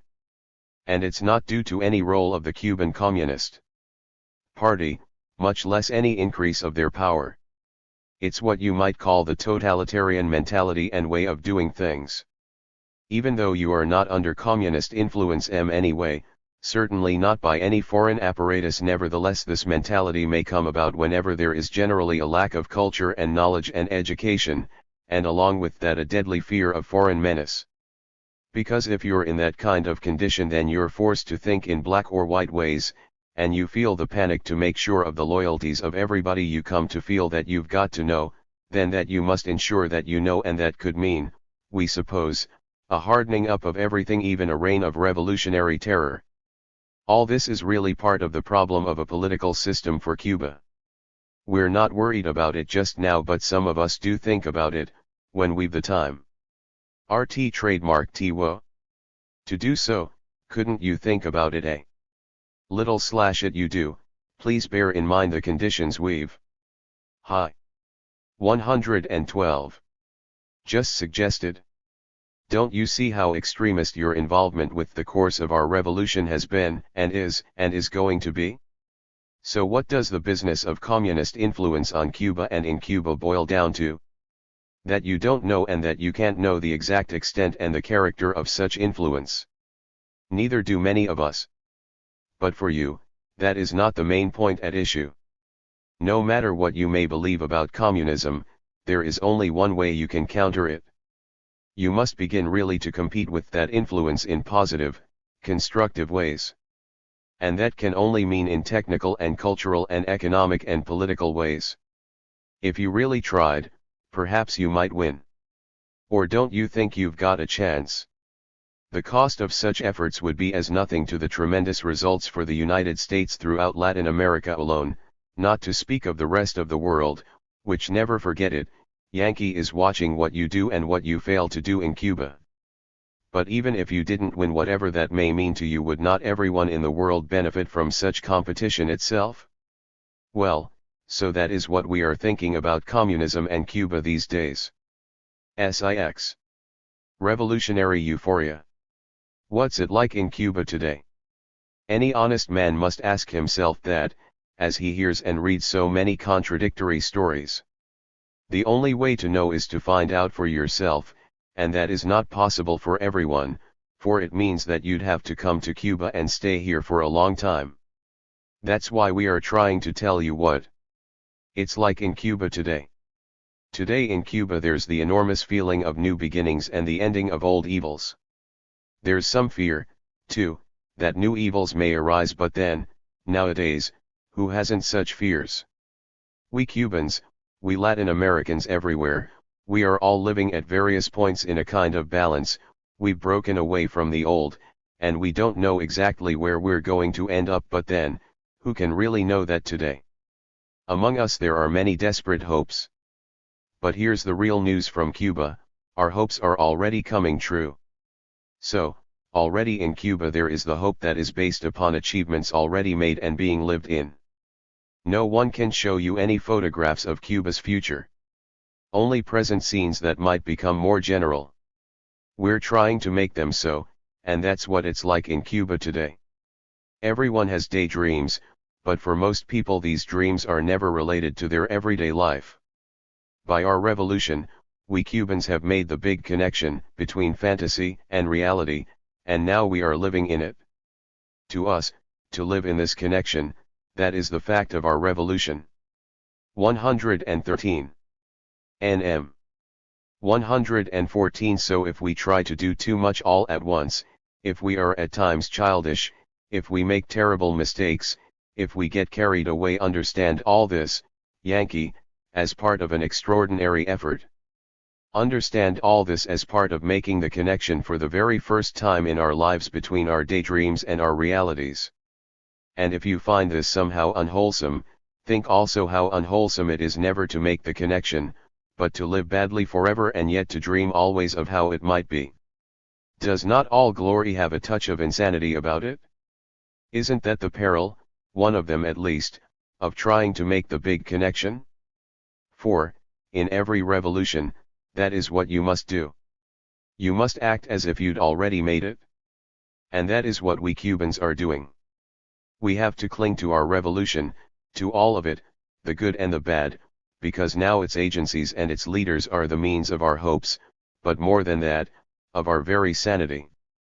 From Fidel we have learned, every day we are learning, that you can go very far, if only you try hard enough.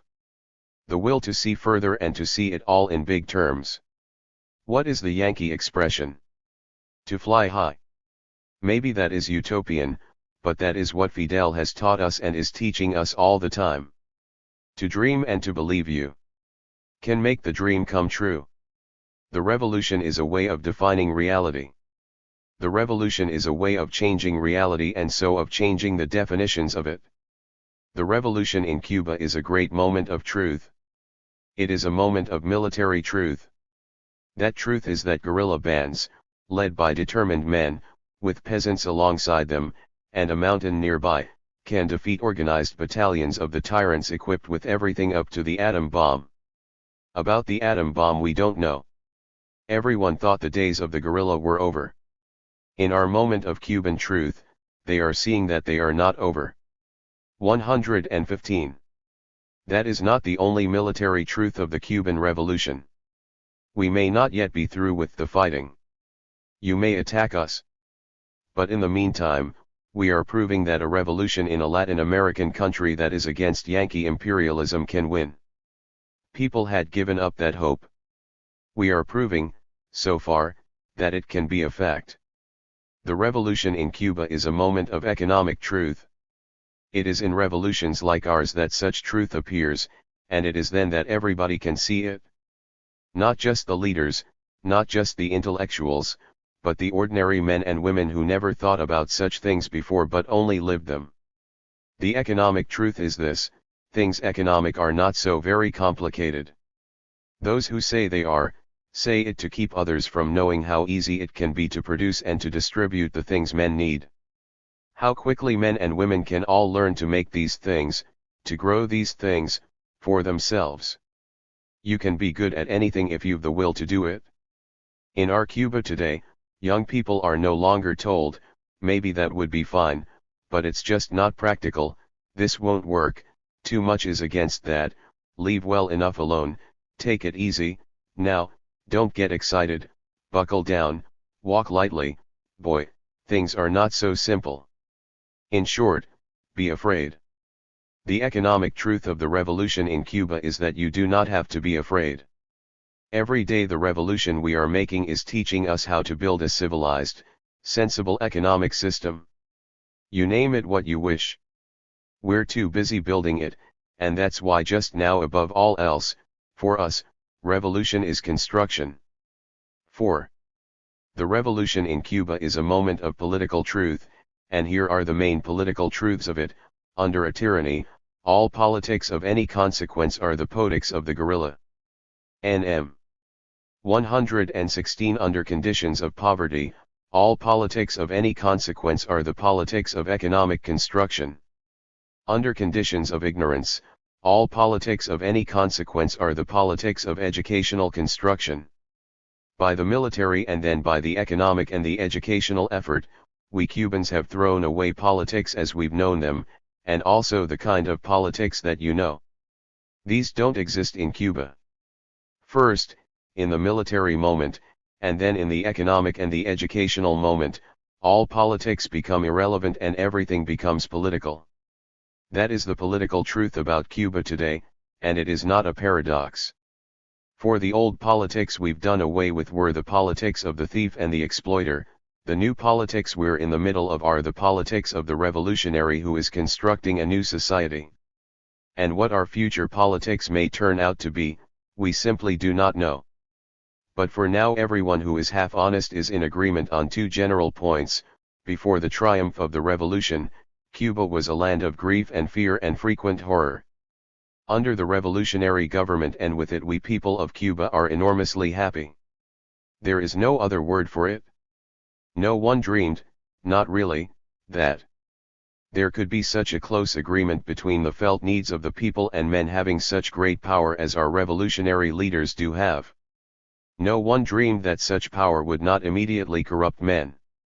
It is not so much that we are rebuilding Cuban society, for there was nothing here of much worth to rebuild. We are building a new society, from top to bottom, and in all the spheres of our lives.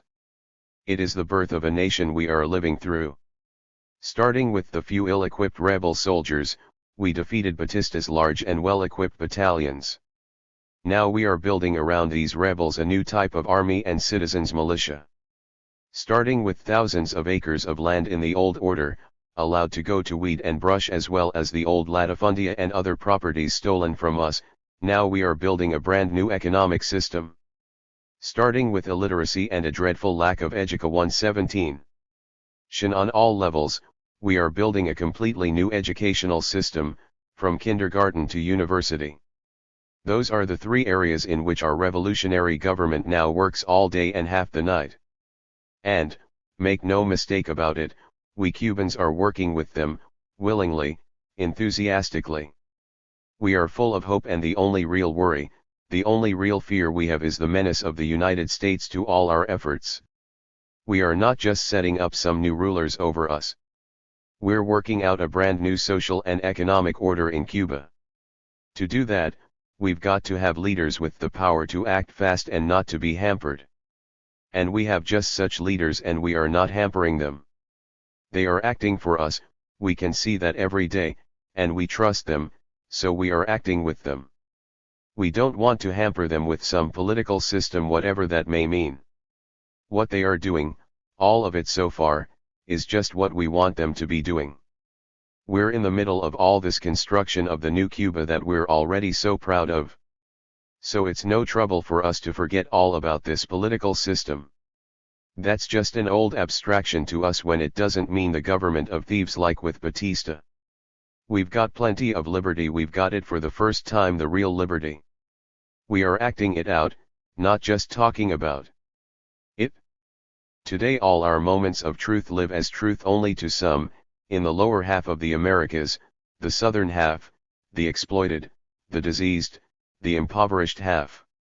To the northern half, to your half, these are not moments of truth at all. They are moments of peril. Maybe some of the perils are real. But some you imagine. The Yankees have no taste for the velocity and the violence of the revolution. But the politics of the other America, of our America, is increasingly going to be the politics of the guerrilla, the politics of the underground, and then the politics of economic and educational development. We are proving that these can be combined. We are proving that under tyranny of the sort that prevails in much of Latin America, and under the imperialism of the North. 118. American sort that now prevails generally in Latin America, there is no other way. The peril of our revolution is the peril of all revolutions. The peril is that its moment of truth will become an epoch of lies. Then the revolution would be over, and its glory turned into the empty, everyday misery. Then we Cubans would have to fight again. And we would win again, too. But now we feel so strong, we feel so free, we feel so new, that we are not afraid to worry with you out loud. Will Cuba be a different country in 10 years? Of that there can be no doubt, if only because by then the children of illiterate peasants, now entering our new schools, will be the leaders and the rank and file of Cuba. That is why at this moment all political organizations, strong as they may be, seem so provisional. This next generation will be the first generation to come to adulthood knowing anything but tyranny and poverty, disease and ignorance. It is because we know this that some of us are beginning to worry about two things we've not yet had time to worry about much. These things are politics and culture. The reason they are important to us is because if we succeed in securing our sovereignty militarily, and if we succeed in establishing a real economic basis for our sovereignty, then these two things are going to determine what kinds of men and women, what kinds of human beings the Cubans of the quite immediate future are going to be. So let us consider with you these worries. First, in this letter, the political, in our next letter, the cultural. Is our Cuba today a revolutionary dictatorship?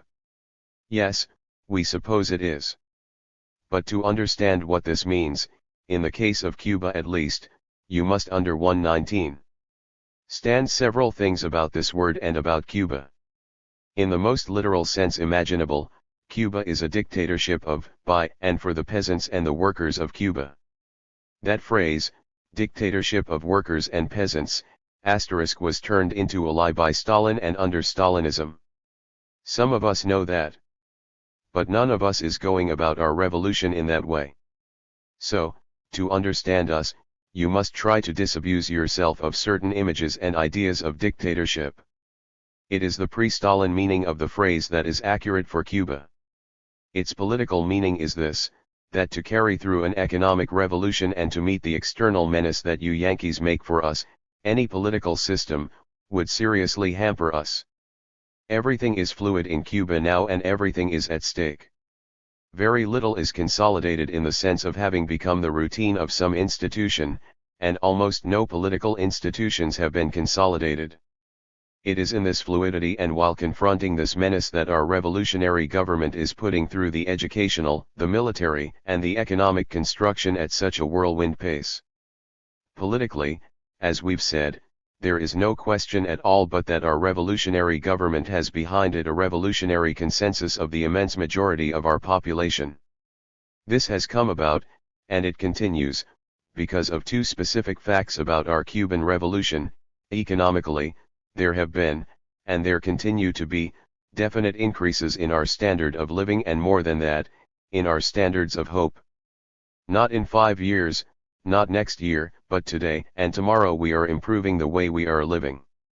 The evident consensus, which amazes everyone who comes to Cuba, rests then, first of all, upon the evident improvements in how we are living. Revolution is construction. Militarily, this close agreement of government with people rests upon the felt menace of the Yankees to Cuba. It rests upon the simple fact that we Cubans do feel, my country or my death. Revolution is construction. My country or my death. These are not mere slogans we've written on our walls. If you'll forgive us, they are not lies, like your cam. *H. 120. Pain rhetoric. They are just plain facts in Cuba, they are just plain facts about Cuba. And they are the politics of Cuba today. Our politics, if need be, are the politics of the gun, and if we can avoid that, our politics are the politics of the economic and the educational construction of our country. The Council of Ministers is the nearest thing to a Congress we have, and we are very well satisfied with it. INRA is the nearest thing to the structure of a state we have, and we are certainly very well pleased with it. And at the head of both, as well as everywhere else, whenever he is needed, is Fidel Castro, and we certainly are very, very well pleased with him. Much of what you think bad about our revolution is due to the menace we feel of your counter-revolution. That's what we are thinking. And because of that, above all, we are thinking that the only minority views now are counter-revolutionary views. There are no other minorities, not yet, at least. The immense majority are with us, and inside the revolution there are a variety of constructive differences. What do you want us to do, Yankee? Make an institution out of your counter-revolution. But how do we distinguish counter-revolutionary from constructive alternatives? That's not so difficult to do. After the final fighting ceases, and as it ceases, many criteria will come out of the revolution itself, as our economic criteria have. But our first task is to exist, then to ask how we may exist. We're practical men, not theoreticians. And what we've got is working too well for everybody for anyone to want to change it now. Maybe that's not good enough, but that is what we are thinking. 6. But these politics, some of us know, are a phase. There is certainly no reason to suppose that such revolutionary politics will be permanent. In fact, we know that our revolutionary power, based upon the evident 121 consensus, upon the very direct relation between government and people, cannot be expected to endure forever. We know that sometime in the future we'll have to make the relations between government and people more systematic, that we'll have to create a political system. We have no reason to believe that this political system, which will come about after our present phase is over, will necessarily be dictatorial. Our aim is going to be to make our government independent of the persons who are exercising the power. We know that in the building and in the maintenance of a free political society, we must establish non-revolutionary means of changing that society. We know that we must set up some way whereby our leaders can be peacefully selected and peacefully changed. And we know, too, that there must be genuine control over both of these processes by the people of Cuba. These are big and real problems. The leaders of our revolution, and above all, Fidel Castro himself, are aware of them. What they are thinking is this: our political system, whatever it turns out to be, will it not have to come out of the continued back and forth play, the continued experience of the people and the government, of each with the other? The revolution, in short, must create its own political forms, just as it already is creating its own economic and social forms about which we are now so happy. And aren't you expecting a little too much to ask us to set up our political system now? First things first, and the first things are military and economic and educational. The first thing is the military and the economic survival of Cuba as a sovereign state. The first thing is the economic base for sovereignty and the educated people capable of running their own state and their own economy. Moreover, we revolutionaries have just not had the time to think about the political system that, sometime in the future, we've got to build. We know that, sooner or later we've got to confront the problem. But if we worried all the time about that, we couldn't have made our insurrection as we did. And we couldn't now be go 122 ing ahead so fast with education and with economic construction. You must realize, of course, that very few people in Cuba are thinking at all about this question of a political system. The farmers and the workers and the less educated people are not even yet aware of it.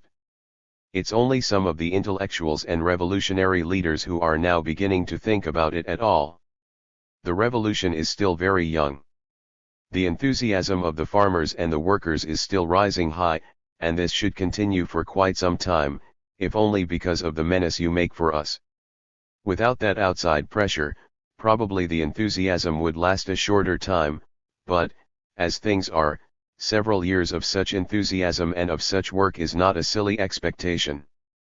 The second thing you should realize is that any political system is always a restraint on the quickness needed by any real revolution. If we had an organized political system, we could not have done the things we have done in such a short time. Any system would lower the velocity of the revolution. Third, you ought to realize that Fidel Castro certainly does not promote any cult of the individual. On the contrary, he is very much aware of this problem, and he becomes quite angry. We have seen it when there is so much adulation of him. He tries very hard to shift the enthusiasm from himself to the revolution. Although he knows very well the enormous importance of his own leadership, he tries to make the revolutionary construction the big and great thing, rather than Fidel Castro. He promotes not the cult of the individual but the facts of the revolution. But is not this a peril, to depend so much upon one man and for this one man to have such power? Of course it is. He might be assassinated or become ill. When men seize an opportunity, they make history. This man has. And he is. He is the most directly radical and democratic force in Cuba. He has always appealed, at every juncture, to public opinion, on the TV and also in person. Before any problem is solved, Fidel spends long hours on the TV. In the last 18 months the power in 123. Cuba has rested upon the people. He explains and he educates, and after he speaks almost every doubt has gone away. Never before has such a force of public opinion prevailed for so long and so intimately with power. So close, for example, that even a weak rumor sends Fidel to the TV to refute it or to affirm it, to explain what it is all about. So long as Fidel is there, we are going to be all right. His speeches actually create the revolutionary consciousness and the work gets done. It is fantastic to see how, as it goes along, the revolutionary process transforms one layer after another of the population.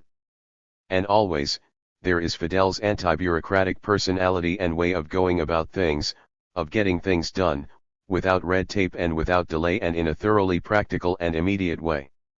He has truly been, we believe, an extraordinarily courageous and intelligent man.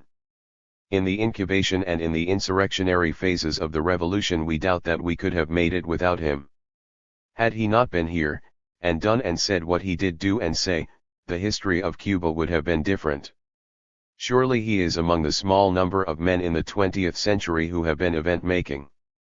Many times in those months and years and days just past, he was the revolution. But we know he cannot be the revolution very much longer. There are too many things to be done. Events accumulate too rapidly. Now the front is too many-sided. Everything is in a new and different phase. 7. Every revolutionary faces the fact that no revolution can last forever. Sooner or later he faces the fact of the next phase, after the black or white days.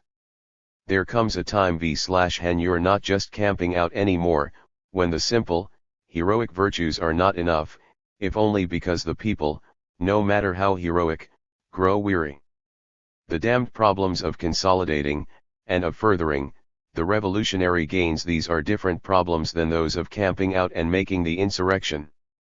WM 124. And in our case, in the case of Cuba, these new problems are immensely more difficult than the camping out. Because of the epoch in which our revolution occurs, we must not only master Cuban difficulties, but world difficulties and confusions. Because of the peculiarities of the old Cuban economy, to overcome these difficulties, perhaps we are going to have to achieve some international position more workable than the one we are now assuming. We'll see. But are you going to do anything to help us? In the meantime, you just have to come up to the facts about what kind of a man Fidel Castro is, and what kinds of men the 40 or so commandants and the 200 or so capitans and the council of ministers, all those who make up the revolutionary government of Cuba today, what kinds of men they really are. They have a real respect for the people and a real belief in the people. It's not some romantic idea. It's just something they know and something they are. These are the people we revolutionaries think, and so you trust them. These are the people, and they can learn very fast what has to be done. We suppose it's a little frightening to some of you, at least at first, when you've seen this revolutionary contact of revolutionary people with revolutionary leaders. You've never seen that in North America, at least not for a long time. Probably, part of why it works so well is that after all Cuba is a small and compact country. Maybe it wouldn't work at all, maybe it would turn into something else, something very bad, if it came about in a big, organized country like yours. We don't know. All we know is that here it is working. Everybody now in command, as we've said, is a custodian until the young cotters grow up and take over. But you may say these people in command are training the cotters. That's true, but the cotters are also training themselves, if only because things are not too well or too tightly organized. In part, too, all of us, young and younger, are being trained by the very thrust and drive of the revolutionary process, and all the new institutions that are being created by the revolution every week. 125. So, are our commandants military dictators? Totalitarian commanders? Whatever your answer may be, for us these words are just meaningless abstractions. Economic and military powers are in their hands, complete political power as well, including what you call judicial appeal. If there are difficulties about land problems, any differences of opinion about such things, the matter comes into their offices and they solve it right then and there. Don't you see they have to, we've got to plant that land.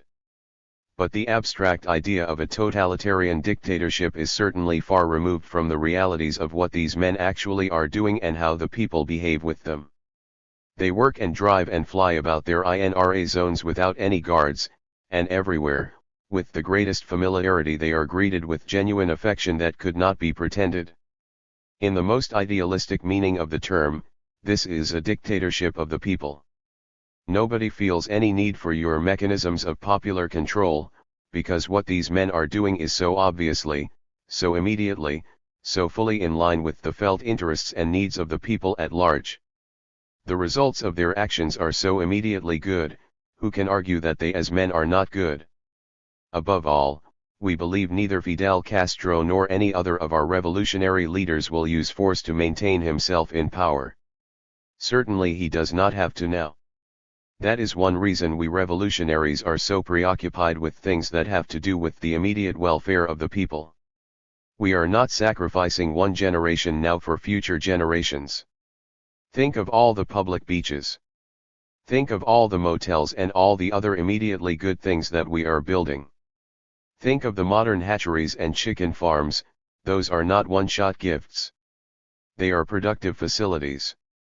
Who can argue it's not good that people living on the strips of land between the back road and the cane field, without any land themselves, without any work or health, without any hope for the future, but a future of deadening misery, these people are moving into the new rural homes with tile floors and showers and toilets in them, and filtered water.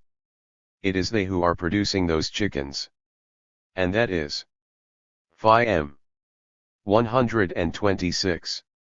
Every bit as much a part of our totalitarianism as is the abstract political notion of dictatorship. Remember, we are not going through any Stalinist kind of forced industrialization. Remember, too, how flexible our consumption on this semi-tropical island can be, we can live on less, if we have to. Remember, finally, that we are more fortunate than the Russians were, and even the Chinese, because they will certainly help us economically. Our very lack of any political system has been working in a most direct and democratic way. We don't know what you mean by the word democratic, but if what we're doing isn't democratic, then we don't want democracy. And if you identify the free society with what you've got in North America, please know that we don't. We've tried that kind of a political system in Cuba. Maybe it works for you, that's your business, it certainly did not work for us. Also, We are not so dogmatic as many of you seem to be. We are not among those who assert that only under the particular system such as you have can men be free. We can quite well imagine real freedom, for example, in the Soviet Union in the future. But that really isn't the point.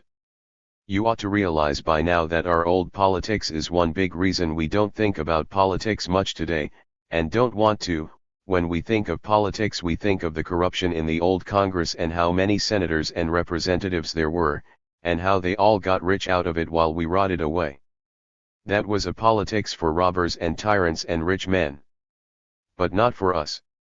All that politics wore the mask of democracy, please remember.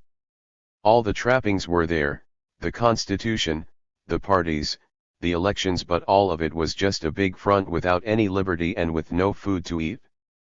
Because of this fact, very naturally, we think that all of that kind of system may well be mere nonsense, and this idea is underlined by our judgment of the United States system of democracy, which, please remember, is solely in terms of what it has meant for us Cubans. 127. 8. The problem of our political system is, of course, the problem of freedom, of its meanings and its conditions. We do not know the answers to these problems. Like many other people, and even some politicians, we revolutionaries are working on them all the time. But the truth, we think, is that thinkers who have never been political actors, are not going to solve them. And the political actors of the over-organized nations such as the United States, and perhaps the Soviet Union, are not going to solve them, either.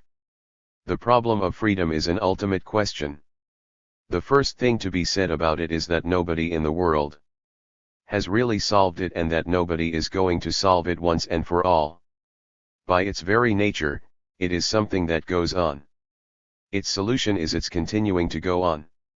In our situation, given what we've come out of, and given what we now face, we've got to get started before we can continue, and that has, and probably will continue for a while to require, revolution. Revolution is a wrenching loose from the old order. It is the destruction of the main institutions, and much of the psychology of the old order, and then a lot of daring new beginnings. And all this, of course, is our perilous road. All over the world, political actors and people who have newly come out of political unfreedom of the plainest and most awful sort, out of social sloth and economic slavery and biological misery all over the world, they are the ones who are searching out various new roads to various new kinds of freedom. They are perilous roads, but they are also possible roads to freedom. That is one reason they are so perilous. And that is something you in the United States as a government and as a people are not doing. Neither your leaders nor your people feel the need of it. They assume they're already there, that they've already got it, this freedom. Rather than that, perhaps, they've already had it. But we don't want to argue about all that here. We bring it up only to suggest that it is because of their too high 128 provincial, dead-end smugness that Yankee politicians and officials and many of your intellectuals, too, have such difficulties understanding what people like us are really all about and what we are up against. What we are all about, we think, is the search for new roads to new kinds of freedom, and what we are up against are obstacles of which the founding fathers of the Yankee Republic never dreamed, much less had nightmares about. By what we do, we are either going to solve these new problems of new freedoms under new conditions, or we are going to smash the chance even to raise the old problems. And there is the peril of it, that we'll not have the imagination or the guts, and it's going to take plenty of both to avoid just falling back on all the old ways of dodging the issues, deferring them, double-talking them away, or setting up a glittering big effigy for more subtle tyrannies than men have ever known. We know that if we have avoided the stupid old Latin American kind of military dictatorship, we have not therefore avoided the perils of dictatorship. We know that although we are throwing off alien economic domination, we have not therefore avoided the perils of imperialism. There are many forms of dictatorship. There are many kinds of imperialism. But there are many kinds of freedom, too, and a variety of roads to each of them, not just one obvious road. We've got to find, we've got to invent, as we go along, Cuba's road to Cuba's freedom. But from whom or from what can we learn? First of all, of course, from Cuba's own new experiences. But doesn't history provide any lessons for us, for the 26th of July movement, for Cuba? To the extent that we really succeed, to that extent, no, history doesn't help much. For what we'll be doing will be new. But of course there are guideposts set up by history, signs of roads to various dead ends, signs to roads that are impassable by the Cuban vehicle, signs of roads washed out and never rebuilt. Most of the so-called lessons of history are object lessons. They come as injunctions reading don't. But even those, as we know, are often silly. 129. Still, revolutionaries do have to try to use whatever history may mean for them. We think we've already drawn one sound conclusion from it: we cannot learn much from the Yankee establishment. For the Cuban past, the U.S. system has meant economic domination by corporations and Cuban poverty and all the rest of it. For the Cuban present, we think it means a counter-revolutionary force to our Cuban revolution. For the Cuban future, we think it means no promise whatsoever. The U.S. system is not exportable to Cuba. The results of it inside the USA, however they may be judged, are not exportable to inside Cuba. We don't know that a Congress, a two-party state, elections every 4 years. We don't know that these are the only and the indispensable ways to freedom. Nor do you. Nor does anybody else. But to believe that only these are freedom is indeed to be an idiot of abstractions, an historical provincial, and an unwarranted pessimist. 9. But, you may ask, are we aware enough of the experience of previous revolutions? Do we really know about the perilous road of any revolution in any hungry nation? We hope there will be more and more people in the revolutionary government who are preoccupied with this.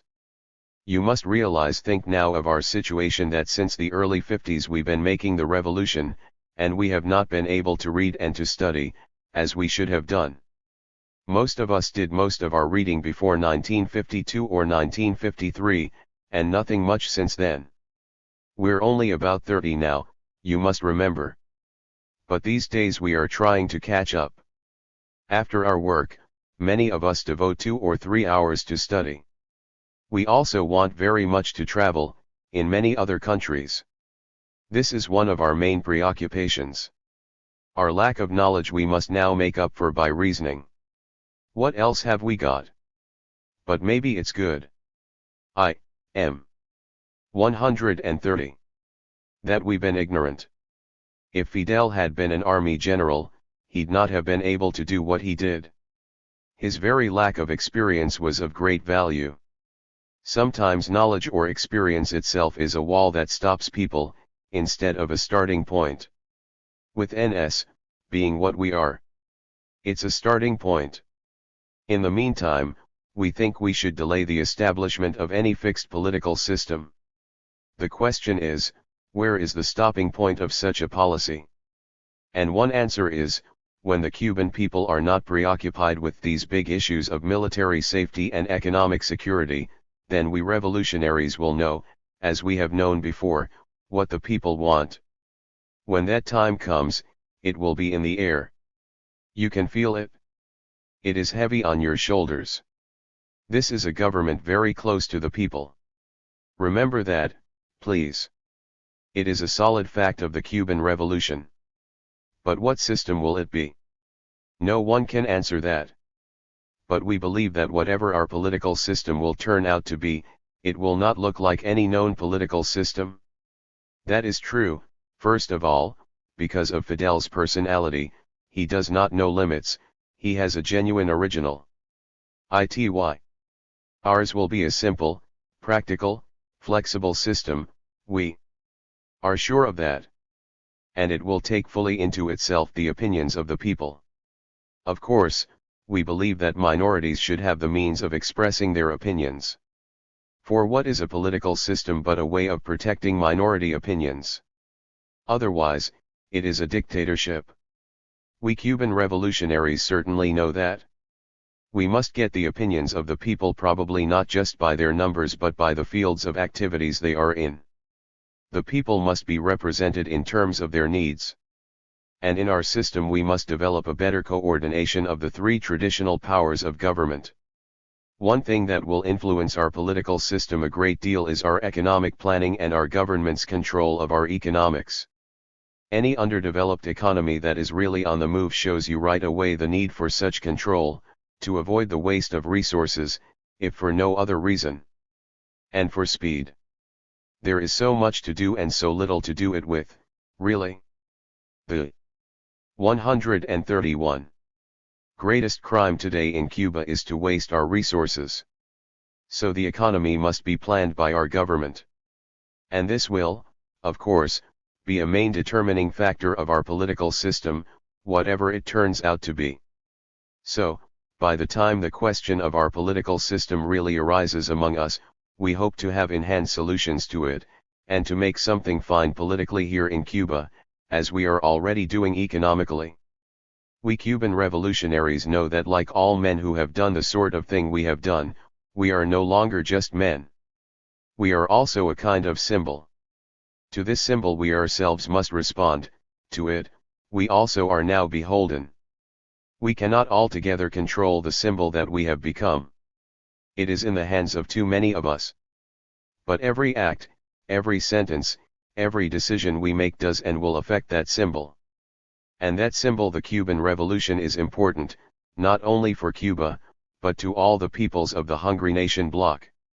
Now we must act in full awareness of all these facts, in full awareness of all these peoples, and with continuing passionate concern for all the perils before the peoples of the hungry nation bloc. For what we have already done, no matter what happens next, we believe that history will indeed absolve us. But neither history nor our own biographies are yet done, and their interplay, that too is as yet in perilous balance.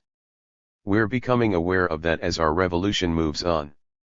Neither you, nor we, nor any other men can yet know whether we are going to be up to the terrible and glorious responsibilities that are ours. The revolution is not a permanent form of society. We know that. But these problems of politics are not our immediate problems. Many other problems are immediate, they are urgent. And they are taking up all our time. We don't know how long we're going to be under such a fierce pressure of events. But it is absolutely obvious to us that we are going to solve these political problems just as we are solving the economic and social and military problems of Cuba in a Cuban way. We fight now to exist.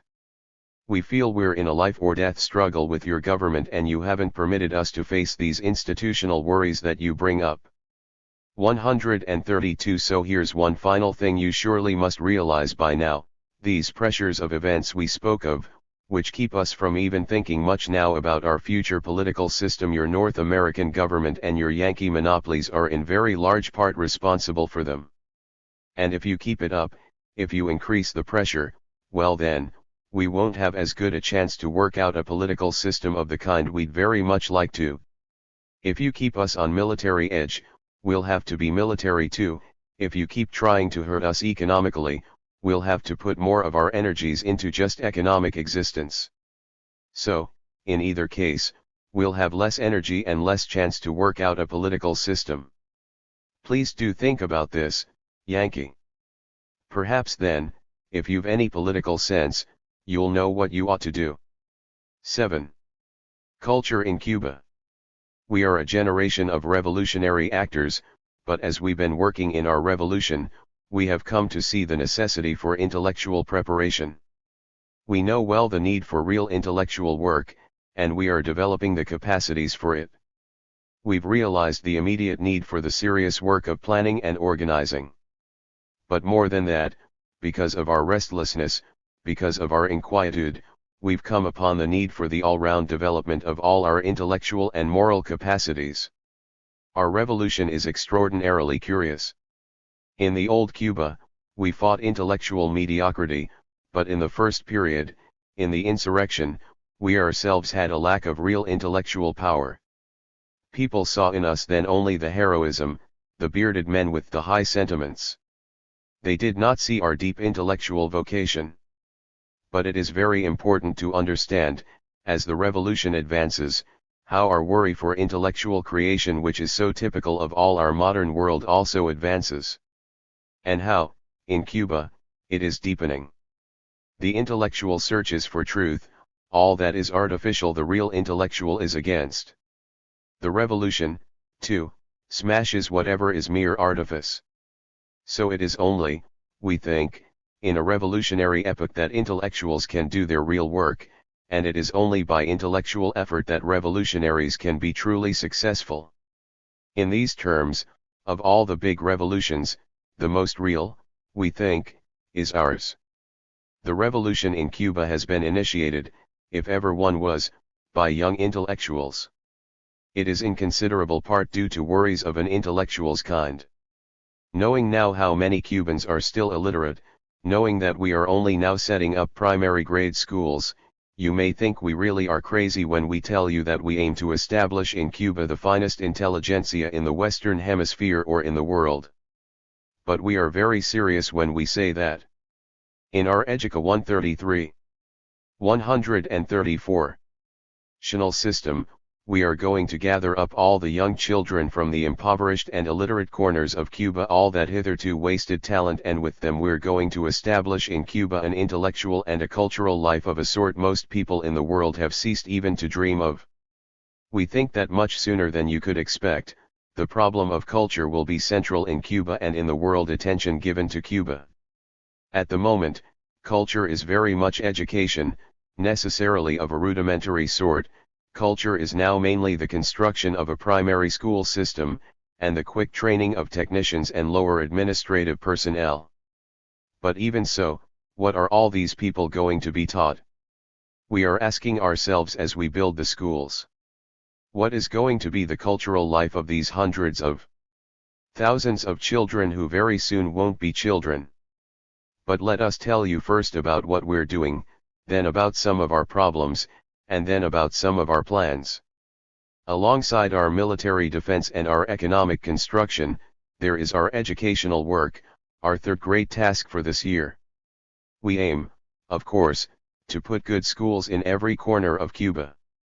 But we obviously can't do that all at once, if only because we have so many other problems which we must solve first.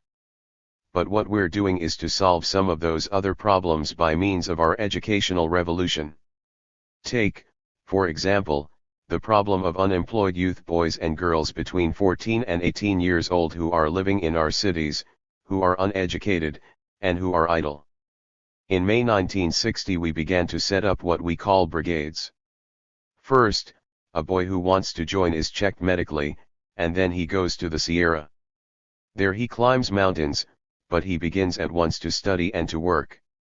About 2,000 boys are now in school there, and by September 1960, 10,000 more will be in the Sierra. In 18 months, there will be some 80,000 such young people in the brigades. 135. You must realize that these boys have never had any chance to study, that they are too old to go to primary school with the children, and that they have no jobs. So we are training them, some for the handling of agricultural machinery, some to dust crops by airplanes and other means. We also have a special school for technicians and one for those who want to study forestry, because we have a very large forestry program already well underway. We're setting up brigades for girls, too. The first school for them is already in operation. Many thousands of young women will be needed because, you see, we're going to put nurseries all over Cuba. Then the sons and daughters of the workers and the farmers will be taken care of in these nurseries. These girls in the brigades, studying in the afternoon, will organize and run the nurseries. They will also make dresses for all the children, and they will make clothes for all the brigades, for the boys and for themselves. It used to be that the only places the poor girls from the country could go was into the bars, and from there, many would drift into prostitution. Or they would go into the houses of the rich as servants. But now they are going into schools, into the girls' brigades. All this is something of a stopgap, of course, to salvage this generation, because in the future, you realize, there will be regular schools all over Cuba for all the children of Cuba. But in the meantime, the brigade solves several problems of this lost youth at once. It gives them a chance at some kind of education they thought they'd never have. It helps solve the general problem of unemployment in a useful way because they will work in the mornings and go to school in the afternoons. It avoids the old solution of delinquency for such youth, and, of course, it helps build up the economy and the educational institutions of Cuba. We have also set up a voluntary teacher system. In the old order, our old teachers were from the city, and they wouldn't go out into the rural districts. Now, of course, girls from among the rural poor are being brought into our new system of teacher training, but NW 136 what we've done, as an immediate measure, is quite radical. Cuba has about 5,000 people with a higher education who have volunteered to go to the Sierra as teachers. They are in training for 3 months there. Then they will begin to teach. These voluntary teachers have been taught a new system for the teaching of reading and writing. In September 1960 they will go to the far-off places in the backward mountains. In the course of their work there, they will pick out the most talented boys and girls, and these children will go to school in the cities. We are gathering our future intelligentsia, you see, from the far places in Cuba. We do not want to waste any of our talent. The voluntary teachers are now preparing themselves in the Sierra. After their training, some will teach in the brigades, others will teach our rebel soldiers, some will work with the rural militia, and some will be in the regular schools that we are setting up. But the one thing we are perhaps the proudest of is our school cities in the Sierra. There will be 10 such cities in all, when we are through with the building, and some 20,000 students in each. The first unit is already in operation. But why a school city?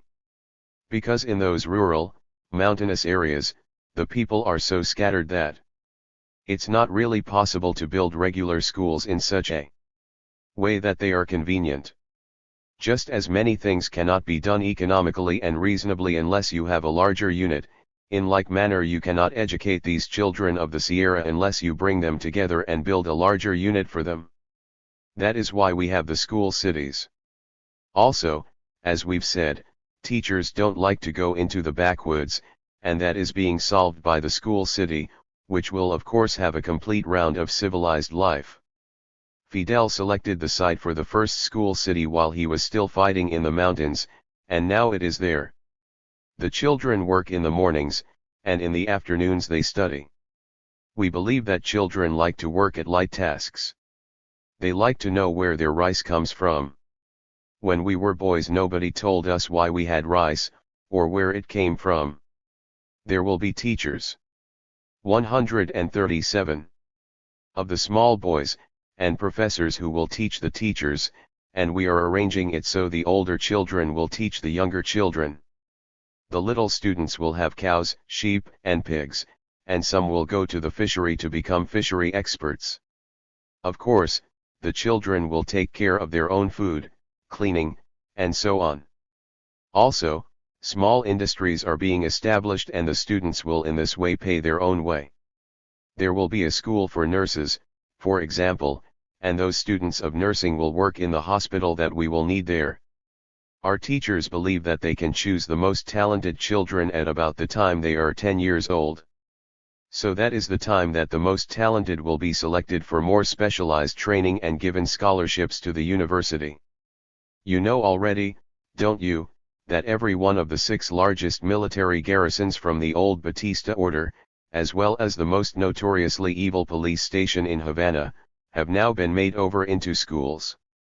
The old Pentagon of Cuba now houses the Ministry of Education. And we're building rural schools, of course, in every corner of Cuba we can reach. We're not finished, we're only beginning our educational construction. Where can we learn useful things? For example, very soon we are going to be setting up a medical plan, a health program for all the Cuban people. Can we learn anything from you Yankees about that? We think, absolutely nothing. We think your medical system, your businessman doctors and drug companies and ridiculously expensive hospitals and medical schools for the rich.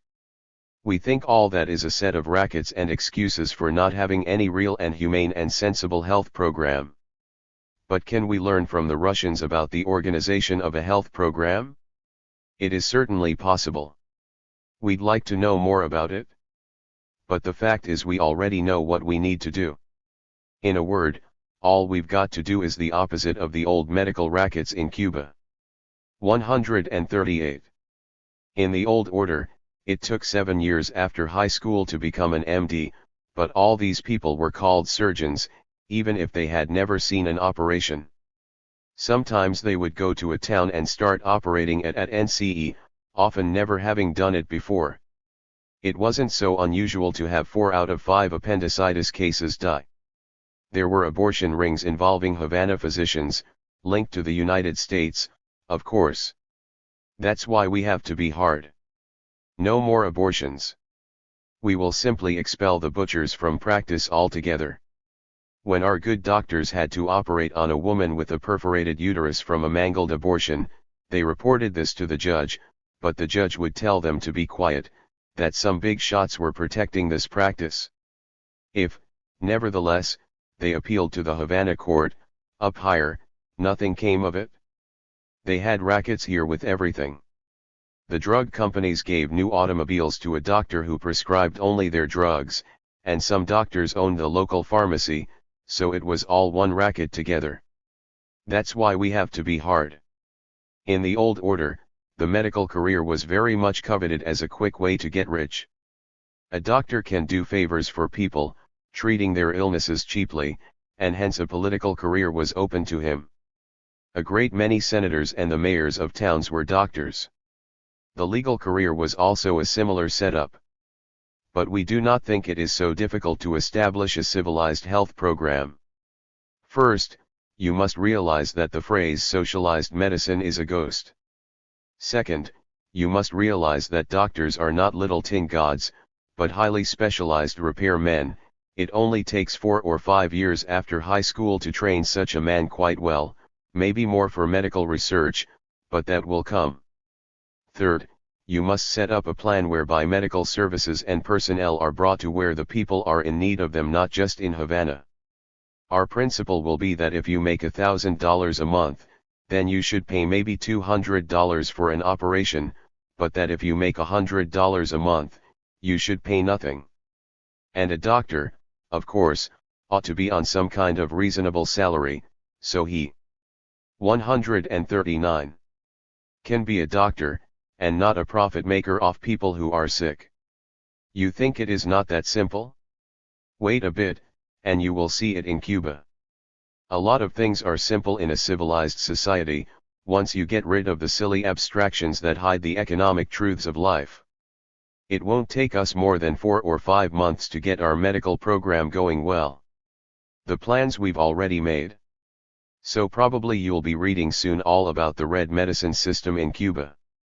When you do, remember about all the old medical rackets. And remember, too, about the illness and disease of the old Cuba that nobody did anything about. 3. Now, you must realize that the old Cuba really had no culture or science and very few establishments in which a Cuban culture might develop. Culturally and intellectually, as well as educationally, we were a mixed-up colony.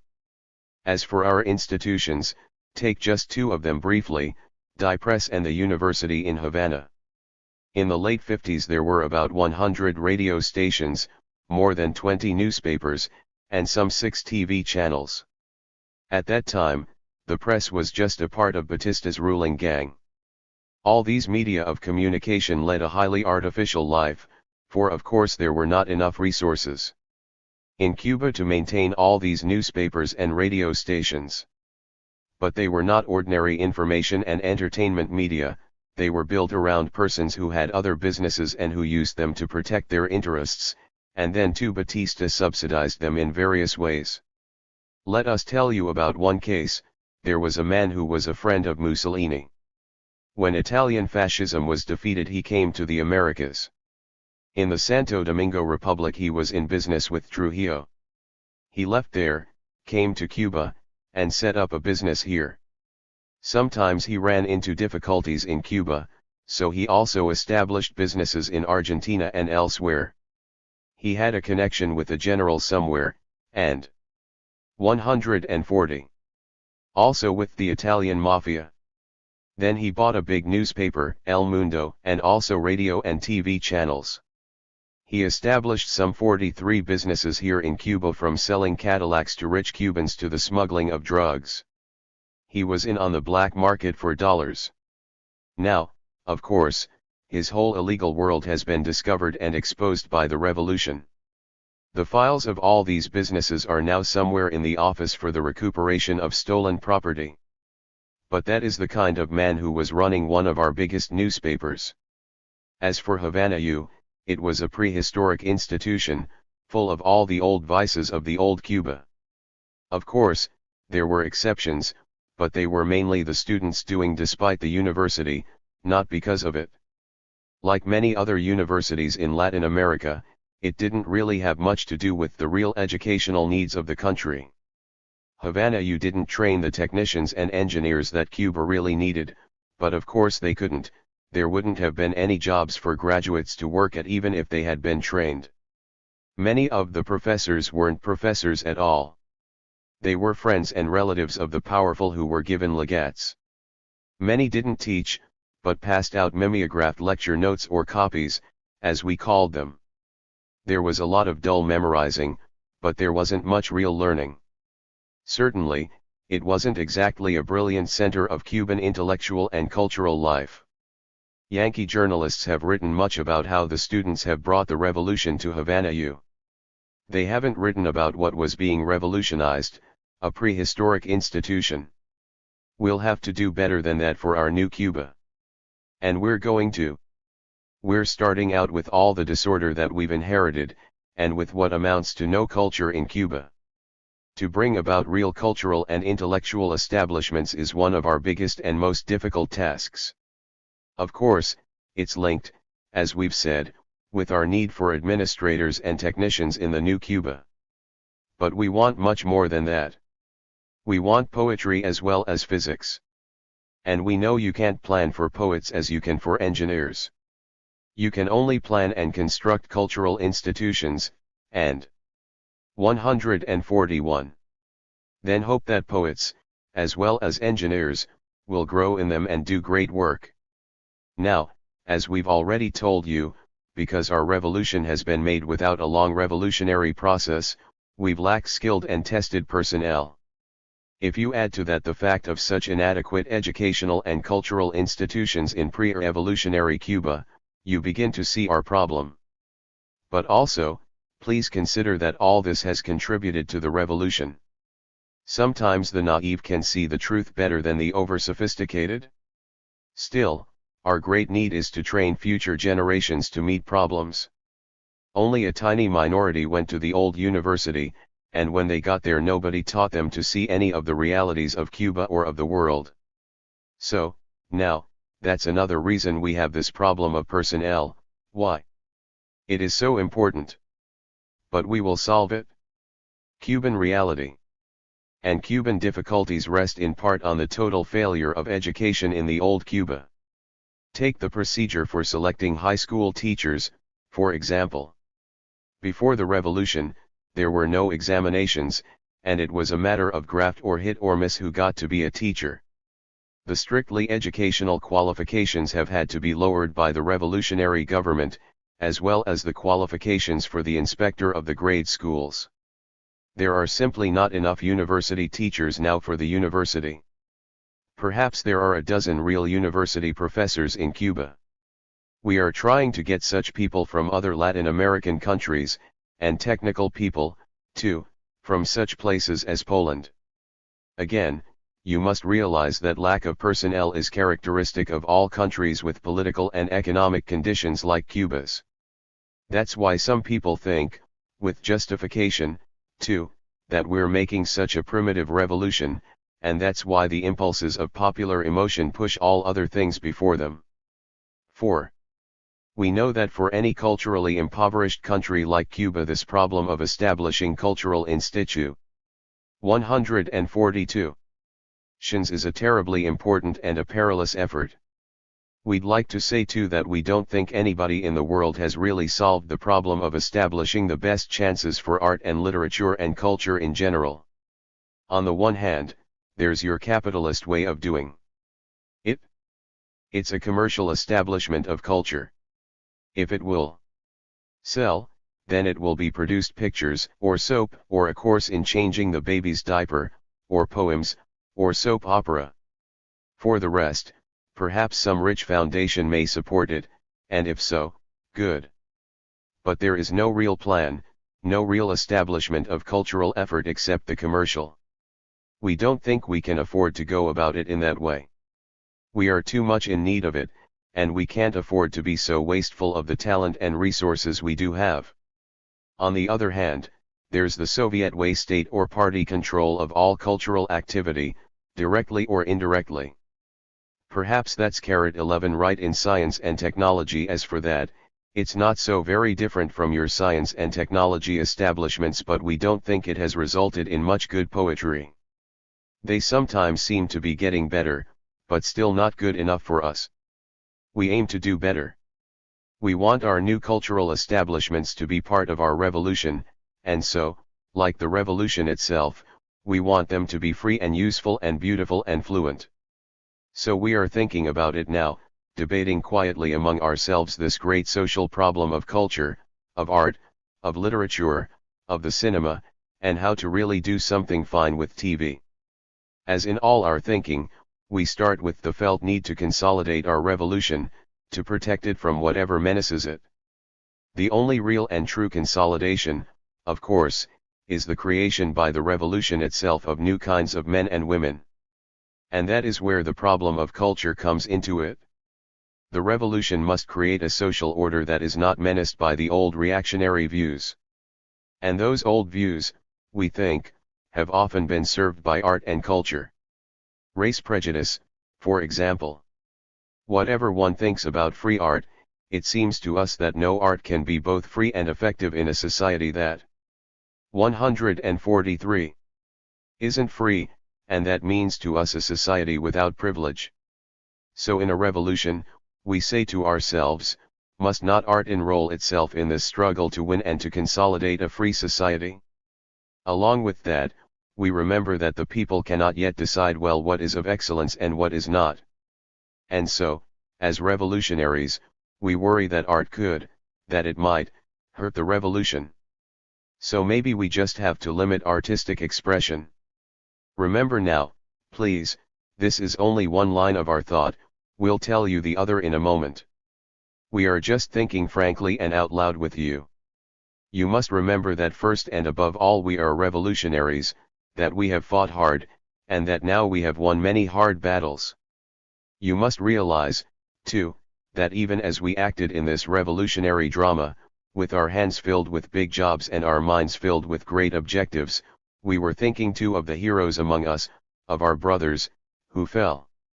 All that human tragedy and glory of the revolution, and the essential humanity of our struggle, and then the struggle once accomplished, its human fruits. Why should not all that become the objects of art and literature? Why should not art, through its many different forms of expression, gather all that up for the present and for the future generations? For is not art an instrument whereby the consciousness of men is formed? Does not art in that way serve humanity? And we revolutionaries do want humanity to know what we have done and what we are doing.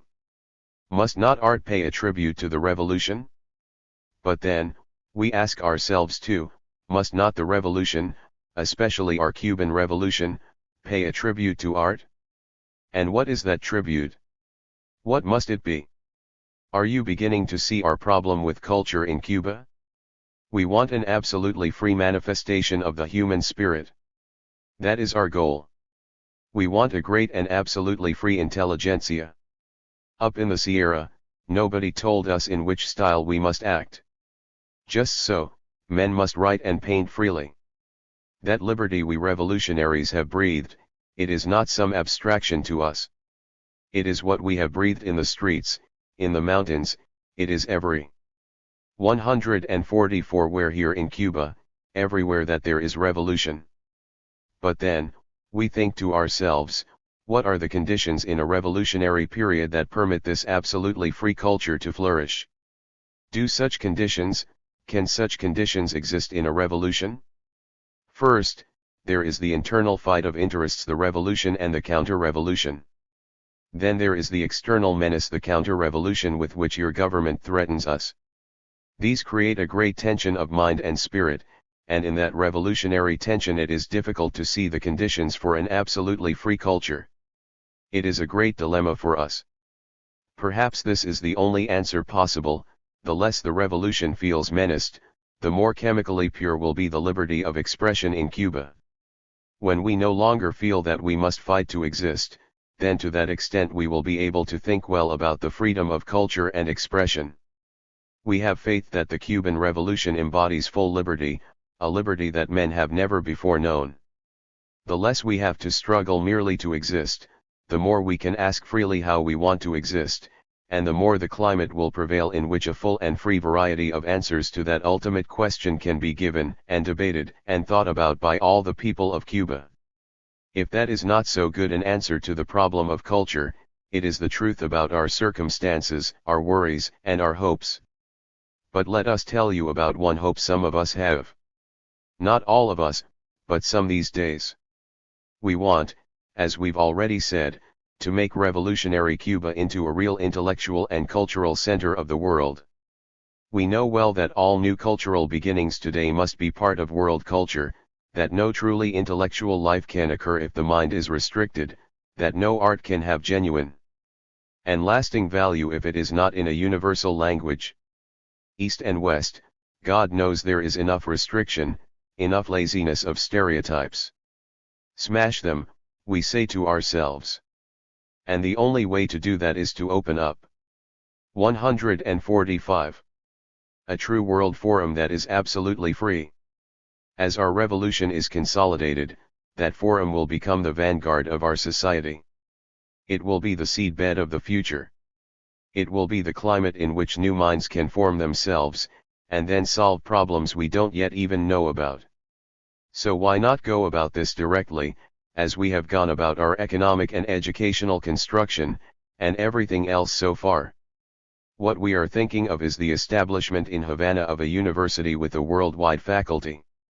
We want to hear in these new halls of learning a Chinese Communist Party member discussing with a North American Republican Party member the meanings of freedom. Let a Polish economist discuss with a Cuban economist the problems of the collectivization of land. Let a Mexican oil expert discuss the issues of nationalization of oil resources with a Venezuelan expert, employed by Standard Oil of New Jersey. Let a British Labour Party man discuss with a Yugoslav politician whatever they want to discuss. And put it all on tape. Print it in the newspapers of Cuba. Make it available in translations for the press of the world. Make books out of it. Make Cuban intellectual life a truly international, a truly free forum, for the entire range of world opinion, study, art, judgment, feeling. The Yankees are afraid of communists, and so their universities are not really free. The Russians are afraid of anti-communists and so their universities are not really free. We Cubans aren't afraid of any idea, so we are going to be really free. We want a university in which there is no hysterical nonsense about communism or about anti-communism. And is it not one of the next steps of the Cuban Revolution? It is urgent for inside Cuba because we do need expert help in our educational and cultural efforts, and it is urgent for Cuba's relations with each and every part of the world because we are not as yet well understood. If we could do this, who could then say that the Cuban Revolution was not indeed establishing a new zone of a new freedom in the Americas? If this cultural and intellectual center should come. 146. About, how then could men of small minds and narrow views formed in the old Cuba, after all how could they come to prevail with all their rigid silliness and dogmatism and provinciality? If such a university should come about in Havana, who then could say that Cuba's moment of truth was going to end up as an epic of lies? But to get down to it, how could we get the faculty members to come to Havana for say a 2-year period? Of course, we would pay them a regular salary for their work, but we know that good people everywhere are busy, and that it's a great deal of trouble to pack up and go anywhere for a year or two. So we would offer them special inducements. In a word, we'd set up with and for that faculty a little international city. That's the way we Cuban revolutionaries go about things. Perhaps we could house them all in one of the big hotels, perhaps the Riviera would do. There we'd have a polylingual kindergarten and primary grade school for all their children, as well as for the children of the Cubans on the faculty. In the classrooms and elsewhere we'd set up those U.N type simultaneous translation outfits, and we would provide for each man or woman who did not know Spanish a tutor for a couple of hours a day at first, and of course we'd have small language classes in several languages for those who wanted to attend them. There is no end to the kinds of opportunities for everyone involved that we Cubans could make out of all the problems that our idea involves. But there's one problem those of us who are thinking about this idea must face: would the Yankee professors and intellectuals and artists, would the Yankees come? Would top-flight Yankee economists recognize Red China's top-flight economists, and so discuss with them the economic problems of the world? Would some of the best U.S. intellectuals, whoever they are, if they are, would they come to dangerous Red Cuba? Of course, we could do it without the Yankees, but it would be ever so much better with them. We do want 147. It to be truly international. We think the Russians and the Chinese and many other people would be glad to take part in it, but would you Yankees? As a matter of fact, this would cost something, although not as much as you might think. There is much wealth in the U.S.A in foundations, for example. Why don't they help us to do this great thing?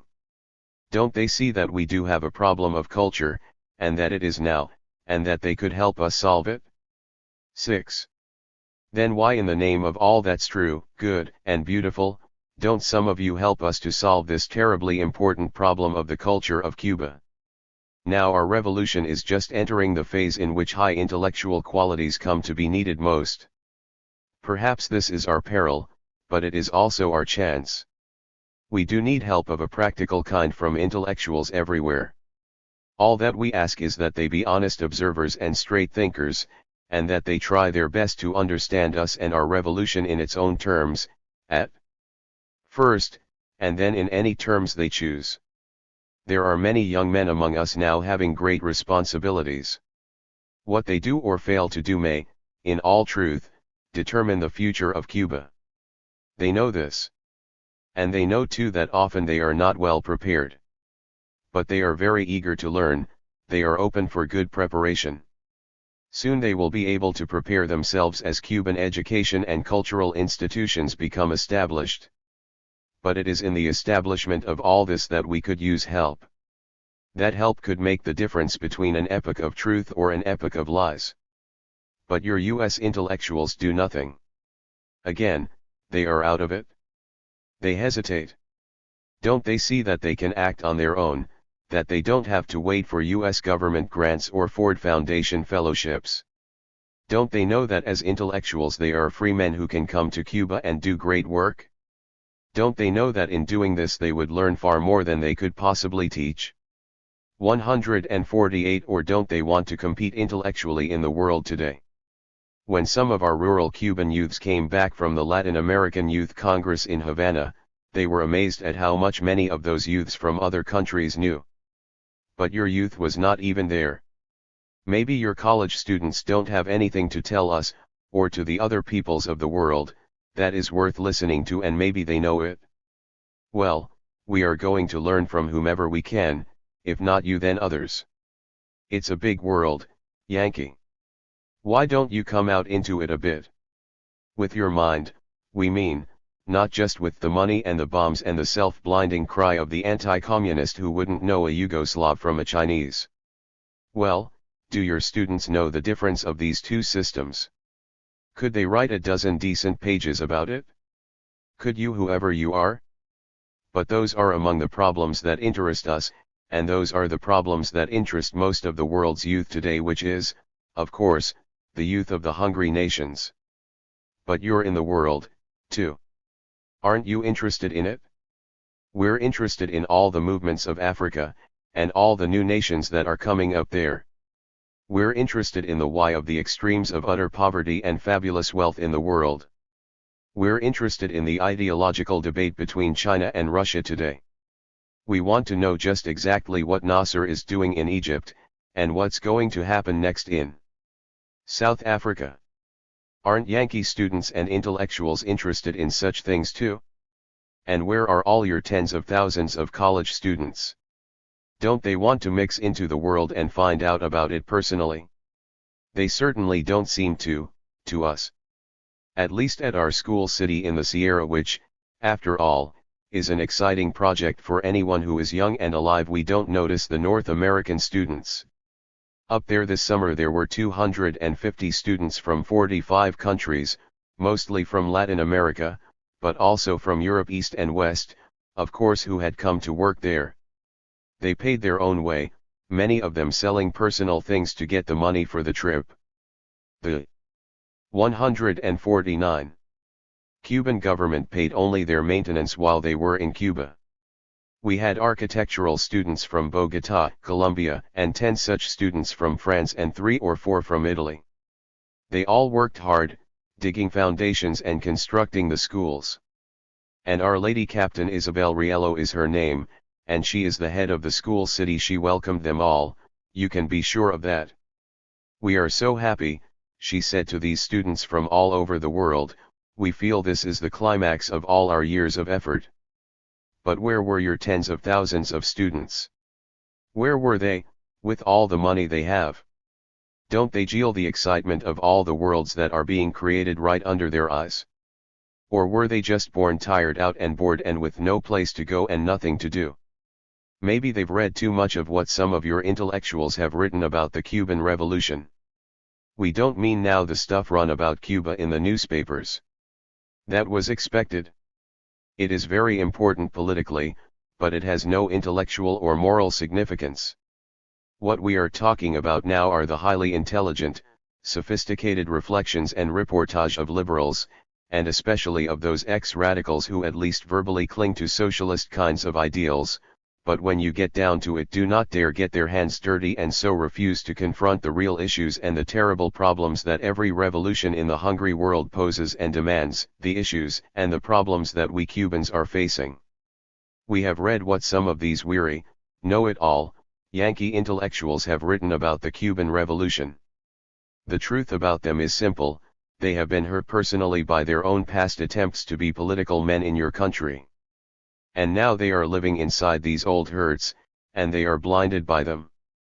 It makes them live inside their own little hesitations and cruel fears, and at times grief, because they can make no real commitment. Who are they to assume such a posture before the facts of our revolution in Cuba? By what miraculous insight do they know that it must end in terror and grief? 150. As they suggest it will? When they come to Cuba, when they think about Cuba, they're not experiencing anything or anybody in Cuba. They are experiencing, once again, for the 100th time, the failure of themselves as political men and as intellectuals. A few of us were in school up there, back in the late 40s and early 50s. We know how very easy it is to be a well-informed smart aleck, loading up one's mind with sophisticated equivocations, with all the weary criticisms, with the slightly tragic tone, all of it resting upon the collapsed dreams of the old disillusioned radicals. And no alternatives even considered, much less imagined, advanced, invented, demanded. They see the good, they see the bad, the yes, the no, the maybe, and they cannot take a stand. So instead they take up a tone. But they are never in it, they are just spectators. And as spectators they are condescending, with such little reason to be, it does make us angry, and then furious at ourselves for allowing it to make us angry. We should, of course, ignore them, and yet, we keep thinking as we read, what has this spiritual hick ever done to earn such an air about our Cuban Revolution? Has he ever acted? Has he ever taken his own life into his own hands? Much less, the much more serious and morally perilous matter, has he ever by acting taken the lives of others, of many others, into his own hands? You can be sure of the answer: it is, never. But enough. In the showdown these days such people are just no good for the hungry world. All they prove is the old joke: in the 1920s the world historical problem was, can there be socialism in one country? In the 1960s the world historical problem is, can there be capitalism in one country? We don't think it's such a joke anymore. When we read what such people write, we can't help but think of the 250 students from all over the world. Except for North America, who came to our first school city and worked alongside us in the building of it. Well, anyway, that's something about our problem of education and culture, and something your free intellectuals can do about it. 8. What does Yankee mean? This is our last letter to you, unless you answer us. What we want most to say to you we can say best by asking you this question: what does Yankee mean in the world today? What kind of people are you North Americans? We are asking you because in all truth, as we've said before, we simply do not understand you anymore, if we ever did. We've been trying in these letters to explain ourselves to you. Won't you now try to explain yourselves to us? Of course, you'll have to do more than just talk, but first you'll have to do that. What is done and what is not done in your name about Cuba, is being watched by people all over the world. In it, these people see the Yankee revealing himself. When they read about Cuba and about the United States, they are reading about what Yankee means today. Perhaps that isn't fair to you, whoever you are, but it's true, whether you know it or not. We've been assuming you haven't really known it. And it's true whether you want it to be or not. We've been assuming that now you are going to welcome it. At least we think you ought to welcome it. Do you know why? Because Cuba, listen, Yankee, Cuba is your big chance. It's your chance to establish once again what the United States perhaps once did mean to the world. It's your chance to make it clear how you're going to respond to all the chaos and tumult and glory, all the revolution and bloody mess and enormous hopes that are coming about among all the impoverished, disease-ridden, illiterate, hungry peoples of the world in which you, Yankee, are getting so fat and so drowsy. 151. 152. We've been reading over copies of all the letters we've sent to you, and we want to make an apology. Now and then we've been carried away, what with our revolution and all, so we've been rude. Forgive us, won't you, Yankee? Despite everything, we really do like many of you. We've really known the unofficial ones, we mean. We hope those we've liked are the real Yankees, although how can we know this? Nobody ever sees himself as others see him, and we've tried to explain in our very first letter why you and we have not really known each other. But what we want to apologize for is that we've kept putting it to you how what Yankees have done and failed to do has caused us so much trouble. But, damn it, that's true. You must see that now. So now, we're afraid, we're going to be even more rude. First we're going to tell you what Yankee has meant and does mean to us, and then we're going to tell you what you ought to do about it. And the truth is, we don't really feel it's rude. We think it's the moment of truth about the Cuban Revolution, for you.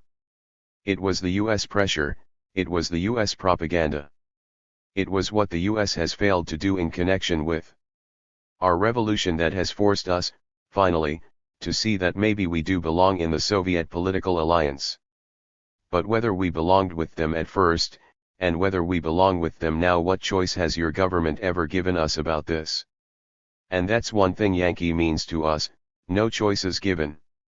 At what point has your government ever said to us, look, Cuban, we're very glad about your revolution.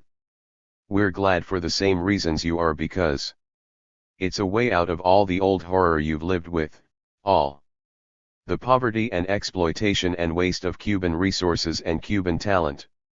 We're glad because we do want Latin America really to be prosperous and really to be free. We know that for a long time some North American businesses have had a pretty good thing down there. 153.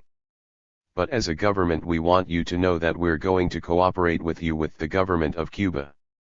For we know your government must now use all the resources of Cuba in some rational way for Cuba.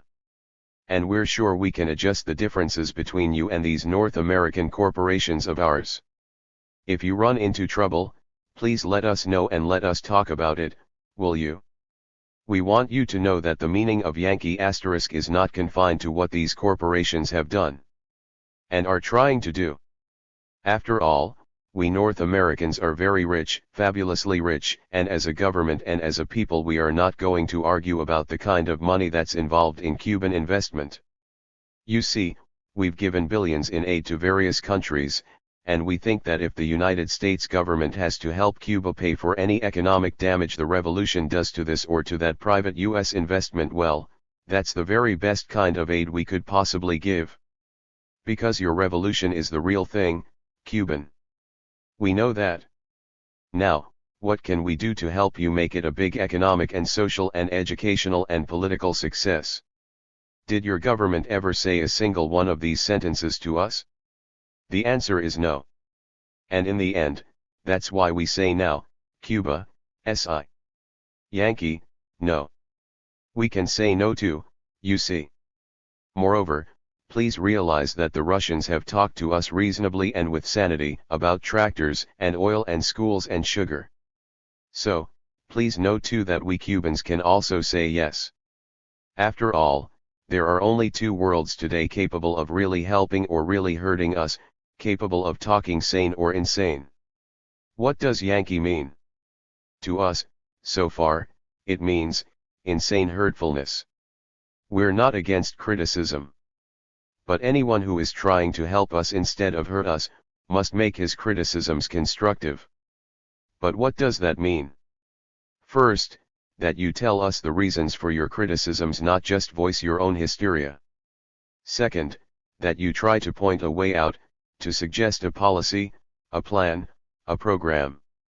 Some of the things about Cuba today which you may think are bad are quite plainly hangovers of the old. 154. Order, not yet taken up and attended to by the revolution. Others, in all likelihood, are passing phases of the revolutionary process itself, inevitable features of the train of events, of upsurge, disorganization, and attempted new beginnings. In either case, shouldn't you keep your mouth shut about them, except insofar as by understanding them you might help us to get past them? Apart from hangovers of the old order, and passing circumstances attendant on the new beginnings, the things you find ambiguous or downright bad in Cuba today we think have in common certain peculiarities. Most of them are features of later phases of the revolution. Many are due to international developments for which your government itself is very much responsible. Many are due to Cuba's old international situation, they are results of those old relations standing in the way of our setting up a new Cuba. But most important to us, they are very much a part of what can only be called counter-revolutionary efforts that we must put down if the revolutionary gains are to be consolidated and the aims of the revolution pursued further. Surely, any of our critics should take all this into account. But now we've reached a point where your government probably can't say anything reasonable and sane to us. We certainly don't expect them to. Not anymore. In fact, what we want from your government and your monopolies can now be put into just one word, nothing. Or in 4 words, just let us alone. But let us ask you this, why didn't your government ever talk to us in the way we described above? It wouldn't have meant anything financially significant to you, to the citizens of the United States of America. Perhaps you have your own answer to this question. We don't know it, whatever it may be. Whatever your answer is, perhaps that's what Yankee means to you. But our belief is that the US government didn't talk reasonably to us, first, because those monopolies that have had a pretty good thing down there are telling. 155. Your government what to do. It's not your government, and it's certainly not you, that is telling them what to do in countries like Cuba. And second, we believe they didn't talk reasonably because it's not only Cuba, which, after all, from your standpoint is a small country with a small US private investment. It's not only Cuba, it's all of Latin America and elsewhere too.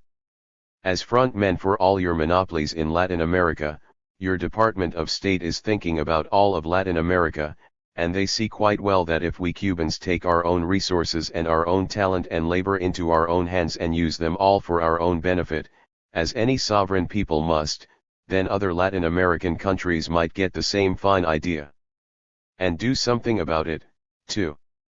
That's why your government was never reasonable and just and sane about our Cuban Revolution. Or so we believe. Again, how many times have we asked it if we are wrong? Isn't it easy for you, who keep saying that you're the center of the free world, isn't it easy for you to prove it to us? After all, we got much of the idea we've just expressed out of books that your own scholars have written about Latin America, as well as out of our own experience. Don't you ever read any of the true books about your own corporations and your own government and your own military and how they are all tied up together all over the world today? And especially in Latin America? Since at least the beginning of the 20th century, some of your best writers have been telling you about it. All that, of course, is what we mean by Yankee imperialism. It's not just a slogan, it's not just a shout, it's a big fact about your country and it's a big fact about the world today. Perhaps the reason you don't really know about it, and we do, is because the big, sharp, brutal edges of Yankee imperialism don't show up yet inside the United States. They show up down here, and you're not down here. Down here is where it's brutal, just as all imperialism is brutal out on its own frontiers. It can afford to be gentle odd nice in its home base, at least for a time. 156. But can it continue to be that way? We don't think that it really can. Do you know why? Because we think Yankee imperialism is in the process of being defeated, as an economic system and as military garrisons all around the world and as a political apparatus it is in the process of being defeated. It's in a deadly struggle, and the US imperialists know this very well. They are not going to die without fighting. The more defeats they suffer, the more aggressive and the more stubborn they are going to become, the more loudly and ignorantly they are going to shout communism. At every real reform or revolution in the hungry world that they are exploiting, because each of these reforms and these revolutions means another defeat for them. So as they are being defeated and come to realize it more and more, they're going to get into more and more of a panic. That is why we think that insofar as Cuba is concerned, they will do their very best to make your government make aggressions against us. Because our revolution is certainly a defeat for Yankee imperialism. That is why your head of state caused the OAS to make meaningless proclamations against us. We've already explained why they can't any longer do us real economic damage. So they are left with military aggression of some sort. That is all they've got left insofar as Cuba is concerned. Perhaps your government is not such a fool as to attack us directly with the Marines and the paratroopers and the battleships. Although we're ready for that, too. But can't you fight those imperialists? Perhaps you are still enough of a democracy at least to investigate their whole pressure system inside your economy and inside your government and so try to stop them. Anyway, now that we've got the Russian offer of military protection against your government, we think it more likely, as we've already told you, that Yankee military aggression will take the form of indirect action. Maybe they'll use mercenaries, maybe they'll try to assassinate our Fidel. Oh, we know you don't believe that such things are possible, you don't really believe that your government 157 has got a CIA and an FBI and all the undercover black people around the world. But that's just another thing about Yankee imperialism you can't see and know about because, as yet, it's mainly part of the ugly edges out on the frontiers of the system that you are living under. You don't see it all up there, safe in the United States of America. Even so, Sometimes a tiny little glimpse of it does get into your newspapers. Some rat you've hired defects or is caught, somebody gets murdered up a dark alley and it's hushed up quick. We've read in your papers, so we don't know that you can't, as a people, even investigate by your Congress exactly what all those Yankee spy outfits spend your money for. Is that true, Yankee? If it is, don't you see that it's a state within a state, and don't you see that with what's going on in the world today, it could very well mean enormous trouble and world disgrace for you? Don't you fear that as your imperialism is defeated, and as those who benefit by it, or are used by it, get into more and more of a panic? Don't you fear that the ugly edges of it might be turned upon you also? The road ahead is perilous not only for the hungry nations, the road is also perilous for the rich nations, and especially for the richest of them all.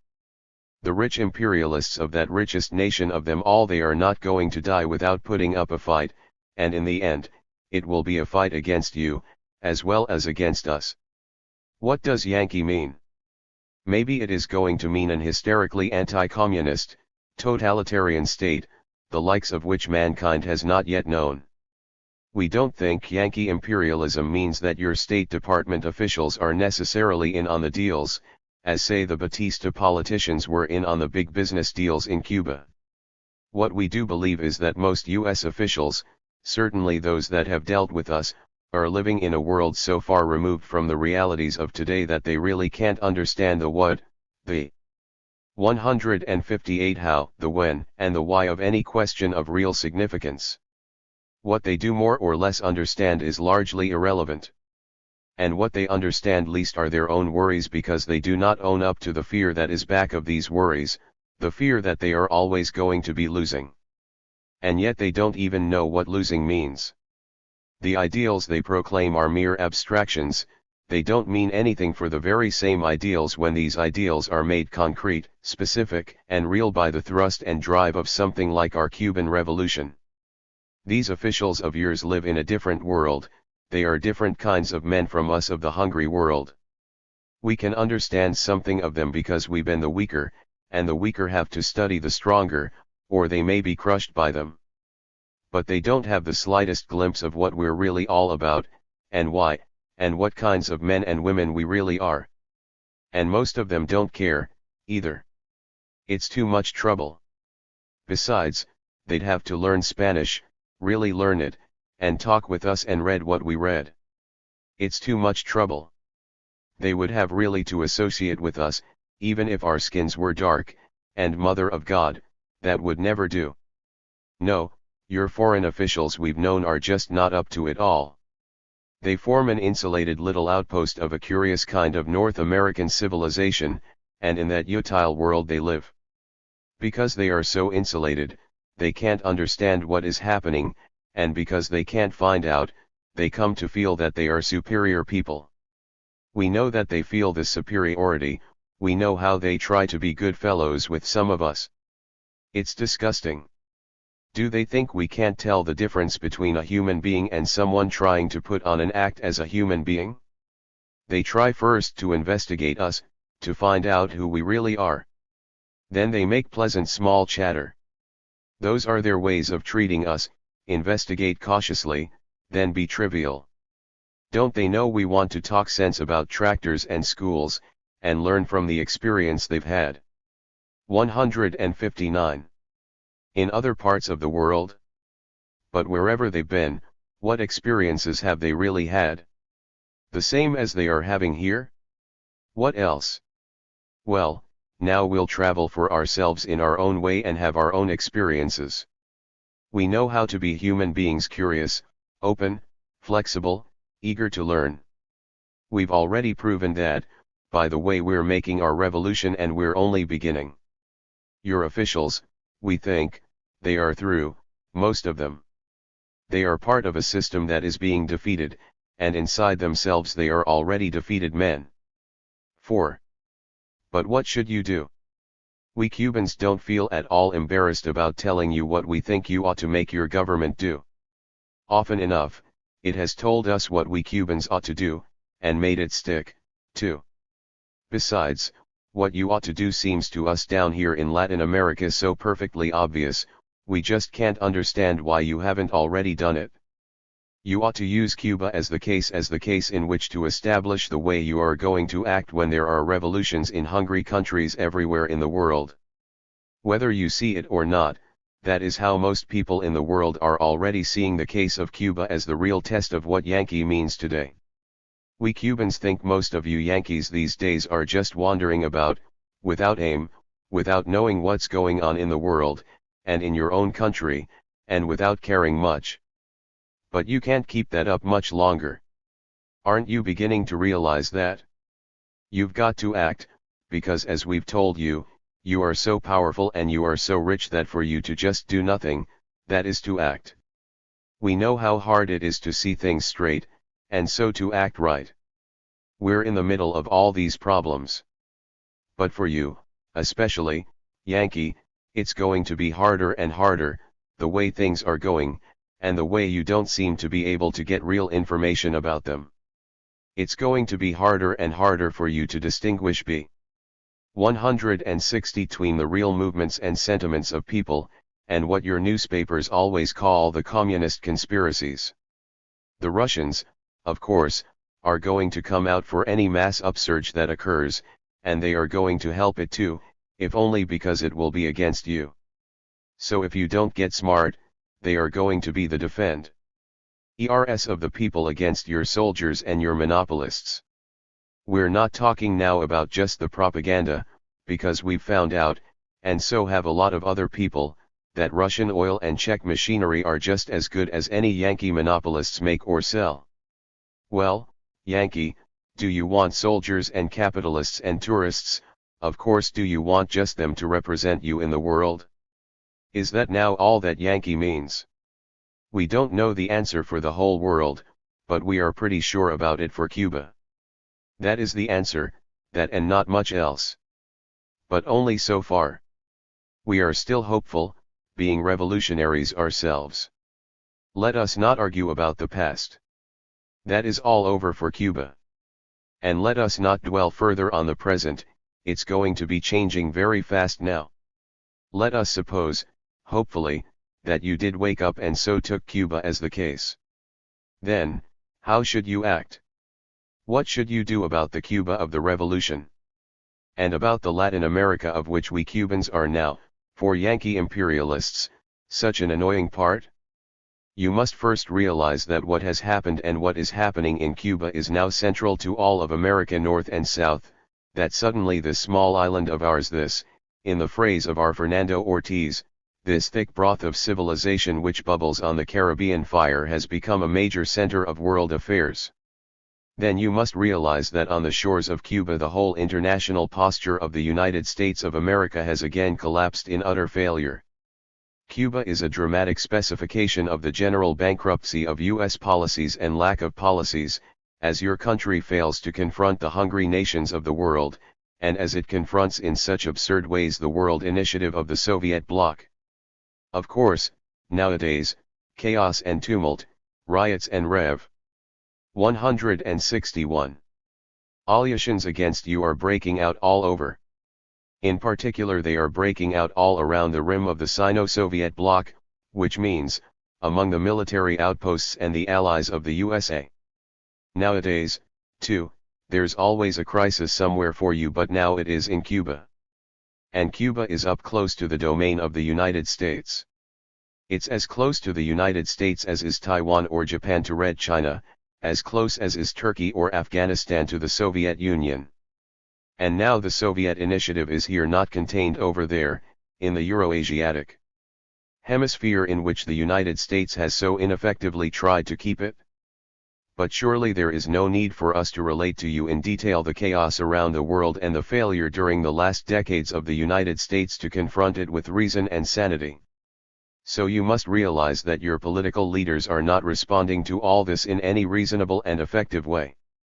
In fact, your political system itself doesn't seem capable of responding in any way except panic and wait and see and hysteria, to the world hatred of which the United States is becoming target number one.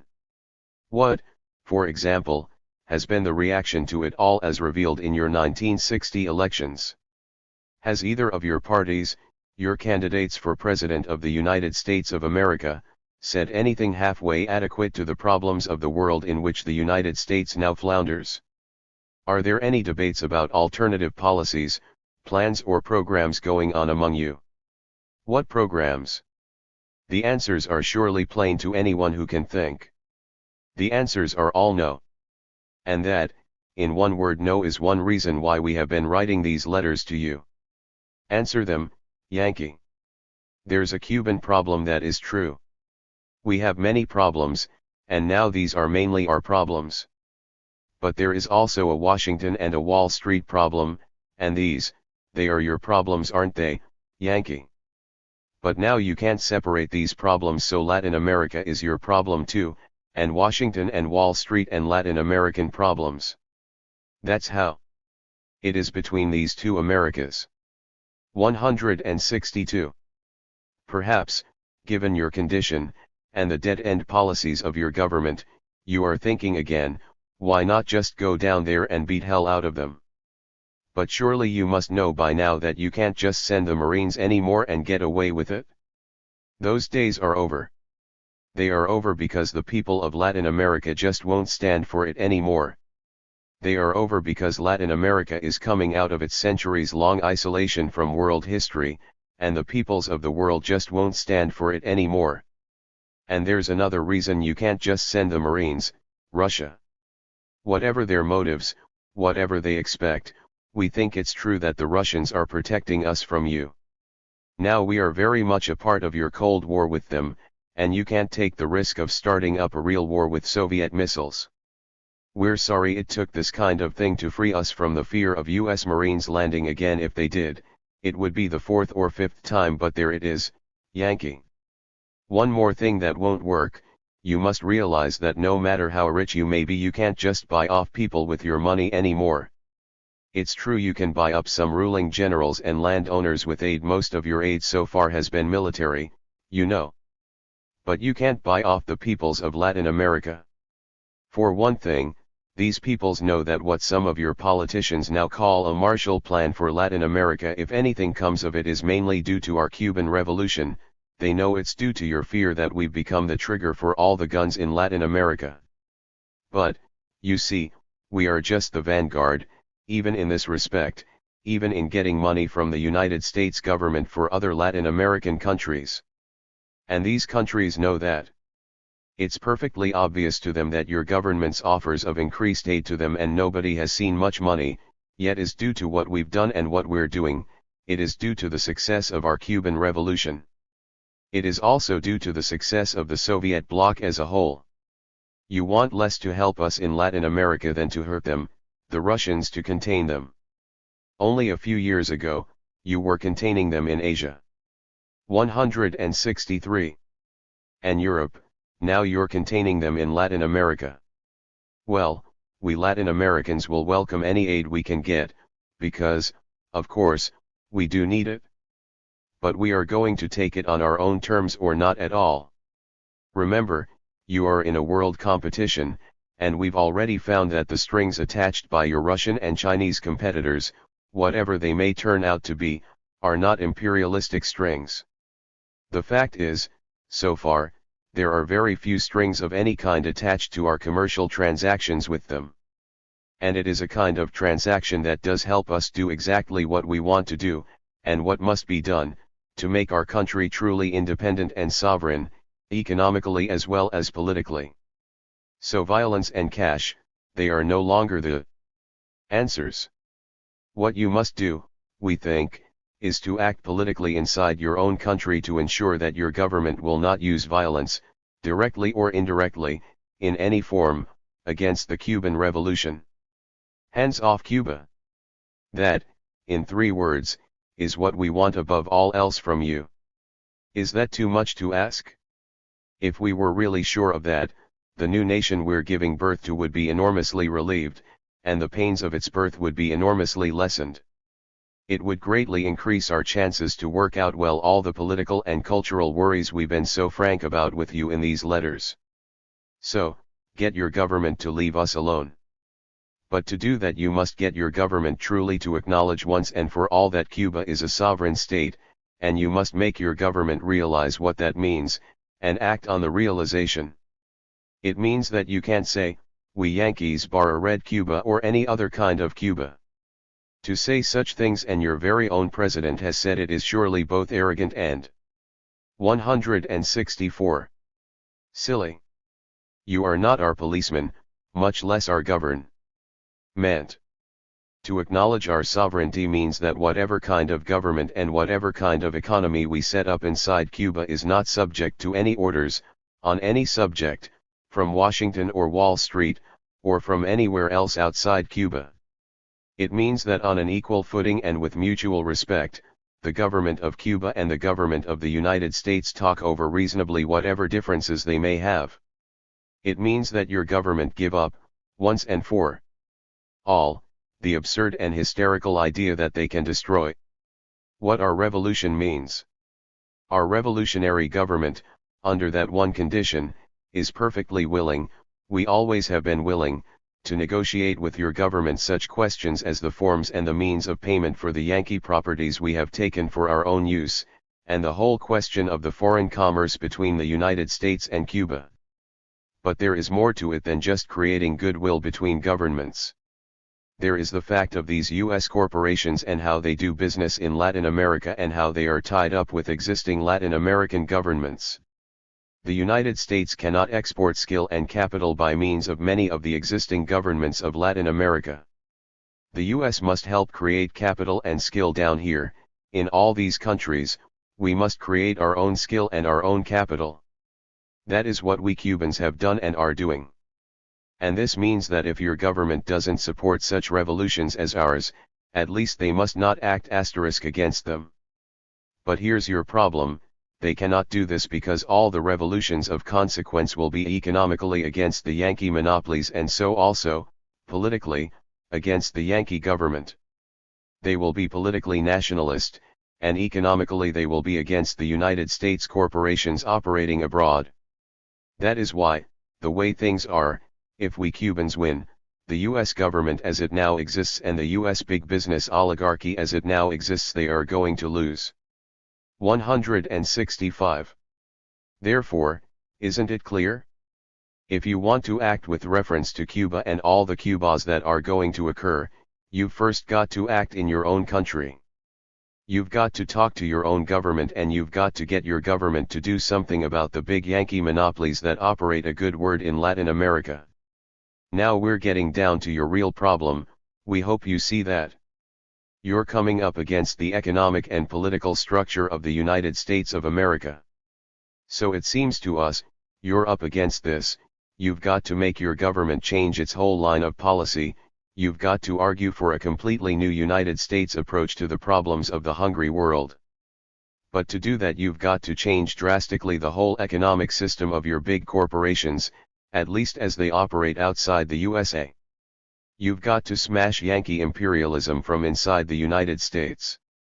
For you can't hope to make your government, if it is your government, change its line of policy unless you do smash that system. That is, not unless the North American imperialists act as no commanding class has ever acted before. And perhaps that is asking too much of them. Besides, maybe not enough of you North Americans care, and too many of your politicians in charge of things are too blind and too fat. That is why by their actions, they are making our own revolution become harder, and are hampering the development of our economy, and of our political system of a new and possibly daringly democratic sort. That is why, from their point of view, the basic view upon which U.S. policy has so far been based, the answer to the question what should the U.S. do, is it can now do nothing much of any consequence, except military invasion, direct or indirect, of our Cuba. That is why, if they are to act at all, short of military action, the U.S. must first change its policy fine, basing their new policy upon one fact: the acceptance of the Cuban Revolution. But to do that, the U.S. government would have to transform its own imperialist economy. 166. Without that, we Latin Americans cannot expect anything from the Yankees, and so we do not expect anything, except more grief and trouble. It would have to be a deep transformation. The United States corporations would have to stop being exporters of capital which they continue to own. There you find the reasons for all the problems. The United States would have to send capital out of the United States not as owners, but as lenders, to help the underdeveloped countries, not to buy them up. Your government would have to make those corporations renounce the ownership of the riches of our countries. You Yankees would have to use your own riches, which are surely great enough. In fact, any rational use of the resources of the United States would permit you an infinite development, and at the same time you could help mightily other countries. But of course that is mainly your concern, or we hope it is. But what is our concern is the fact that there cannot be peace, by which we mean real understanding between North and South America, as long as these Yankee corporations own the riches of our countries. Because with that kind of ownership goes the real control of the politics of our countries. The ownership of our riches means the control of our politics. That's not ideology. That's just a plain fact that we have lived in Cuba and that most of Latin America is still living. 6. We Cuban revolutionaries don't really know just exactly how you could best go about this transforming of your Yankee imperialism. For us, with our problems, it was simple. In Cuba, we had to take to our Rocky Mountains. You couldn't do that, could you? Not yet, we suppose. But for you, with your problems, we can see that it's 167. Not very simple, certainly it wouldn't be easy. But you're a democracy, aren't you? Your politicians keep saying you are. And you Yankees are a vigorous people, or at least once upon a time you were. And you are now in a position almost nobody else in the world is now in, not yet, because you are so rich and so powerful. You are in a position to decide what you are going to do with your life and with your country. Your real alternatives are big alternatives. That is why you are still a frontier. You could really ask how men should live. You're not tied down to the struggle just to exist. Yes, you're still on a frontier, Yankee, if you want to be. And the frontier for you, don't you see it? First of all, it's down here to your south, and over to your east. It's the hungry world, Yankee, the world of Latin America, of Africa, of Asia. But, first of all, perhaps, it's got to be inside the US political economy. If you just forget the money, mother of God, haven't you already enough? If you just abandon the fear, aren't you strong enough to? If you just stop being so altogether private and become public men and women of the world, you could do great things in the world, as a people, as an individual, as a government. As you might say, you could make it, Yankee. Well, forgive us, friend. It's your life, not ours. It's your country, not ours. We've got our own lives to live, and we're going to live them as best we can. And now we've got our own country, too, and it's going to stay ours from now on. We've done enough fighting for both these rights to live our own lives and to live it in our own country. And plenty of work, too. So have you, Yankee, once upon a time. But what are you going to do now? And what do you think the USA should do now? That's what we Cubans are wondering. And yet hear us well, Yankee, we're almost through. The question is not really, what should the United States do? 168. The real question is, who or what is the United States today? What does Yankee mean? Who or what is going to decide how your enormous powers are going to be used, as they come to bear upon our Cuba? And upon all the peoples of the hungry world? The State Department? The sugar interests? The Kremlin? The Pentagon? The oil companies? Yankee imperialism or the people of North America? Listen, Yankee, we Cubans don't know the answers to these questions.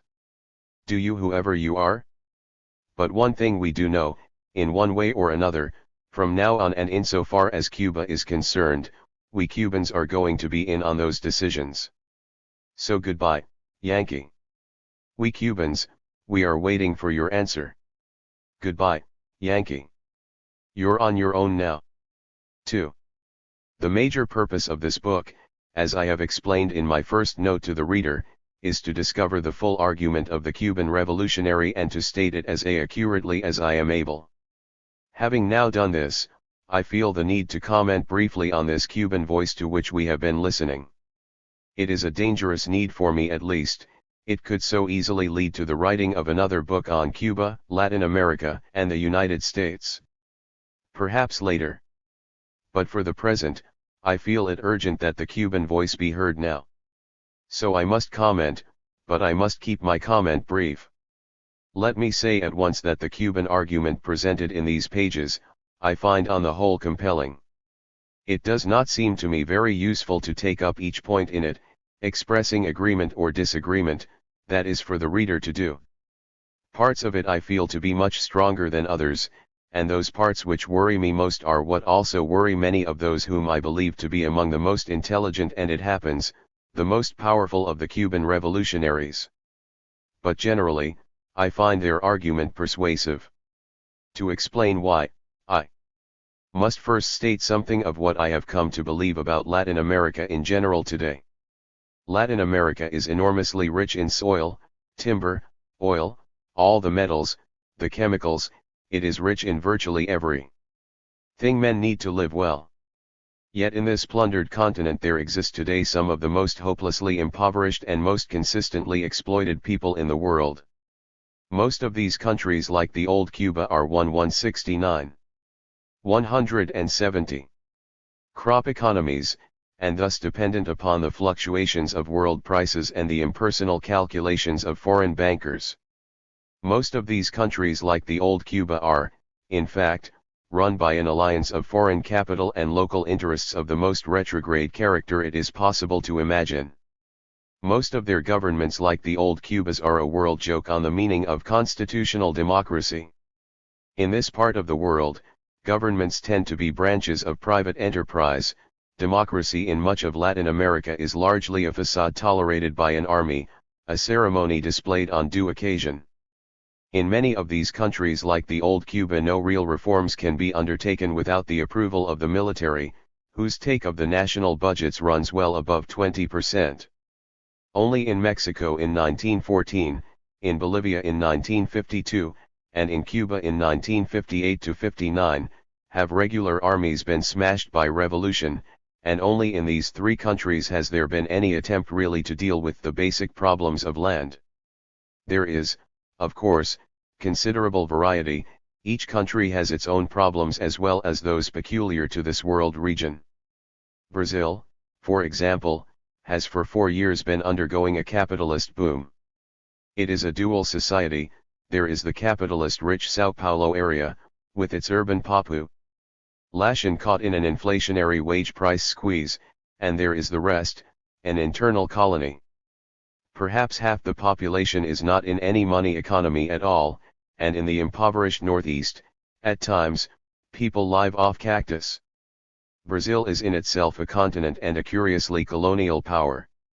In the 6 republics of Central America, a few hundred elite families own most of the land, a middle class scarcely exists, the immense majority live in drudgery, poverty, sloth, more than half are illiterate. Bananas in Honduras and Panama, cotton in Nicaragua, coffee and bananas in Costa Rica, in the others, coffee. These are the dessert export crops around which these economies revolve. Argentina continues to do nothing of significance to develop its real wealth: land, cattle, grain. 3/4 of her people live in the cities, most of them under 171. Employed, industry is stagnant, inflation is continuing, the government is more and more dependent upon the army. Meanwhile, armed men are in the pampas, the finest farmland in Latin America. Police terror is frequent in the cities. Chile, officially embracing the cherished principles of political democracy and free enterprise capitalism, is getting into hock to financial agencies dominated by the United States. These agencies provide small loans and in return dictate financial policies to a conservative government. 1/4 of the population is an inflated white-collar throng. And again, there is utter neglect of the land. Some 86% of it is held in large fondos, the owners of which are more interested in profitable speculation in land than in farming it. In Chile, the farming is bad. In Chile, traditional poverty is institutionalized. In Chile, some 1/3 of the men are drunk every weekend. And perhaps 60% of the lower classes. Probably 3/4 of the inhabitants of Peru exist outside any money economy, waiting hopelessly on the edge of starvation. Sulfur fumes from the copper smelters blanket the wet mountains. The mining towns are not habitations for human beings, but human beings do exist there. And Peru, we are assured, is a highly constitutional democracy. The recent history of Venezuela is one of economic madness. Professor Edwin Luen states that when the dictator Gómez died in 1935, an economic dictator had already inherited Venezuela. The petroleum industry was the new ruler. The new tyrant was immortal, and political upheavals disturbed it little. It answered only to the demands of the market in the United States and in Western Europe and waited for the signals to be called from abroad. Oil accounts for over 90% of Venezuela's foreign income, provides 63% of her government revenues, but employs only 3% of her labor force. So far as industrial development is concerned, the petroleum industry has led to what the Mexican economist Edmundo Flores calls a chrome-plated dead end. The constitutionally elected president, Betancourt, has today inherited the consequences of this economic madness which, according to Paul Johnson, includes the highest H. 172 cost economy in the world, which is driving Venezuelan oil out of the world market, 7 different police forces, a huge, overpaid bureaucracy, inflated armed forces equipped with expensive gadgets like supersonic fighters and a great sheaf of unpaid bills. In the meantime, President Betancourt has been forced to turn to the U.S. for loans, with all that this entails in social and economic stagnation. Basic land reform has been shelved. Unemployment is swelling. The growing anger of the mob can be balanced only by more concessions to the army. And Mexico? Her great revolution of 1910 and the following years has stalled. In a word, a revolution that began with the demand for land and for liberty seems to be ending in a plutocracy sitting within their state and on top of a capitalist economy and full of revolutionary rhetoric. The old revolutionaries have become enriched political capitalists. To them, as well as to the newly made middle classes, revolution has been and is a highly profitable business in recent years. 1% of the population has gotten as much as 51% of the national income, yet the governing classes all talk ultra-left. The Mexican revolutionaries have long memories. They know that tourism alone contributes almost 1/4 of their country's foreign exchange earnings, yet they do not forget that 100 years ago the United States took by force an enormous chunk of Mexico's national territory.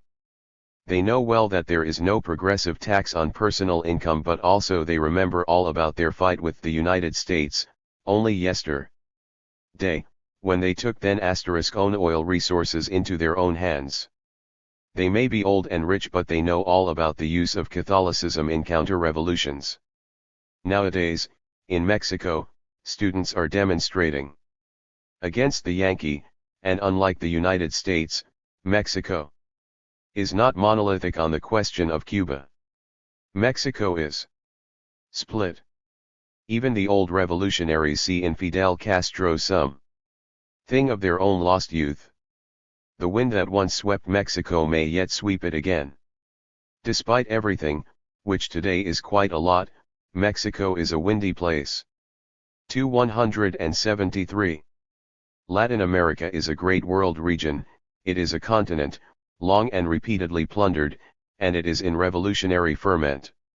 That it is now in such ferment is a heartening testimony to the will of man not to remain forever an exploited object. For over a century Latin American man has been largely outside world history. Except as an object, now he is entering that history as a subject, with vengeance, with pride, with violence. The unilateral Monroe Doctrine is part of the epoch of Latin American isolation. It is isolationism on a hemispheric scale, and a shield for U.S. exploitation. That epoch, and with it the Monroe Doctrine, is now coming to an end. But isn't there another side to it? Of course. Latin America is a continent, and as such it is various. Convictions about it are as sharply divided as they are passionately held. But insofar as it is possible to describe the general scene in brief, we must pay attention to the unbelievable poverty, the ill health, the illiteracy, the internal colonies, the steady exploitation, the one-crop export economies, the unjust and inefficient systems of land ownership and tenure, the foreign domination, the inadequate transportation systems. Although I do not agree with Professor Johnson's assessment of the middle sectors, nevertheless, I think his book indispensable reading for anyone who wishes to understand the Latin American scene. 174. Rather than means suitable for the development of internal markets, the ineffective credit systems and the lack of any real trade within and between these countries themselves, the repeated interventions commercial and military by great world powers, the political domination by feudal oligarchies, mixed with foreign corporate interests, and subject to the arbitrary actions of inflated armies, the military arbiters. Such are the salient realities of Latin America yesterday and today. Yesterday. But not today they were the realities of Cuba. The second general fact it is necessary to understand is the role the United States has played and is playing inside Latin America. This role I have already indicated. The foreign capital involved is largely U.S. capital, the aid given to the local armies, and hence in support of the feudal oligarchies, is U.S. aid. Inside Latin America, the U.S. government has supported reactionary circles and do-nothing ruling strata. Its role has generally been and continues to be that of stabilizing their domination and so the continued sloth. Its aid has been largely to give them arms and other military support, in the name of hemispheric defense, which has meant defense against their own people. About this aid, since the end of World War II, the U.S. has given in direct aid about $31 billion to countries outside Latin America, and only some $625 million to Latin America, less than to the Philippines alone. For its loans, the U.S. exacts acceptance of economic policies which, given the declining prices of Latin American commodities, cancel out all aid and loans. During the 175 last 10 years, Paul Johnson sums it up, the collapse of world commodity prices has meant a net reduction in the income of Latin America of over $1,000 million a year, 3 times as much, in aggregate, as the sum total of aid and loans the area has received during the same period. This is the brutal arithmetic which explains why tens, perhaps hundreds, of millions of Latin Americans, poor as they are getting steadily poorer. Preachments, A. Burley Jr. recently remarked, about the value of private enterprise and investment and the usefulness of foreign capital were, to most students of the situation, a lit silly. Probably if the truth were known, this form of economic development in Latin America at the moment is a minority rather than a majority function. Foreign aid or private investment may industrialize, may increase production, and still leave the masses in as bad shape as ever. U.S. trade with Latin America is, of course, larger than U.S. trade with any other world region. U.S. investment in Latin America, amounting now to about $9 billion, is larger than U.S. investment in any other region of the world. Mining properties and oil are the largest elements in this investment, and both are needed by the U.S. economy as it is now operated. Accordingly, the job of the U.S. government has been to promote trade and to protect investment. In pursuance of these aims, the official line has been to maintain political stability among the dominated, irrespective of forms of government, in order that business might continue as usual. The rest is oratorical embellishment perhaps needed to ensure the votes of these governments in the UN. That, in a few sentences, seems to me the essential truth of the matter. But there is more to it. The U.S. has supplied arms to all 20 of these countries, and to 12 of them has made grants of military aid. It has set up military missions, which, in the opinion of Professor Lewin, author of the most balanced and comprehensive account of the matter, have no genuine military objective. The official rationale given for all this is fear of communist aggression. But, in any real East-West fight, the kind of 176 arms provided seem quite irrelevant, and the communist parties inside Latin America are not only generally weak but clearly grow on the deplorable economic and social conditions which these U.S. policies help to ensure. Regardless of the sincerity of official intentions, the real functions of such military aid have been persuasively stated by Professor Lewin. In most of these countries the armed forces play key political roles and are seemingly insatiable in their desire for arms. Thus military training and assistance are provided to secure and to ensure political cooperation. Political gains are expected to flow from the military programs, well-disposed governments, support for U.S. policies in international organizations, and assurance of access to military bases and strategic raw materials in Latin America. A further objective of the military programs is to promote political stability in this low-priority area so that our maximum energies can be devoted elsewhere. The simple reasoning is that the better the army in any Latin American republic, the less likely that internal order will be subverted. That more democratic forms of government have come about in several Latin American countries since the end of World War II. Mr. A. Burley Jr. states has been treated by the Department of State as an almost trivial change and not a wholly agreeable one. Mr. Burley adds that in the past, the State Department has carried on its friendship with dictators who have had to maintain a steady and frequently an increasingly cruel policy of suppressing popular opposition by police methods. The United States took pains not to show sympathy with their opponents irrespective of the quality of the men or of the forces they symbolized.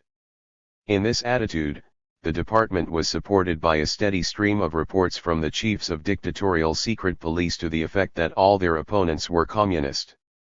This material found its way into the State Department files, and was fed to congressional and other officials. It proved a useful excuse for harrying and harassing entirely genuine democratic leaders and movements. Whether in their L. 177 own countries, or in exile or refuge in the United States, the democratic leaders found themselves baffled, discredited, almost persecuted by the government of the United States, supposedly the symbol of democracy.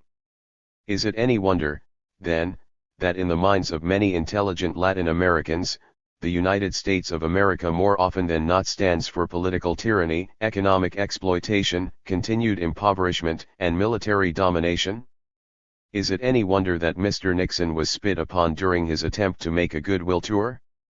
That it was a surprise to most North Americans reveals the inadequacy of the North American press. It was a reflection of everyday realities in Latin America. The sad truth, write Professors Pike and Bray, is that the state of affairs in Latin America has sunk to the level that the United States could help to destroy a democratic regime by embracing it. In one respect at least, the United States in the 20th century stands in the same relationship to Latin America as Tsarist Russia in the 19th century stood to Europe. The USA is a reactionary menace to any real attempt to modify the basic realities of Latin America. Generally, whenever in Latin America people have really begun to get on the move, in the face of their movement the policies and the lack of policies of the United States have been consistently counter-revolutionary. Certainly that has been and certainly that is the case in connection with the revolution in Cuba. In the general context of Latin America and in terms of the role in Latin America of the United States, the Cuban Revolution is a new phenomenon. Some of its features have been available elsewhere, at one time or another, but the specific Cuban combination is historically unique. 1. Like Mexico's revolution of 40 years ago, Cuba's is based upon the peasantry, but the land reform in Cuba is far more thorough, rapid, and successful than Mexico's. 178. Or Bolivia's. Elsewhere, there is no significant land reform. 2. In at least 6 Latin American nations, the vicious role of the traditional military apparatus in political, social, and economic life has been destroyed. In Cuba, this apparatus has been totally and almost suddenly smashed, and with it the dominant economic powers. 3.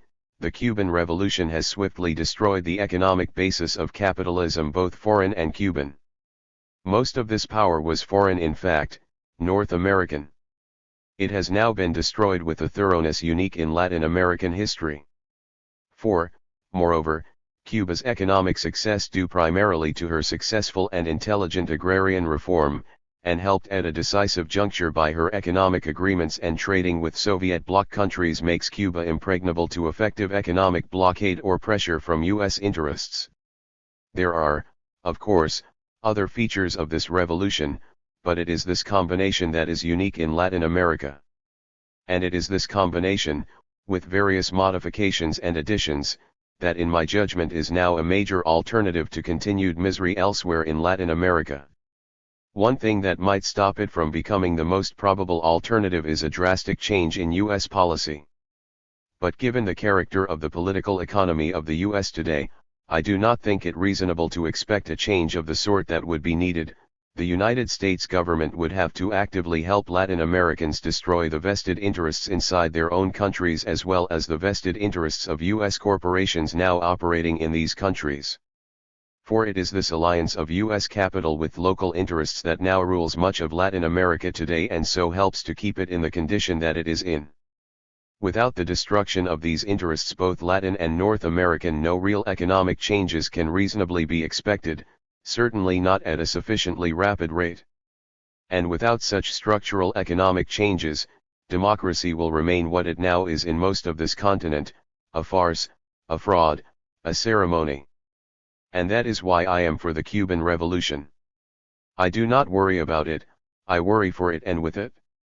Like most Cubans, I too believe that this revolution is a moment of truth, and like some Cuban revolutionaries, I too believe that such truth, like all revolutionary truth, is perilous. Any moment of such military and economic truth might become an epoch of political and cultural lies. It might harden into any one of several kinds of dictatorial tyranny. But I do not believe that this is at all inevitable in Cuba. And I do believe that should it happen, it would be due, in very large part, to the role the government of the United States has been and is continuing to play in Cuban affairs. Were I a Cuban, I have no doubt that I would be working with all my effort for the success of my revolution. But I am not a Cuban. I am a Yankee. To me, this does not mean that I am any the less for their revolution. For, like L.T. Hobhouse, whose creed at this point, I share, too, I cannot give unconditional loyalties to any institution, man, state, movement, or nation. My loyalties are conditional upon my own convictions and my own values. And in this matter, both of these lie more with the Cuban Revolution than with the official United States reaction to it. The policies the United States has pursued and is pursuing against Cuba are based upon a profound ignorance, and are shot through with hysteria. I believe that if they are continued, they will result in more disgrace and more disaster for the image of my country before Cuba, before Latin America, and before the world. Moreover, I think that U.S. policies and lack of policies are very real factors in forcing the government of Cuba to align itself politically with the Soviet bloc, as against assuming a genuinely neutralist and hence peaceful world orientation. In fact, these policies are making it very difficult indeed for Cubans even to discuss such an orientation. More than any other single factor, these U.S. policies are forcing the Cuban government to become harder, to become more restrictive of freedom of expression inside Cuba. In brief, they are forcing Cubans to identify all minority views with counter-revolution. And they are forcing the Cuban government to identify anti-communism with counter-revolution. Let me say, as flatly as I am able to say, that were I a Cuban, acting in the Cuban Revolution today, I too should feel it necessary to make this latter identification. For the plain truth is that the kind of ignorant and hysterical anti-communism that is now the mood, the tone, and the view of many of the highest governmental officials of the United States of America is of the McCarthy type. And I am just as opposed to this as I am to Stalinist practice and proclamation. Surely our aim, in the USA and in the USSR, should be to go beyond both. The Cuban government, as of mid-1960, is not communist in any of the senses legitimately given to this word. The Communist Party of Cuba, as a party, does not pose any serious threat to Cuba's political future. The leading men of Cuba's government are not communist, or even communist type, as I have experienced communism in Latin America and in research work in the Soviet Union. On all these counts, I find the Cuban argument, as presented in letter number 5, generally convincing. It is worth examining the evidence presented by North American writers of the contrary opinion, for to do so, I believe, is to reveal its weakness. In his article in the October 1960 issue of Foreign Affairs, Mr. A. A. Burley Jr. gives 3 grounds for his identification of Cuba with communism. 1. When Batista fell, Mr. Burley writes, the hardcore communist cadres found little, if any, state force to prevent them from taking over. This assumes that these hardcore communist cadres are necessarily efficient, in contrast to the non-communist revolutionaries who made the revolution to 181. Against, it so happens, Communist Party opposition. 3. It assumes that such revolutionaries have been incapable of creating or of being a chode force. I think both assumptions very dubious, and I would ask, has Mr. Burley spent as much as 1 week in any one INRA zone observing what is going on insofar as personnel is concerned? 2. The second ground for his assumption which Mr. Burley gives is that the defectors from the revolution have stated as their reason for defection that the regime is communist. Given the context of their defection, the United States, it would surely be unreasonable to expect them to give any other reason. At any rate, I am certainly not willing, as Mr. Burley presumably is, to take the assertions of these men as either knowledgeable or detached evidence on this important historical matter. 3. The only other ground I find in his essay, Mr. Burley puts in this way, the undeniable fact is that in result, its orientation became, in terms of foreign relations as well as in terms of structure, communist in character. In terms of foreign relations, does it make a government communist if it trades with the Soviet bloc? If so, many countries indeed are suddenly made communist. Does it make a government communist if it feels itself, rightly or wrongly, to be menaced militarily by a non-communist country, and so accepts the Soviet Union's protection on condition that it is invaded? There is, to be sure, room for argument on these questions, but their answers may not merely be assumed. Moreover, the foreign relations of Cuba are, as yet, by no means frozen, as Mr. Burley generally assumes. As for structure, surely one must ask Mr. Burley to be a little more precise. Communism in the world today is neither homogeneous nor unchanging. Cuba's economic structure is certainly not Stalinist. Does Mr. Burley refer to Bolshevism in 1920? To Yugoslavia in 1950? To Khrushchev's Russia today? To Mao's China? Well, what does Mr. Burley mean by communist? The Cuban revolutionary is a new and distinct type of 8. See Theodore Draper's article, cited in the notes, the most careful historical account I have seen, i.e. the American press. 182. Left-wing thinker and actor. He is neither capitalist nor communist. He is socialist in a manner, I believe, both practical and humane. And if Cuba is let alone, I believe that Cubans have a good chance to keep the socialist society they are building practical and humane. If Cubans are properly helped economically, technically, and culturally, I believe they would have a very good chance. I do not agree with this black or white thinking of Mr. Burley and many others.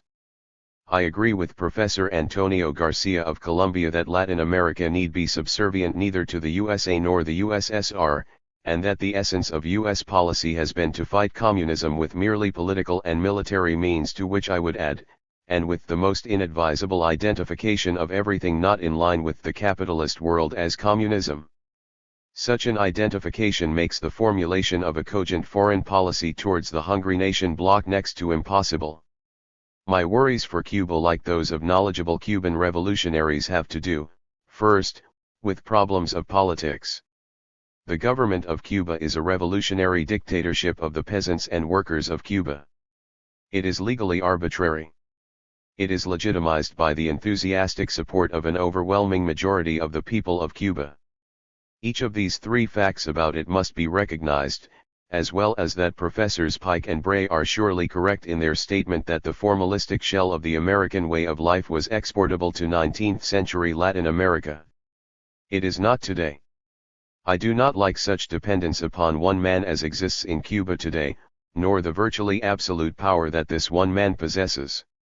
Yet I believe it is not enough either to approve or to disapprove this fact about Cuba. That is much too easy. It is also politically fruitless.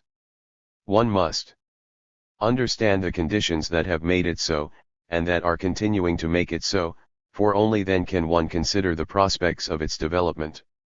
The conditions for the present political facts in Cuba seem to me to be X to 183. Pressed as well as they can be by the Cubans in letter 6. I believe that the revolutionary politics of Cuba are part of a phase, and that I and other North Americans should help the Cubans pass through it. Moreover, the character and the actions of the man in question, Fidel Castro, are not irrelevant to the probable outcome. In my judgment, one must take seriously this man's own attempts to shift roles, even in the middle of his necessary action, and his own astute awareness of the need to develop a more systematic relation between a government of law and the people of Cuba. In this, again, he is acting under great difficulties, many of which are due to the policies and the defaults of the government of the United States. As for elections in Cuba today, I share the view of every competent observer that in any election the victory of the Fidelistas would be overwhelming. But what seems to me more relevant to the question is that no matter how an election were organized, and no matter how it might be supervised by any international agency, such a victory would be quite meaningless. To have meaningful elections it is necessary to have at least two political parties, and it would be necessary for these parties to campaign on some range of issues. The only issue in Cuba today is the revolution, conceived by the Cuban government primarily as economic and educational construction and as the military defense of Cuba's sovereignty. Any party that campaigned in Cuba today against the revolution and against the present government's management of it would probably be set upon by the majority of the people of Cuba. So I think it must be faced up to. A real election in Cuba today is an impossible and meaningless idea. It could only be made meaningful by deliberately giving institutional form to the counter-revolution, and that today would not be acceptable to the immense majority of the people of Cuba. The absence of elections signifies the absence of democracy only on the formal assumption that the electoral process is at all times and in all places indispensable to democracy. But be that as it may, an election in Cuba is at the present time an impossible and a meaningless demand. In the meantime, North Americans may as well realize that their own recent elections have certainly not been effective advertisements for the virtue or the necessity of the U.S. type of electoral process. To many intelligent Latin Americans, as well as to other nations of the hungry nation bloc, they have seemed a race between two parties which differ little if at all on any real issues. To Cubans, they have also seemed a competition in belligerent ignorance about their country, rather than any reasonable public debate about actual problems Cubans and the world must now confront. 6. The real political issue of Cuba and in Cuba seems to me to be this: is it possible by revolutionary means of the sort being used in Cuba to build a genuinely free society?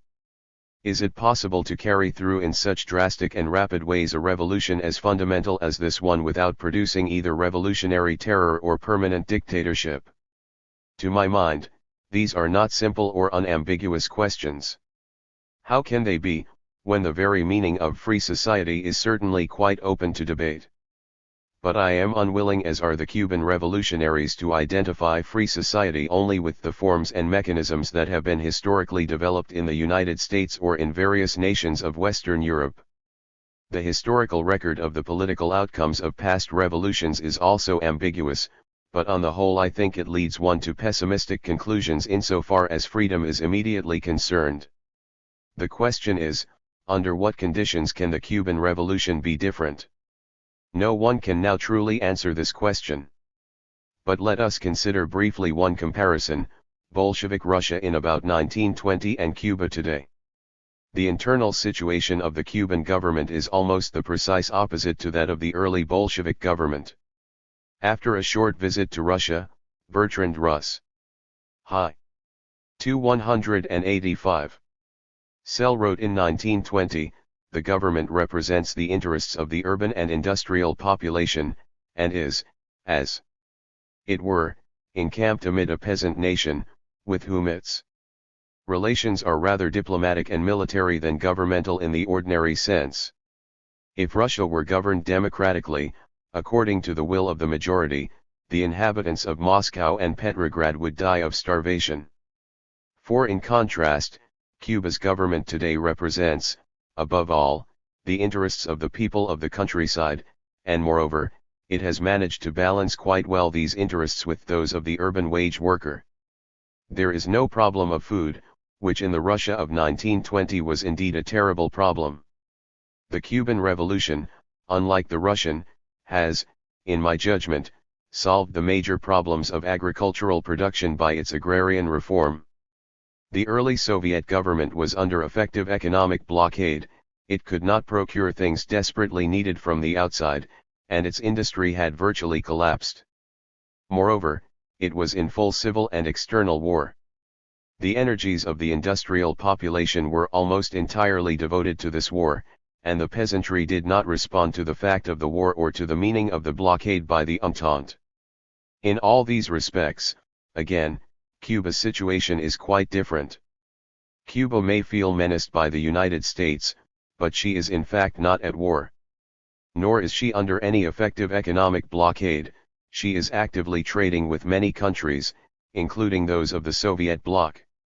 Of course, there are many other reasons why revolutions have led to reigns of terror and to long dictatorships. But in the case of the early Soviet Union, those I have mentioned were certainly among the most important. In this connection, I should also like to underline the Cuban statement, in letter 4, of the anti-Stalinist character of their general strategy of industrialization. That statement, I think, is a correct statement of the facts so far and of the accepted plans now underway.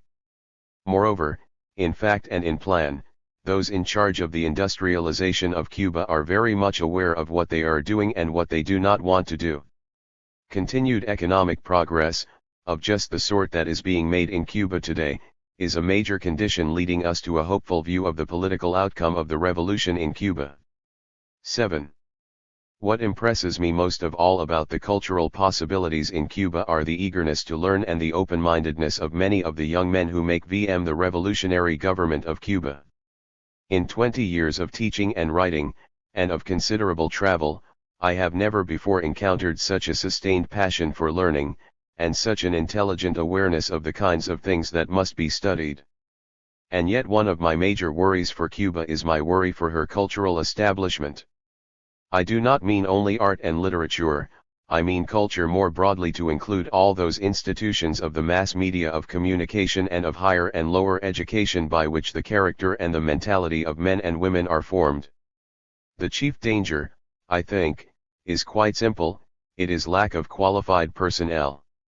I mean this in two senses: first, in the ordinary sense of an absence of enough people with skill and knowledge and sensibility, but secondly, I am referring to this absence combined with the felt menace of counter-revolution and with the fact of a generally uneducated population. This combination could lead to the easy way out, the absolute control of all means of expression and the laying down of a line to be followed. Surely the more intelligent Cubans are correct, in their views expressed in letter 7, that at just this point above all others, the U.S. as a government or as a set of private individuals could help mightily. The opportunity is there, in my view, it is not only an opportunity. It is a duty. In their understandable euphoria about their educational accomplishments and plans, some Cubans, I think, tend to exaggerate the speed with which a truly educated personnel can be developed. Education of the sort needed in countries like Cuba, especially in the higher schools of learning, cannot now be provided by Cuban personnel. It is into this vacuum, and not into any military zone, that extra-hemispheric forces are most likely to move and most likely, in my judgment, to be successful in their influences. The meaning of this fact for the United States is again obvious. Yet I rather doubt that it is at all obvious to the people in charge of such matters in the United States. What intellectuals in Cuba are interested in, I doubt that the U.S. Department of State, as presently constituted, is capable of providing. For example, the interest of Cubans in all varieties of Marxism, in all varieties of left-wing thinking and politics, I find both understandable and admirable. For it is simply a fact that in practical and intellectual matters of the sort Cubans now confront, ideas of this sort are relevant. It is also a fact that the kinds of ideas officially acceptable in the United States, and approved by dominant sections of the U.S. intellectual community, are largely irrelevant, indeed often meaningless, for Cuban educational, administrative, and cultural needs. The North American public is generally ignorant of the varieties of left-wing thought and activity. At the same time, it is true that some of the best and most scholarly studies of these subjects are now being carried on in our leading universities. Yet the result of these studies do not get through to any larger public, they are confined to specialists. That simple fact, I believe, is one reason why we cannot understand what the leaders and the peoples of the hungry nation bloc are thinking, what they are trying to do, and what they are going to be thinking and doing in the future. In the U.S. newspapers, all of it is simply lumped together as communism, and communism is treated as an unchanging and homogeneous piece of evil. The result for the citizen is plain ignorance about what most of the world is up to. It is the ignorance of the created provincial intellectually and politically. _GTYJ It is no wonder that when events occur which can not properly be understood, it leads to hysteria. The only insurance against such hysteria is knowledge, not the knowledge in one book or in a dozen books, but the knowledge that can only be provided by a genuinely free press whose management and whose journalists know what is important, know how to understand it and to explain it day by day and week by week. Such a press does not exist anywhere in the world. That is one reason why the greatest thing for the cause of freedom any American foundation could do today would be to take up and to support, in Cuban terms and under Cuban direction, the idea expressed in Letter 7 of a genuinely international university in Havana. And to follow it up by arranging publication in the United States, as well as elsewhere, of the continuing results of such a promising intellectual and political effort. 8. So again, we come back to the same theme, as we think about what is happening in Cuba and about the argument of the Cuban revolutionary, as we try to speculate well about the probabilities of Cuba's future, we are forced again and again to reflect upon the actual and the possible part in these matters by the United States of America. We cannot avoid this. It is a major element of Cuba's problems and of Latin America's. And it is a major element of our problems as citizens of the United States. No one can make up his mind about something like the Cuban Revolution, or about U.S. Cuban relations, without answering questions of a much larger scope. Two such questions seem to me immediately relevant. 1. Is it possible today to have a society that is economically just and sensible and at the same time politically fluent and free? This is an old question, an ultimate question, a continuing question, and no one knows the answer to it. Despite the burden of the Cuban past, and the consequences of U.S. policies past and present, I believe that Cuba does now represent a real chance for 189. The development of one form of such a society. 2. Is it politically possible, economically viable, and militarily realistic for a country such as Cuba to achieve a thoroughly neutralist and genuinely independent orientation in world affairs? Despite the systematic myopia of U.S. policies towards Cuba, and the astuteness of Soviet policy, I believe there is still a chance. To increase that chance, I believe, is the only realistic goal the United States can now take up in her Cuban policy. When we deal with history, we are not dealing in certainties, we are dealing with chances. But in the case of Cuba today, we are dealing with chances in the outcome of which we are ourselves deeply involved. It is not easy at this moment for North Americans to listen well to what the Cuban revolutionaries are saying about the world in which they live. But it is just this that we must do. We must see behind their revolutionary rhetoric to their purposes and to their accomplishments. We must understand that if they are exaggerating North American iniquities, their exaggerations are surely well balanced by North American spokesmen in their assertions about Cuba. Perhaps a little reflection would reveal that neither country is in the altogether sad condition imagined by spokesmen of the other. Above all, we must not allow our reactions to the manner of the Cuban accusations to hide from us the fact that many of their complaints about the United States, past and present, are solidly based upon historical and sociological fact. We must not believe that the genteel mannerisms of U.S. spokesmen are an answer to these complaints. On the contrary, we must realize that this pose is a way of escaping the argument. We must address ourselves to the very real basis of Cuba's case. We must answer with fact, with reason, and with civilized policies the argument of these revolutionaries of the hungry nation bloc.